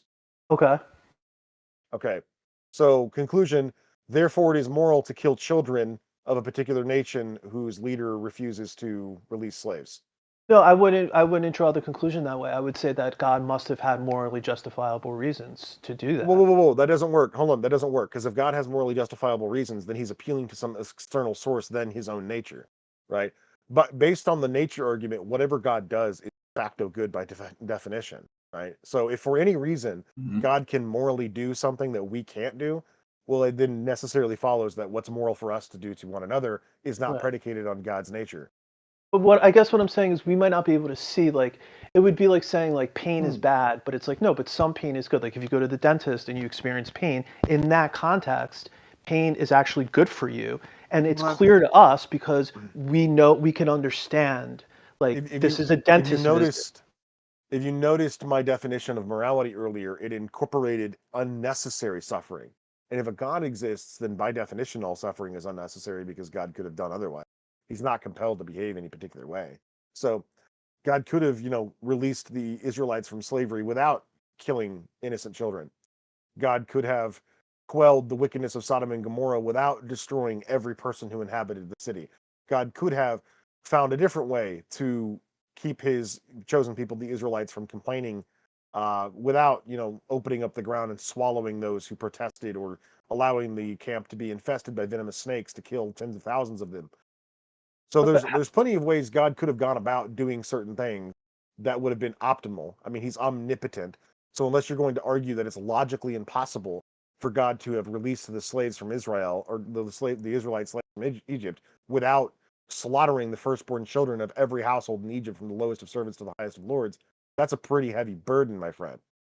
Yeah, well, it is a big burden, but I mean, I think what it is that like we don't know, like we have limited knowledge of the world and the events in the world, and God is constrained by doing, like you said, only the logically possible things. And if he's created a world where we're free and people are free to do horrible things, that's not necessarily a given. But what I'm getting at here, saying that morality, what is moral, predicated on the nature of God. Okay, using that system, anything God does is definitionally moral. But if I do the same things God does and it's not moral all of a sudden, then human morality is not predicated on the nature of God. There is a different moral ontology for our moral basis. Take, for instance, a judge, right? A judge has the power endowed unto them by the Constitution of the United States to sentence people to death. But human beings can't just randomly kill people that they believe committed certain crimes. And this is because while judges and citizens both adhere to the same laws of the United States Constitution, what citizens are allowed to do to each other is not predicated on what judges do. But what you're arguing is that what is morally permissible for humans to do to one another is predicated on what God does. And that's clearly incoherent and would not work. why is it incoherent though? Because I just gave you an example of a situation wherein God does something that you did not believe would be, repeated by a human being. Let's go back to the initial example, the story of Elisha. Elisha's leaving the town of Bethel. While he's leaving that town, a bunch of children come out and like mock him for being bald, saying, "Get out of here, baldy, get out of here." And then Elijah turns around to them and curses them in the name of the Lord, at which point God sends 2 bears to rip them apart. 42 of the children were mauled to death of the town. Mm-hmm. So you could go a couple different. He did it because they were making fun of this, or he did it because they were making fun of a prophet, whatever the case. But if I can't kill 42 children for making fun of baldness or making fun of a prophet, then what is moral for me to do is not predicated on God's moral nature. Because it is according to the nature of God to do that, but it's not okay for me to do it. So obviously there's a different standard at play here. Yeah, there is a different standard, but isn't that sort of consistent with like your judge example? Because like if you're not similarly situated, No, because this would be the second horn of the Euthyphro dilemma, right? If this was the case, then there would be some objective Platonic morals out there that God is aware of, and he's merely relaying them to us. And there's a different set of rules for him than there is for us. But if our moral behavior is predicated on his own nature, then anything he does is definitionally moral, and therefore if we did it, it would also be moral. If it's not moral when we do it, but is moral when God does it, using his nature as the standard for what is moral for us to do. Just like we do not use what judges do standard for human beings. Just quickly interject. Sorry, hold on. Go ahead, yeah. Just to wrap it up, what is legal for a United States citizen to do is based on the U.S. Constitution, not the actions or natures of judges. Judges also adhere to the United States Constitution. They just have slightly different power than we do. There's just one question in our YouTube audience from Lorraine Drosfila. She's asking, why is God assumed to be moral? Well, that's just a definitional thing. So like they take the word morality and they just redefine to mean that which is accordant with the nature of God, right? So like the word moral doesn't mean anything in itself. It's just an arbitrary string of consonants and letters. That's all it means. It's just a word. It's a sound.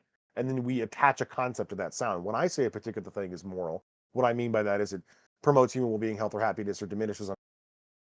What Alaska means by moral is that it conforms in some way to the nature of God, but his method of defining morality is inconsistent and inapplicable to day-to-day life, because there are plenty of things which are conformant with the nature of God that would not be moral if we were to do them. I guess what like so this is where I was seeing the disconnect. Like if God, like for example with the children, and I know there's like things in the Old Testament where like there are these sort of things that we look at as sort of almost moral abominations in a way. But so one way that theists go to try to explain them is like God is the giver of life, and that he could take life because he's well like, so Alaska, pause. I'm not evaluating whether or not what we're actually doing is moral. That's not my claim here. That's not what I'm trying to do. I'm not trying to say that God is baldness. I can make that argument, but that's not what I'm doing now. What I'm illustrating now is that if morality is in fact predicated on the nature and therefore character or acts of God, anything God does would be also moral for us to do. But because they're not, we know necessarily that what is moral for human beings to do is not predicated on God's nature. It could be perfectly fine. It's moral for God to kill 42 children for making fun of baldness and not moral for us to do that. Fine. But that would not be the system that you are describing wherein morality is predicated on God's nature. But why do you say that anything that God does, that if we do it, it's also moral, when my whole point is that we're not the same as God? Well, then that's just moot at that point. Like if we're not the same as God, then saying that our morality is predicated on the nature of God is just silly, right? If God's nature endows him, because if God's nature endows him with the moral things that we can't do, where are we getting our morals from? Clearly, it's not the nature of God, because what you're basically saying here, the active, so it's just derivative. Let's rework. It's Hold just on. derivative from him. No. Let's rework the syllogism, for instance. Okay, so premise one, morality is that which conforms to the nature of God. Premise two, God's actions always conform to his nature. Premise three, God's actions are always moral. Premise four, God killed 42 children for making fun of baldness. Conclusion, it is moral to kill children for making fun of baldness. Okay, that follows. That's a logical syllogism. For you to disagree with that conclusion, you have to disagree with one of the premises. And so, unless you want to say the Bible is wrong, you can't. I think the first premise. I think I disagree with the first one. What was your first premise? That morality is that which conforms to the nature of God, which was your. Oh yeah, no. Yes, that's true. But I guess what I'm saying is like it could conform. Like like what we do has to conform, but that doesn't mean like it's identical to. It's just conformity with. So his morality could sort of be broader than ours. So like he could do things we cannot. If we did that thing. Okay, so well, no, that doesn't work, because if I were to say something like, all right, so it is moral to kill children for making fun of baldness, right? That conclusion comes from the prior premises, so you have to disagree with one of the premises. If I were to say like, it's moral when God does it, but not moral when, okay, then the standard of morality is not God's actions and therefore not God's. So when God does something that we're not morally likely to do, that is a definitive example of morality being extant to the nature of God for human beings. What I am allowed to do to you is not predicated on what God is allowed. But if we're all operating according to his nature, that wouldn't be the case. It would be completely incoherent to say something like, it conforms to the nature of God for God to do X, but not for humans to do X. How could it not conform with the nature of God for humans to do X when the nature of God is not the nature of humans? Like, that doesn't even make sense. So the argument just falls apart already. So in either capacity, we're not predicating our moral decisions or our moral diagnoses on God's nature. So when I say, it's immoral for me to murder Jack because he, made fun of baldness, right? The reason why it's immoral for me to do that is not because it doesn't conform with God's nature. It very clearly does conform with God's nature to murder a person for making fun of baldness. So what is the fact of the matter that makes it immoral for me to do that? Well, look, I think this is obviously a complex discussion on morality. I think we're just not seeing eye to eye on the fact that when we're talking about conforming our whether something is moral based on its conformity with God's actions, or maybe a better way of putting it is it needs to conform with God's goodness. It's just saying because it conforms with God's goodness is uninformative. That doesn't mean anything. Okay, goodness is that which emulates from God according to your worldview. So saying God is good is just saying that God is Himself. Yeah. That doesn't inform us that I have no way of knowing what is or isn't morally correct in that situation, because the God of the Bible is undoubtedly capricious. He changes no, I his mind agree quite a with bit. that. I agree with that, and that's why I'm saying I think the moral epistemology question is a challenging one for the theist, but because there's not a lot of answers there. But let's make this a little bit more grounded. So you're arguing that in order to come to valid or consistent moral conclusions, that we have to believe in a God of some sort. That this is the best way of coming to this conclusion. Would you agree with that? No, I'm not arguing it from a practical. Yes, I do generally agree, because I think there's problems with any moral framework where. So, but here's a hot topic, Alaska. It is beyond reasonable dispute that the Bible overtly endorses and condones the institution of slavery. God clearly permits humans to own one another as property. But this is something that the overwhelming majority of the modern West has completely abolished. Okay, so I'm going to ask you a question. Is it moral to own a human being as a piece of property? No, it's not.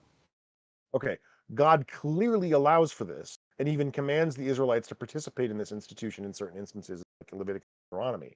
So if morality comes from the nature of God and God's nature permits the ownership of human beings as property, where are you getting the information that it is immoral to own human beings?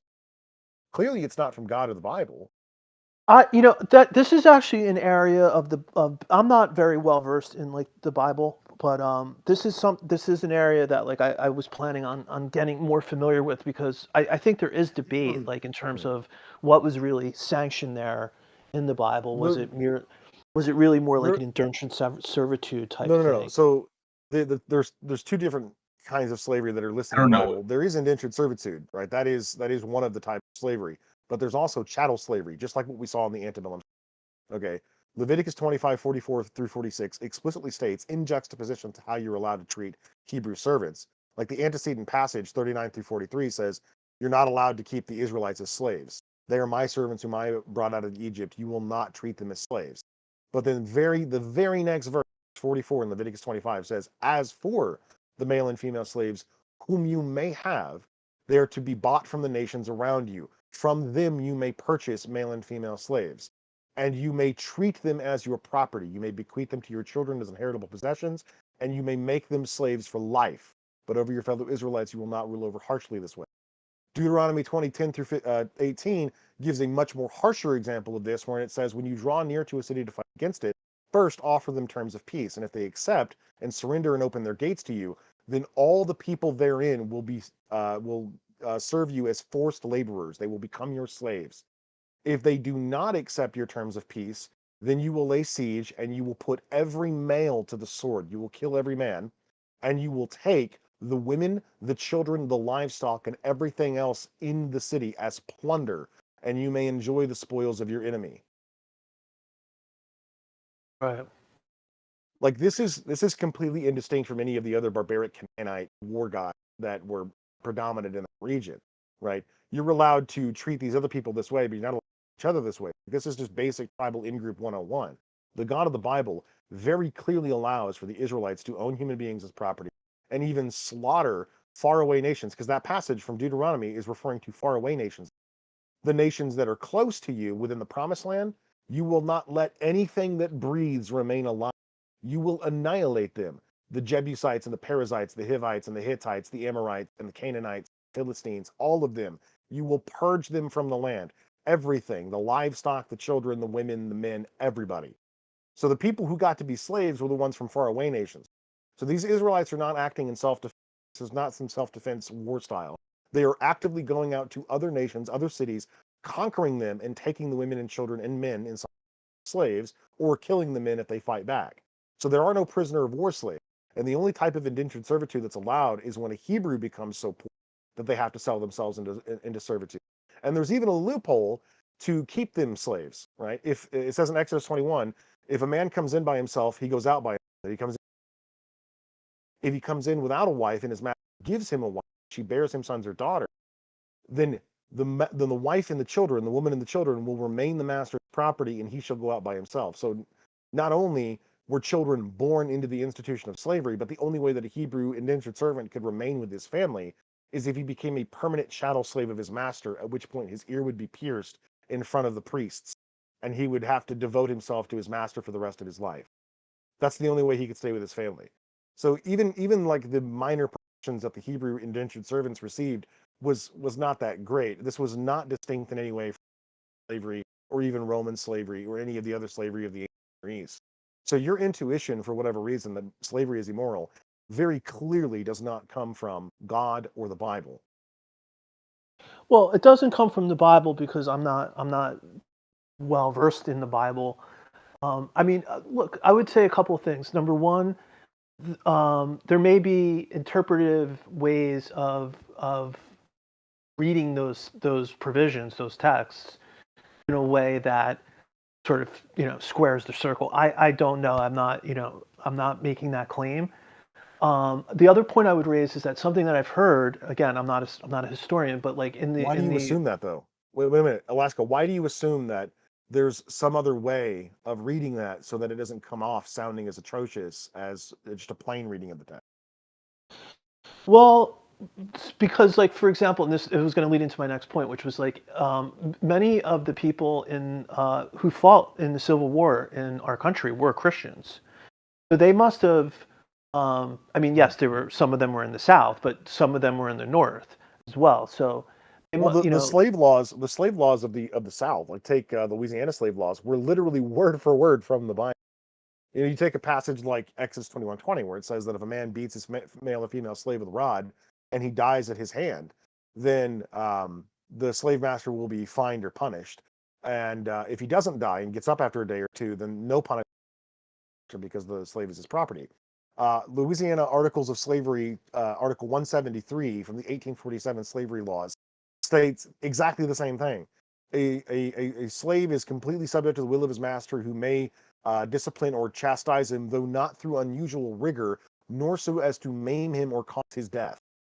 Right? The passage I quoted you earlier about, a woman and children remaining in captivity, children are born in slavery. It says the same thing in Louisiana Slave Article 181. It says that children born unto a mother who is a slave inherit the condition of their mother and are therefore slaves. I guess what I'm saying is like, and this is one way I think Christianity differs from Islam, which is there are elements within the Quran which basically say like this has to be interpreted literally. Like there's going to be people who come and tell you this means something else than what it says, and those people have been corrupted. There's nothing like that in Christianity. So there's, I think, room for the person interpreting the Bible. Either one, there could be mistaken verses in the Bible, or they're not to be interpreted literally. And I think the religion has that flexibility. But it's hard for me to. Xerxes, do you mind if I ask a question real quick, Baked? Go ahead, Given jumping around in this whole, like, I have to ask, in this topic of morality, do you believe that human beings that morality is contingent upon a god, or morality is contingent on a god existing? Ontologically, I think it is, because I think the alternative, Okay, so you believe that without a god, if no god exists, then morality could not exist. I think without a god, like morality would just be like basically what there's like a famous line with I think Michael Roos, who basically says that like morality is just like no different than our hands or our feet. Like it's just a biological adaptation for survival. We're just using the word morality, but it's not. Even with God though, like God doesn't solve that problem, right? Because as you were just very dutifully pointing out a minute ago, Christians can constantly reinterpret the Bible to mean whatever they want it to mean. right? Right. Morality is just equally as subjective.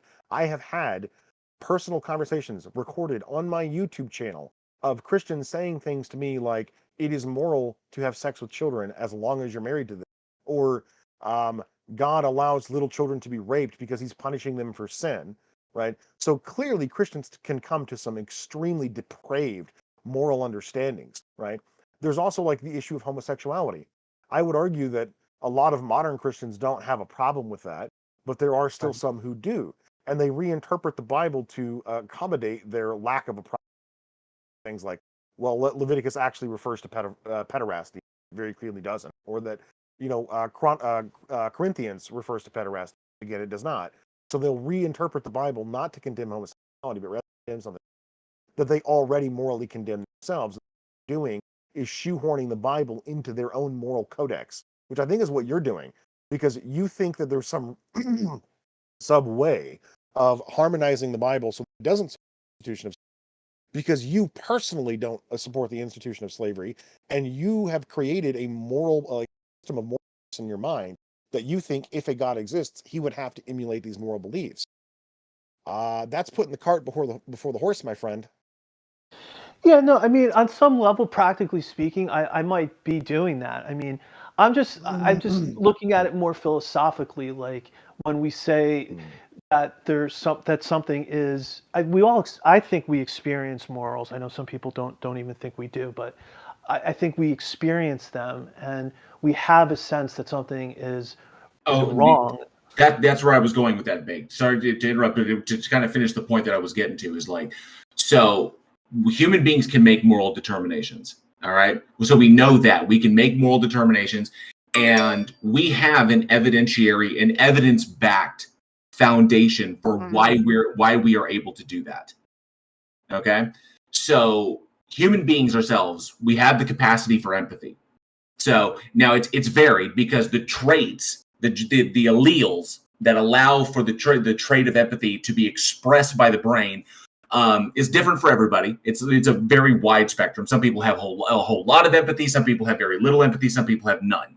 Okay. Exactly. Yeah. But human beings are capable of empathy. Empathy is a trait that we evolved. Okay. And we see empathy in many, many other social species. Okay. We see empathy in other primates. We see empathy in the other great apes, the other members of the Homo genus. We see empathy in cetaceans. And there's many species out there that have empathy for each other. All right. Cool. So we have the ability to empathize with the other person. Evolutionary game theory, the field of evolutionary game theory, in the sense that we understood that cooperative action leads to more positive results long-term, selfish action leads to positive results in the short term for the individual, but negative results or disastrous results for the group in the long term. Coupled with our empathy and evolutionary game theory, our empathy allowed us to survive because we did not do things that eliminated unnecessarily individuals from the gene pool, because we need genetic diversity in order to maintain our cohesion as a species. So our empathy, those individuals who survived, their empathy was selected for through natural selection pressures. The natural selection pressures allowed us to survive, so empathy was selected for by nature. Now, those who have no empathy are selected against, because typically they're ostracized from the group. 100,000 years ago, we just leave them out in the wilderness and they would just die. We wouldn't allow them in the group because they're harmful. So empathy was selected for. And then over time, as more and more people survive who have empathetic traits and have strong empathetic traits, you're still going to get the zero empathy or the very little empathy, but we have ways of dealing with that. We put them in jail. We put them in asylums. We kill them, whatever. But in that respect, empathy was selected for. From that empathy, we derive our moral distinctions, what we should do, what we ought to do, what we can do, what we should never do, what we shouldn't allow. And from those, the ability to make those distinctions, we develop systems of rules. Okay, those like you should do this, you should not do this if you want to live in this society. From those rules come laws, and then in order to reinforce those into society, because the more people you get, the bigger your society gets, the more argumentation you're going to have. So you need a way to kind of instantiate them from a universal perspective. These are universal laws that you cannot disagree with, right? I don't want to interrupt and derail too much, but somebody pinged me and then DM'd me saying that the reason why God allowed things like, murder and slavery was because it was necessary given the economical conditions. But that's not true because one, God is omnipotent. So To prevent these moral atrocities. But not only that, God explicitly says he'll do this in the Bible. In Deuteronomy 15, he explicitly tells the Israelites, do not be afraid that because the year of remission is approaching, i.e. the 7th year, to lend to your neighbor, right? Because don't be afraid that you're not going to get the debt repaid. If you give freely, I will provide, right? God is telling them he's going to supernaturally intervene and bless them so that they will not be in need. So don't hold out on your neighbor because he will intervene in the natural course of events to prevent you from becoming destitute or poor. So no matter how economically devastating the decision to lend money or take care of your neighbor is, in that particular instance, God will supernaturally intervene and prevent the consequences from happening. So no, the Israelites did not need to go around. TJump, you're hot micing, dude. Oh, really? Yeah. Yeah, so God is omnipotent. He can control nature. He does not need to let his people go around murder, rape, and that's not necessary. But that's the whole point. None of it is necessary.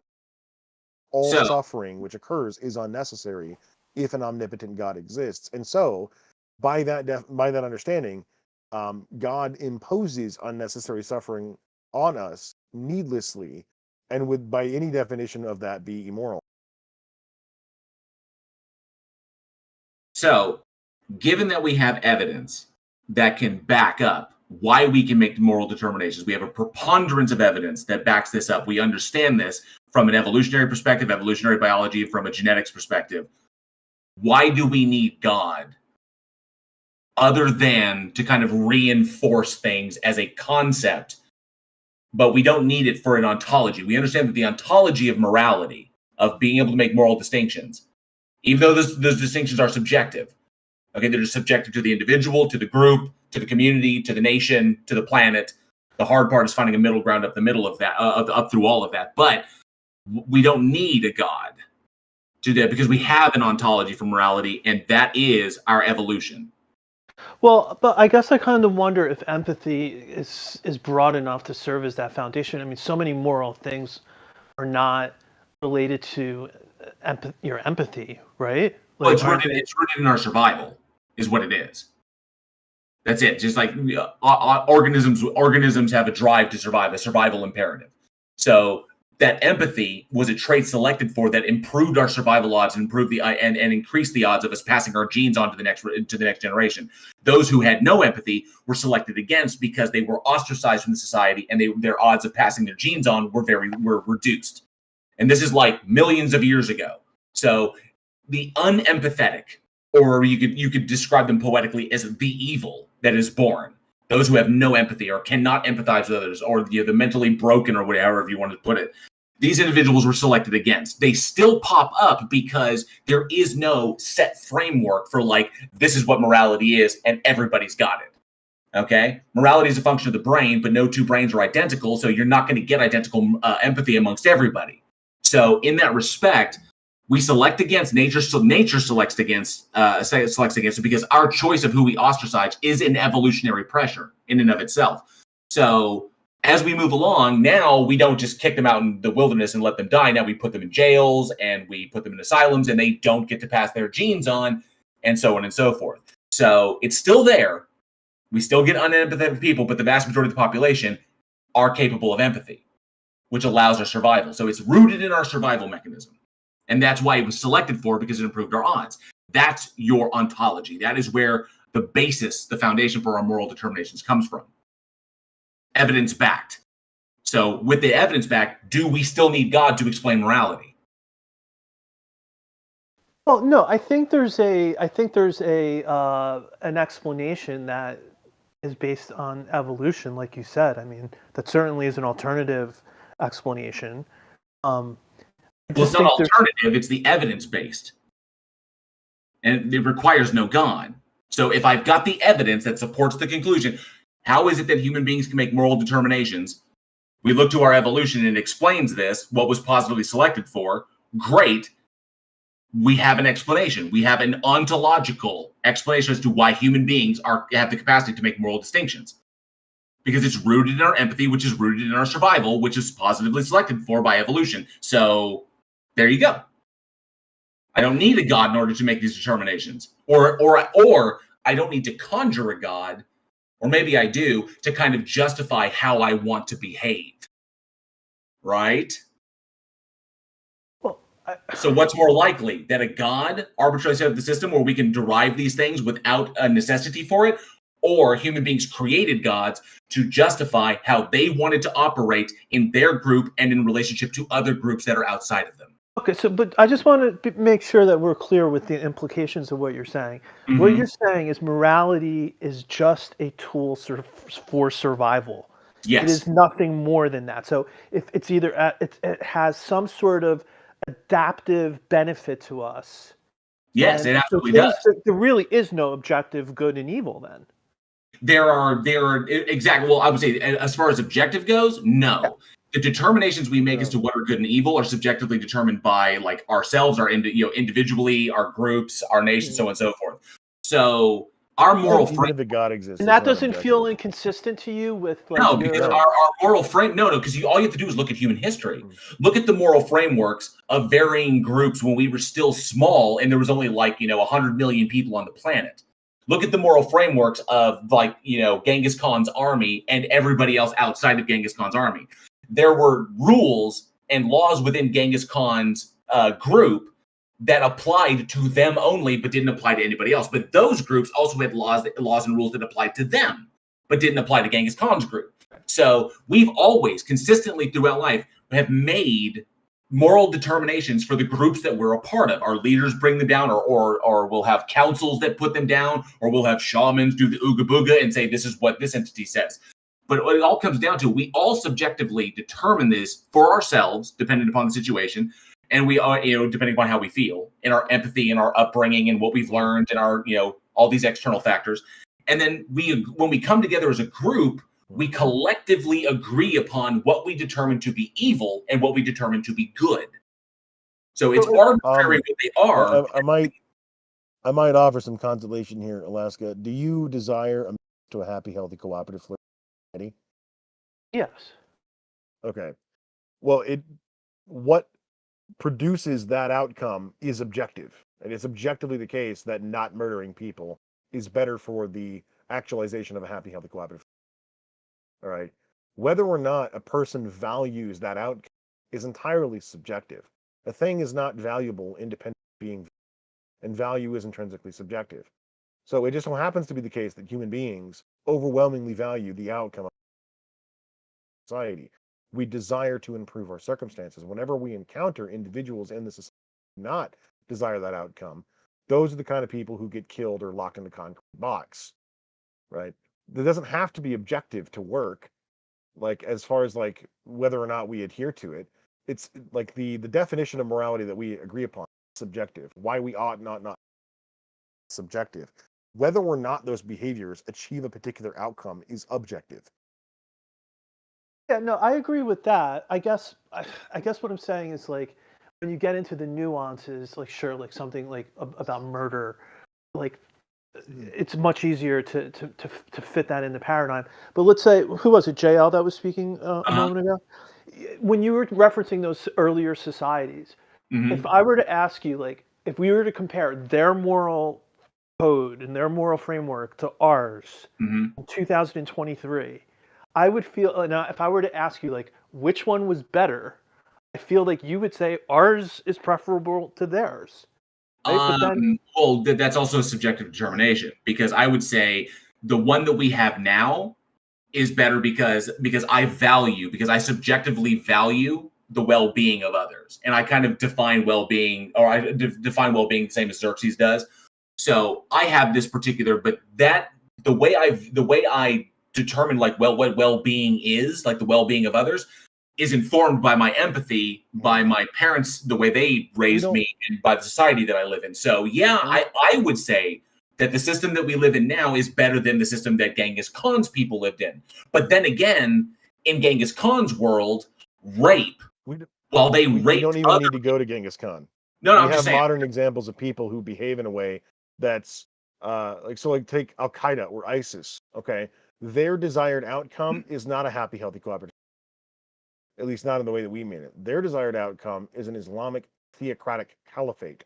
They desire theocratic autocracy. They want the world to be ruled by their religion. And so the things they do, like the terrorist attacks, these people are behaviors which are productive to that end goal, right? Terrorizing people into submission achieves the caliphate, which is what Islam has been doing, right? This religion has spread across the globe at the tip of a sword because it is their goal to force every human being into submission to Allah, right? So their desired outcome is happy, healthy, is not a happy. So okay, so Rather, Xerxes. hold on, rather an Islamic caliphate. So they ought go out and do the things they're doing. My desired goal, being a happy, healthy, flourishing, which does not incorporate law, would be to stop them. That's what I ought do, right? It's like George Hegel once said that the greatest tragedies in lives are not conflicts between right and wrong, but a conflict between two rights. Yeah.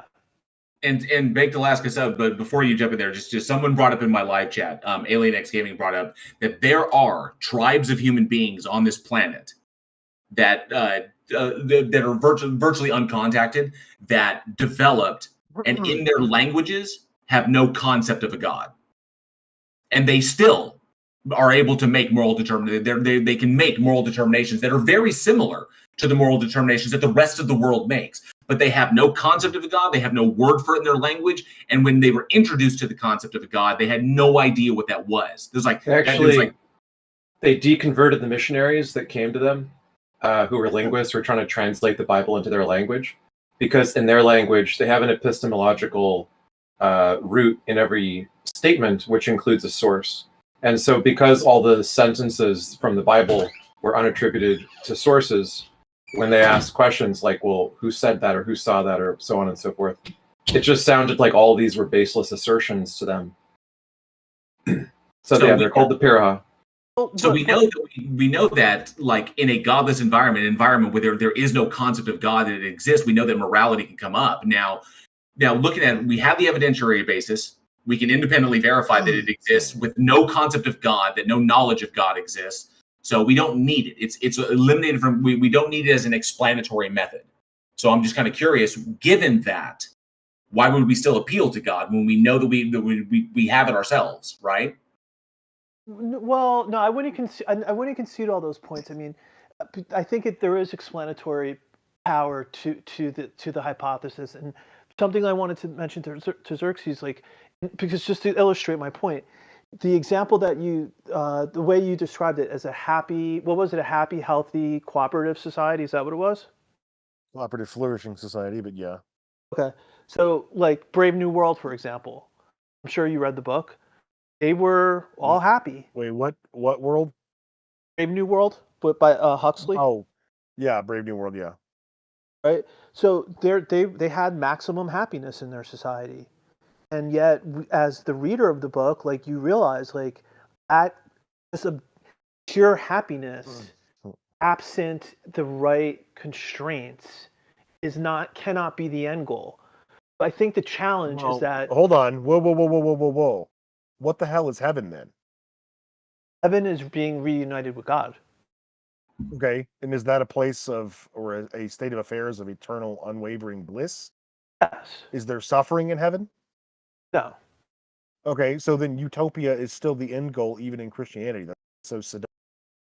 Okay, so while I don't believe that it's but the constraints are personally, different. no, I don't believe that it's possible to acquire utopia in the natural world by nature.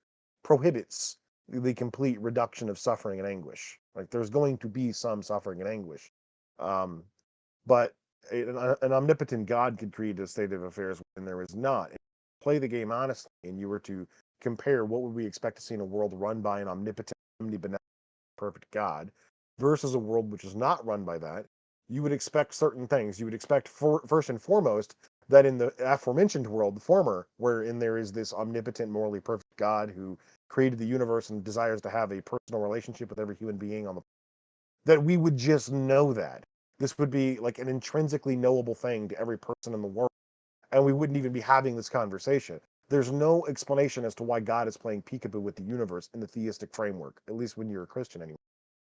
But it's perfectly explicable in the non-theistic framework that some people would believe in a God and some people who believe in God would believe in different gods, predicated primarily on region, culture. Can't hear Xerxes. I mean, you kind of got the gist of what he was saying. He's saying that Yeah, there's no reason. I'm not talking. I stopped talking. Well, you cut out right before you finish your sentence. Yeah. Oh, I got the gist of it. you would expect it in a world wherein God exists, particularly the Christian God, with properties of omnipotence, omnibenevolence, perfection, and the desire to have a personal relationship with human beings, that we would just know that this would be something as intuitive to us as our own existence. But in a world wherein God does not exist, you would expect that some people would believe he does, some people would not believe, and that the people who do believe in God believe in different gods based on culture, based on region, based on geography, right? It's not a coincidence that the majority of religious people in the world share the same religion parent. Well, no, I think there is an explanation, Xerxes. And I was discussing this in Tom's chat before I jumped on, which is that in theism or in the Christian worldview, the hiddenness of God, the explanation for that is that belief is supposed to be a free choice. And if knowledge of God was as evident as whatever example that you gave, the person would really have no choice in believing. And so the whole system is set up in a way to maximize the number of people who could freely choose to believe voluntarily. Does Satan know that God exists? Hold on. Whoa. Belief is not a matter of choice. There is no such thing as voluntarily choosing to believe something. The apprehension of conviction is an involuntary reaction to your level of information and your understanding. Based on your reason. More choose to believe. Yeah, but it's not a matter of choice. I don't choose to believe that you and I are having this conversation right now. But this, like going back to the example I mentioned at the start of the call, like you could choose to believe whether someone loves you or not. But that doesn't have anything to do with me believing they exist. I can't choose to believe my sister doesn't exist. I can't choose to believe my brother doesn't exist. No, of course I not. can't But I'm choose saying to believe it's whether or not they love me. I a truth can claim. be convinced that they love me. Hold on. It's a truth claim, right? Hold on. I can whether or not I believe my sister or my brother or my father or my mother love me is going to be predicated on the behaviors that they show toward me. Like, how do they interact with me? A complete stranger is not going to interact with your brother, mother, father do. Okay. So I can be convinced throughout their behaviors whether or not they love me. Like, there are certain family members I have, they do not love me because they do not act in a way that would be comport with them loving me. So, like, that's not something that is a matter of choice either. I never choose to be convinced of XYZ. Whether or not I am convinced is an involuntary reaction. Okay. Similarly, if God exists, he revealed his existence to a lot of people with infallible certainty, right? Now, while they couldn't choose whether or not to believe he's there, they were able to choose whether or not they cared, right? Whether or not they were going to modify their behavior to adhere to his moral prescriptions and do as he pleased, right? Satan is a paramount example of technology. This is a being who knows with certainty that God exists and that he's the paragon of morality and that he is all powerful and all knowing, and still inexplicably chooses to try and thwart him at every given opportunity, knowing that he's going. And you that can't was beat an omnipotent God, all right? But the Bible tells us that God wants for all people to know the truth and be saved. 1 Timothy 2:4. It says in Romans 3:9 that God does not desire for anybody. Yet in the Christian theology, my destination in the afterlife is predicated not on how I behave, but on what I believe. What am I convinced of? So, of all the things I have a choice in the matter of, ostensibly, that is certainly not one of them. So, ultimately, my destination to hell in the afterlife, assuming your God exists, was because I didn't become convinced of the correct facts prior to dying.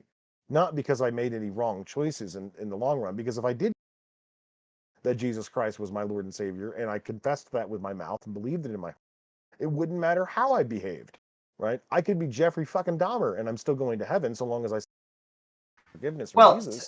very specifically, Jeffrey Dahmer was a born-again Christian by Christian theology. He is in heaven. Well, yeah, that's the problem. Well, he had to be saved, though. Like, But he was saved. He went to his death a born-again Christian. He said that one of the reasons he committed the crimes was from his lack of belief in a God. This gets so problematic because I mean, then you walk into the this weird deal. Is like, for example, Baked. My mother is a devout believer, right? Saved, the whole rigmarole, blah blah, like this, and I am an atheist. So my mother, so by your worldview, my mother's going to die. My mother's going to go to heaven. I'm going to die, and I'm going to go to hell. Okay, that's just the brass tacks of Christianity. But my mother would then exist eternally without me. Do you think that my mother's heaven includes one that she is not with her eldest son? No, I think it includes you. Okay, so how could heaven be heaven for my mom if I'm not there? Well, I think of this actually in the context, like I have a pet dog, and the way I look at it is like I don't know if like animals are eligible to go into heaven, but like you said, like my version of heaven, he's going to be there with me, whether that's just like in my mind or whether he's actually there. Like I might not be able to tell the difference. This is the ego problem with eternal afterlife, because everything that makes you, like all your experiences, passions, desires, dislikes, interests, everything that comprises you ceases to exist at the moment of death, no matter whether or not you just go into the oblivion or you actually enter into paradise, because whatever ethereal aspect of your consciousness transcends the physical corporeal realm is not you. You are a product of your environment, and when that environment dissipates, so do you. Well, that's the concept of yourself. Like if you have like a soul or. Well, yeah, that's the whole point. Is like, for example, my mother. Okay, she dies, she goes to heaven. I die, go to hell. I am not in heaven. How can my mother's heaven be a heaven if I'm not there? Because her idea of heaven would be all of the family together again forever in bliss and whatever. But I'm not there. So how could her heaven be a heaven without me, knowing that I'm not there? But then you bring in this whole thing that, well, she wouldn't know I'm not there. She would kind of have this inkling that I am there, which means that my mother is being deceived. Okay, because she's being given a false sense of of her perception in order to quell the idea that her heaven would not be heaven if I'm not there. So she's getting a false sense when in actuality, the actual state of affairs is I'm in hell, which means my mother's being deceived.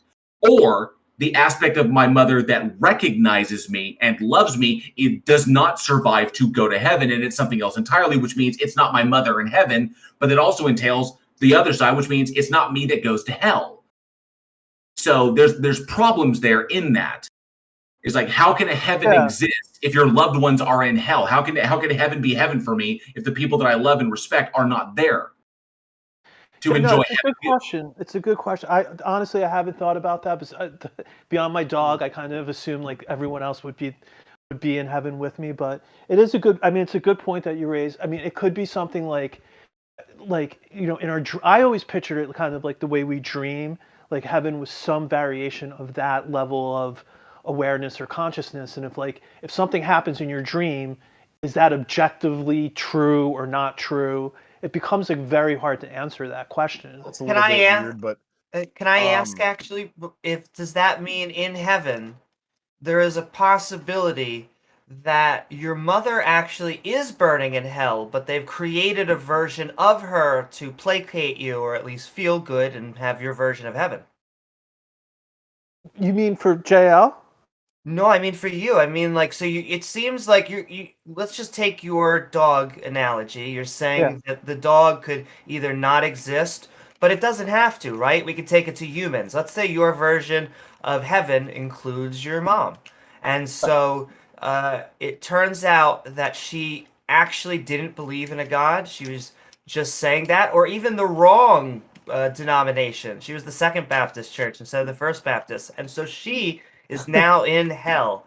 And the contradiction here is you don't want your mom to be in hell, and so they've created a version of her, like this dream world, like your dog. Is that your mom? Are you Yeah, I mean, like, it could be because I guess the question in like it's like what do we really experience? Like, if there is a heaven and your consciousness like goes on to that afterlife, what is that experience really like? Like, maybe it's nothing like our experience here, where we have kind of like these separate, distinct thoughts and things, because like also like supposedly like in heaven you're not supposed to be able to sin, or there's no evil, so then your freedom is restricted. So there's obviously like there's boundary constraints, and maybe there's some way of making it coherent, like in that framework where you may, because if your freedoms are going to be limited, like maybe there's some way that God makes the person feel complete. And well, our freedoms are kind of already like the speculation that you're doing here now, like in our sort of awareness, just pure euphoria. You're breaking up a lot, Xerxes. You're breaking up a lot, dude. Can you hear me now? Is that better? Much better. We need to end soon because we're running out of time. So go ahead, Xerxes. You were just dropping out a bit. That's all. No, my bad. It's the filters on my microphone. Yeah. So this speculation that you're doing about how God could implant euphoria into our self-awareness. Well, he could have just done that from the. He never needed to create this physical corporeal realm wherein wanton amounts of unnecessary suffering would occur and atrocities would be committed in his name, and he would even participate in some. I mean, this is an omniscient being who knows all future outcomes. Okay, so either you believe that he willingly decided to create this particular universe or the other, which would paint him in an extraordinarily bad light, or he didn't have a choice in the matter, which creates a modal collapse, and that comes with its own bag of worms. But switching back to the problem of non-belief for a minute, why do you baked think that there are people in the world who are not convinced your God exists? If he really exists, and he really wanted everyone to be saved, don't you think the first step to that would be us all knowing that he exists and that the facts relevant to our salvation are true? Yeah, I mean, like, I think ultimately, it's a good question. I mean, I think, and to bring it back to what your last point was, I think the essence of like our lives is like freedom. It's almost like as Americans too, I think like it's hard to think of living without like the freedoms that we have, and those freedoms, it's like so that's we've never why not had them. But if your God really exists and he is the paragon of moral perfection, why wouldn't you want to be the autonomous slave of this entity, right? If you desire what is good and what is good is just doing whatever God wants you to do, why would you ever desire to have any other option? Like, God had to create us with the desires for things alternate to his will, right? He had to create us in such a way that we would desire certain things beyond what morally permits. He could have created us in such a way where we didn't desire certain things. Like, I don't have a choice over what we're. Like, I don't have. But that's what I mean. What would be the point of that? What would be that we just be robots? Yeah, but what's the point of the inverse? That most of his creations will suffer eternal conscious torment and fire? I would much prefer to be a robot than be eternally tortured. And I would prefer to not exist than be in heaven, because an eternally unchanging state of affairs is just a nightmare. Because it's like eternal, and it's like literally, if you have eternal bliss, okay, the thing about being human is that change is necessary. Like, change the state of affairs is necessary. You need stimulation like that. An eternal state of affairs that's just like bliss eternally and just like one state that never changes. I cannot think of a greater hell than that. At least in hell, there's pain, and the pain is commensurate with the torture. At least I can count on that. It may be eternal, but at least there's different levels of it. Oh, that pain is sharp. Oh, that pain is different. But in heaven, it's literally just a static condition for eternity. And it's like, I don't know if I agree with you there. Like JL, like hell is at its most primitive concept is the worst possible misery. And I don't think that it's like conceptually possible to desire the worst possible misery, because but if you're at 100%, if you're at 100% the worst possible misery for eternity, then it never changes, and then it all becomes equal. Then your state of affairs simply becomes normal, and eventually you acclimate to it. In order to, but we're trying to like sensory logic the ethereal afterlife. Well, yeah, but that just means that an aspect of myself has to be physical sense perception. Yeah, it's true. But we already went over that. Myself has to be sheared away in order for these end states to be effective. In order for them to have any meaning whatsoever, it can't be me that goes there. Yeah, sure, but I really just want Bake to answer this question. If he exists, why doesn't he just let us all know that? Well, no, because this is what I think I thought I did answer this earlier because if God did that, then there could be like a lot of negative consequences because you don't know how people like for example, Hold like what I find so amazing is intelligent people, morally good people like yourselves, like everyone who've spoken to so far, seems like very intelligent, very moral, and yet like that and I'm saying like if under this theistic framework, like if you believe in God, like you could go to heaven and get eternal bliss, you're still choosing not to believe. You're still making that choice where you're like, No. We're not. Belief isn't a matter of choice, Bake. You're not choosing to believe God exists. It's just what makes the most sense to you. Right? You can't just flip the on-off switch when it comes to conviction. You don't choose to believe that it's daylight outside. You don't choose to believe that we're having this conversation. You don't choose to believe that you're not Superman, nor could you choose to believe that you are Superman and jump off a roof to prove it. But you have to choose to have an open mind. Like No. Like Baked. There is a difference between understanding that a certain thing is the case and choosing what you do in response to that, right? Like let's take my mother, for instance. My mother was a raging drug addict and an alcoholic, and we repeatedly staged interventions to try and get help. Okay. Right. She was not unconvinced of the fact that she had a problem. She just chose not to do anything about it. Like she couldn't choose to believe I'm not a drug addict. She knew she was. Like this was not a matter of dispute in her head. She just didn't care to do anything about it. And similarly, in this, and I could drop down to my knees and ask for forgiveness, or I could go out and find, that the fact of the matter is that what we choose to do is not entirely predicated on our knowledge of the time. It's partly predicated, sure, but I have never in my life met a Christian who says, God saved me. I have a relationship with God and Jesus, but they don't believe he exists. Do you think that you're in any way being compelled or coerced to do as God wants you to do just because you happen to be convinced he exists? Okay, so we're going to need to bring this to an end. I'd like to give Baked Alaska 1 minute to come up with some final thoughts on our conversation. Will 1 minute be enough for you? Yeah, definitely. Thank you. And I really enjoyed the conversation. I mean, like I'm keeping an open mind. I'm not one of those people that just like I'm so dug in, and I take a lot of like this actually like there's several takeaways from this conversation that I kind of have for homework for myself. But just on the last point, like I had an opioid addiction problem for a really long time.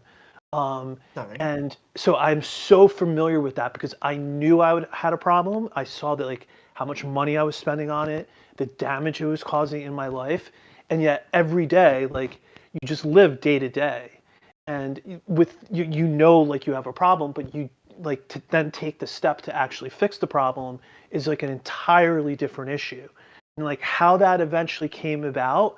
Like it really had to like leave a path of destruction in my life that I'm still really. I don't want to rail off into like the negative consequences of drug addiction. Like what we're talking about right now is like apprehensions of knowledge, like convictions in what is the case about your reality and experience and environment, right? All I'm attempting to illustrate to you is that isn't a matter of choice. So God choosing not to reveal himself to me is as much of an infringement on my free will as him choosing to reveal himself to me, right? Because God knows that unless I have a similar experience like the road to Damascus, which he did for Paul of Tarsus, that I'm probably not going to believe he exists, right? He knows with infallible certainty, me, JL, all the other atheists on this panel are not convinced he exists, and he knows what it would take to convince us, and he's choosing just not to do that. All right. But at the very most basic fact of the matter, do you agree that if more people believed that God exists and that Jesus Christ died on the cross for our salvation, that more people would become saved? So I just need to say we do need to wrap this up. Baked Alaska, you did get into the opioid problem. Congratulations to you on getting through that and getting the better of it. Those things are hard. We give you another 30 seconds. You want to get the last few things in that are on topic, and then we got to go.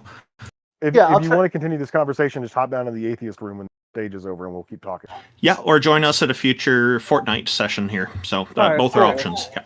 Yeah, I'll try to do. I'll look for that page and yeah. I mean, like, ultimately, I hear you guys. I know you guys are doing your best and keeping an open mind. I mean, that's all I think we could really do is search for the truth and hopefully we find our way. Like, I don't have all the answers. I don't think anyone does. So I enjoyed the conversation. You guys are a good community of people. So glad. I appreciate it and thank you for allowing me in. Thank you. We're really glad to have had this conversation with you today. It's been great. Right on, man. Okay, so as we close up here, I guess, did anybody have any final thoughts? We should try to keep them quick today. I'm going to go open up the atheist room and drop a link in the Heathen Hangout chat. Sure, yeah. Peter, did you have any final thoughts? Let's try to keep these brief.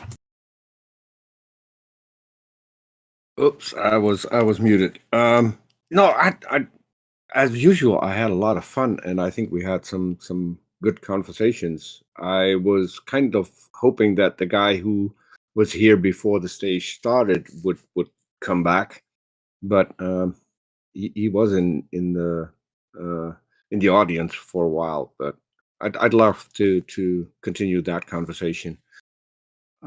So yep, those are pretty much my thoughts. Do we make our closing statements? That's pretty much it for yours. Jack Burton. No, because this was just referring to the stage. So if there's a closing statement, this is basically it. We're just final thoughts. Means final thoughts. We're at our end here. Okay. So yeah, we're trying to keep them brief here. I did want to say one more thing, and I think this goes for Xerxes as well. Xerxes has left already. We take people to do a conversation where they're the only guest. So if this stage is not for you, but you want to have a longer conversation, you can message Xerxes, you can message me, and we'll make time for you to do an entire show just about you. So that was it. Thank you, Peter. Jack Burton, did you have any final thoughts? Oh yeah, final thoughts. Till next time, take care of yourselves and each other. Like a true trucker. JL Warren, did you have any final thoughts? This was great. Thank you so much. Thank you to everybody on the stage, Xerxes and TJump who have left. But thank you to everybody in the audience, everybody in my live chat. Appreciate everything. This has been a really, really good one. Can't wait for the next one. Thank you. And the conversation will continue over on my channel if anybody's curious. If anybody's in the live chat wants to pop over, I'm live right now. So if you come over, if you have questions you didn't get to ask, feel free to pop over and we can discuss them there. Thank you. And by the way, the links to everybody's YouTube channels and whatnot are also available at theisthelpline.com. You click on About Us, you'll find everybody's links in there. Ix, did you have any final thoughts? Theist Hotline, a way different podcast. Ix, are you there? Taco, final thoughts, sir. Yeah, that was fun. Definitely a long show today. But it was fun. I'll be streaming Dark and Darker tomorrow morning at 6 a.m. like all day. So make sure you click my links in the pin because I'll be playing on Twitch tomorrow. I might stop if I suck at streaming, but you're welcome to watch and it should be awesome. Woo! I hope it goes awesome, Taco. I'm trying to be there. Amy, it's your turn. Your turn for final. Oh, Ix, are you here yet? No, I guess Ix always talks about resources to help people, and those are available on the theisthelpline.com website as well, Recovering from Religion and others. And if you go into the resources section, you will find it in there. Amy, your final thoughts on today's show? So, I also actually want to mention not only Recovering from Religion, the Freedom from Religion Foundation, if you're having legal issues, or the Clergy Project if you are a rabbi, preacher, pastor, and imam and you want to escape, get a new life. But yeah, I had a really fun time. I will say we can't just presuppose the thing that we are trying to assert.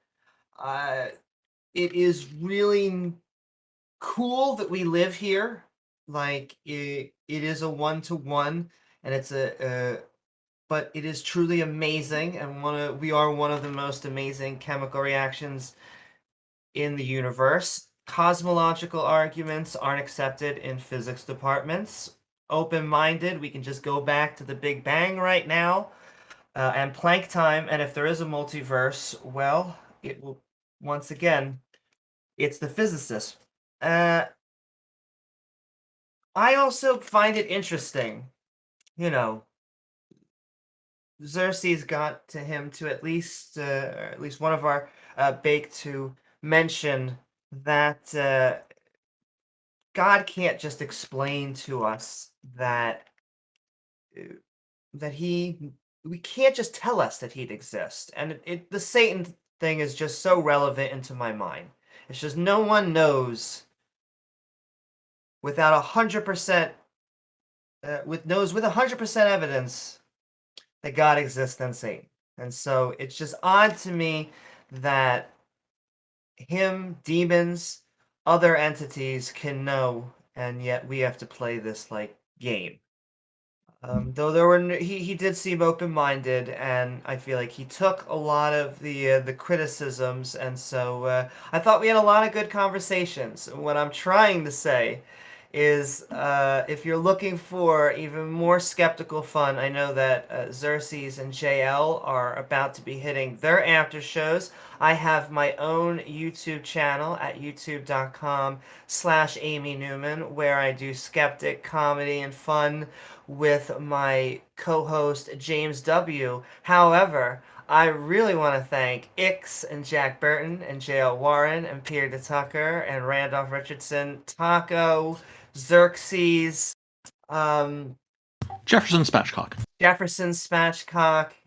and all James. of the and also you should be follow, and subscribing on JL Warren's TJumps, Xerxes, and of course on Randolph Richardson's stream.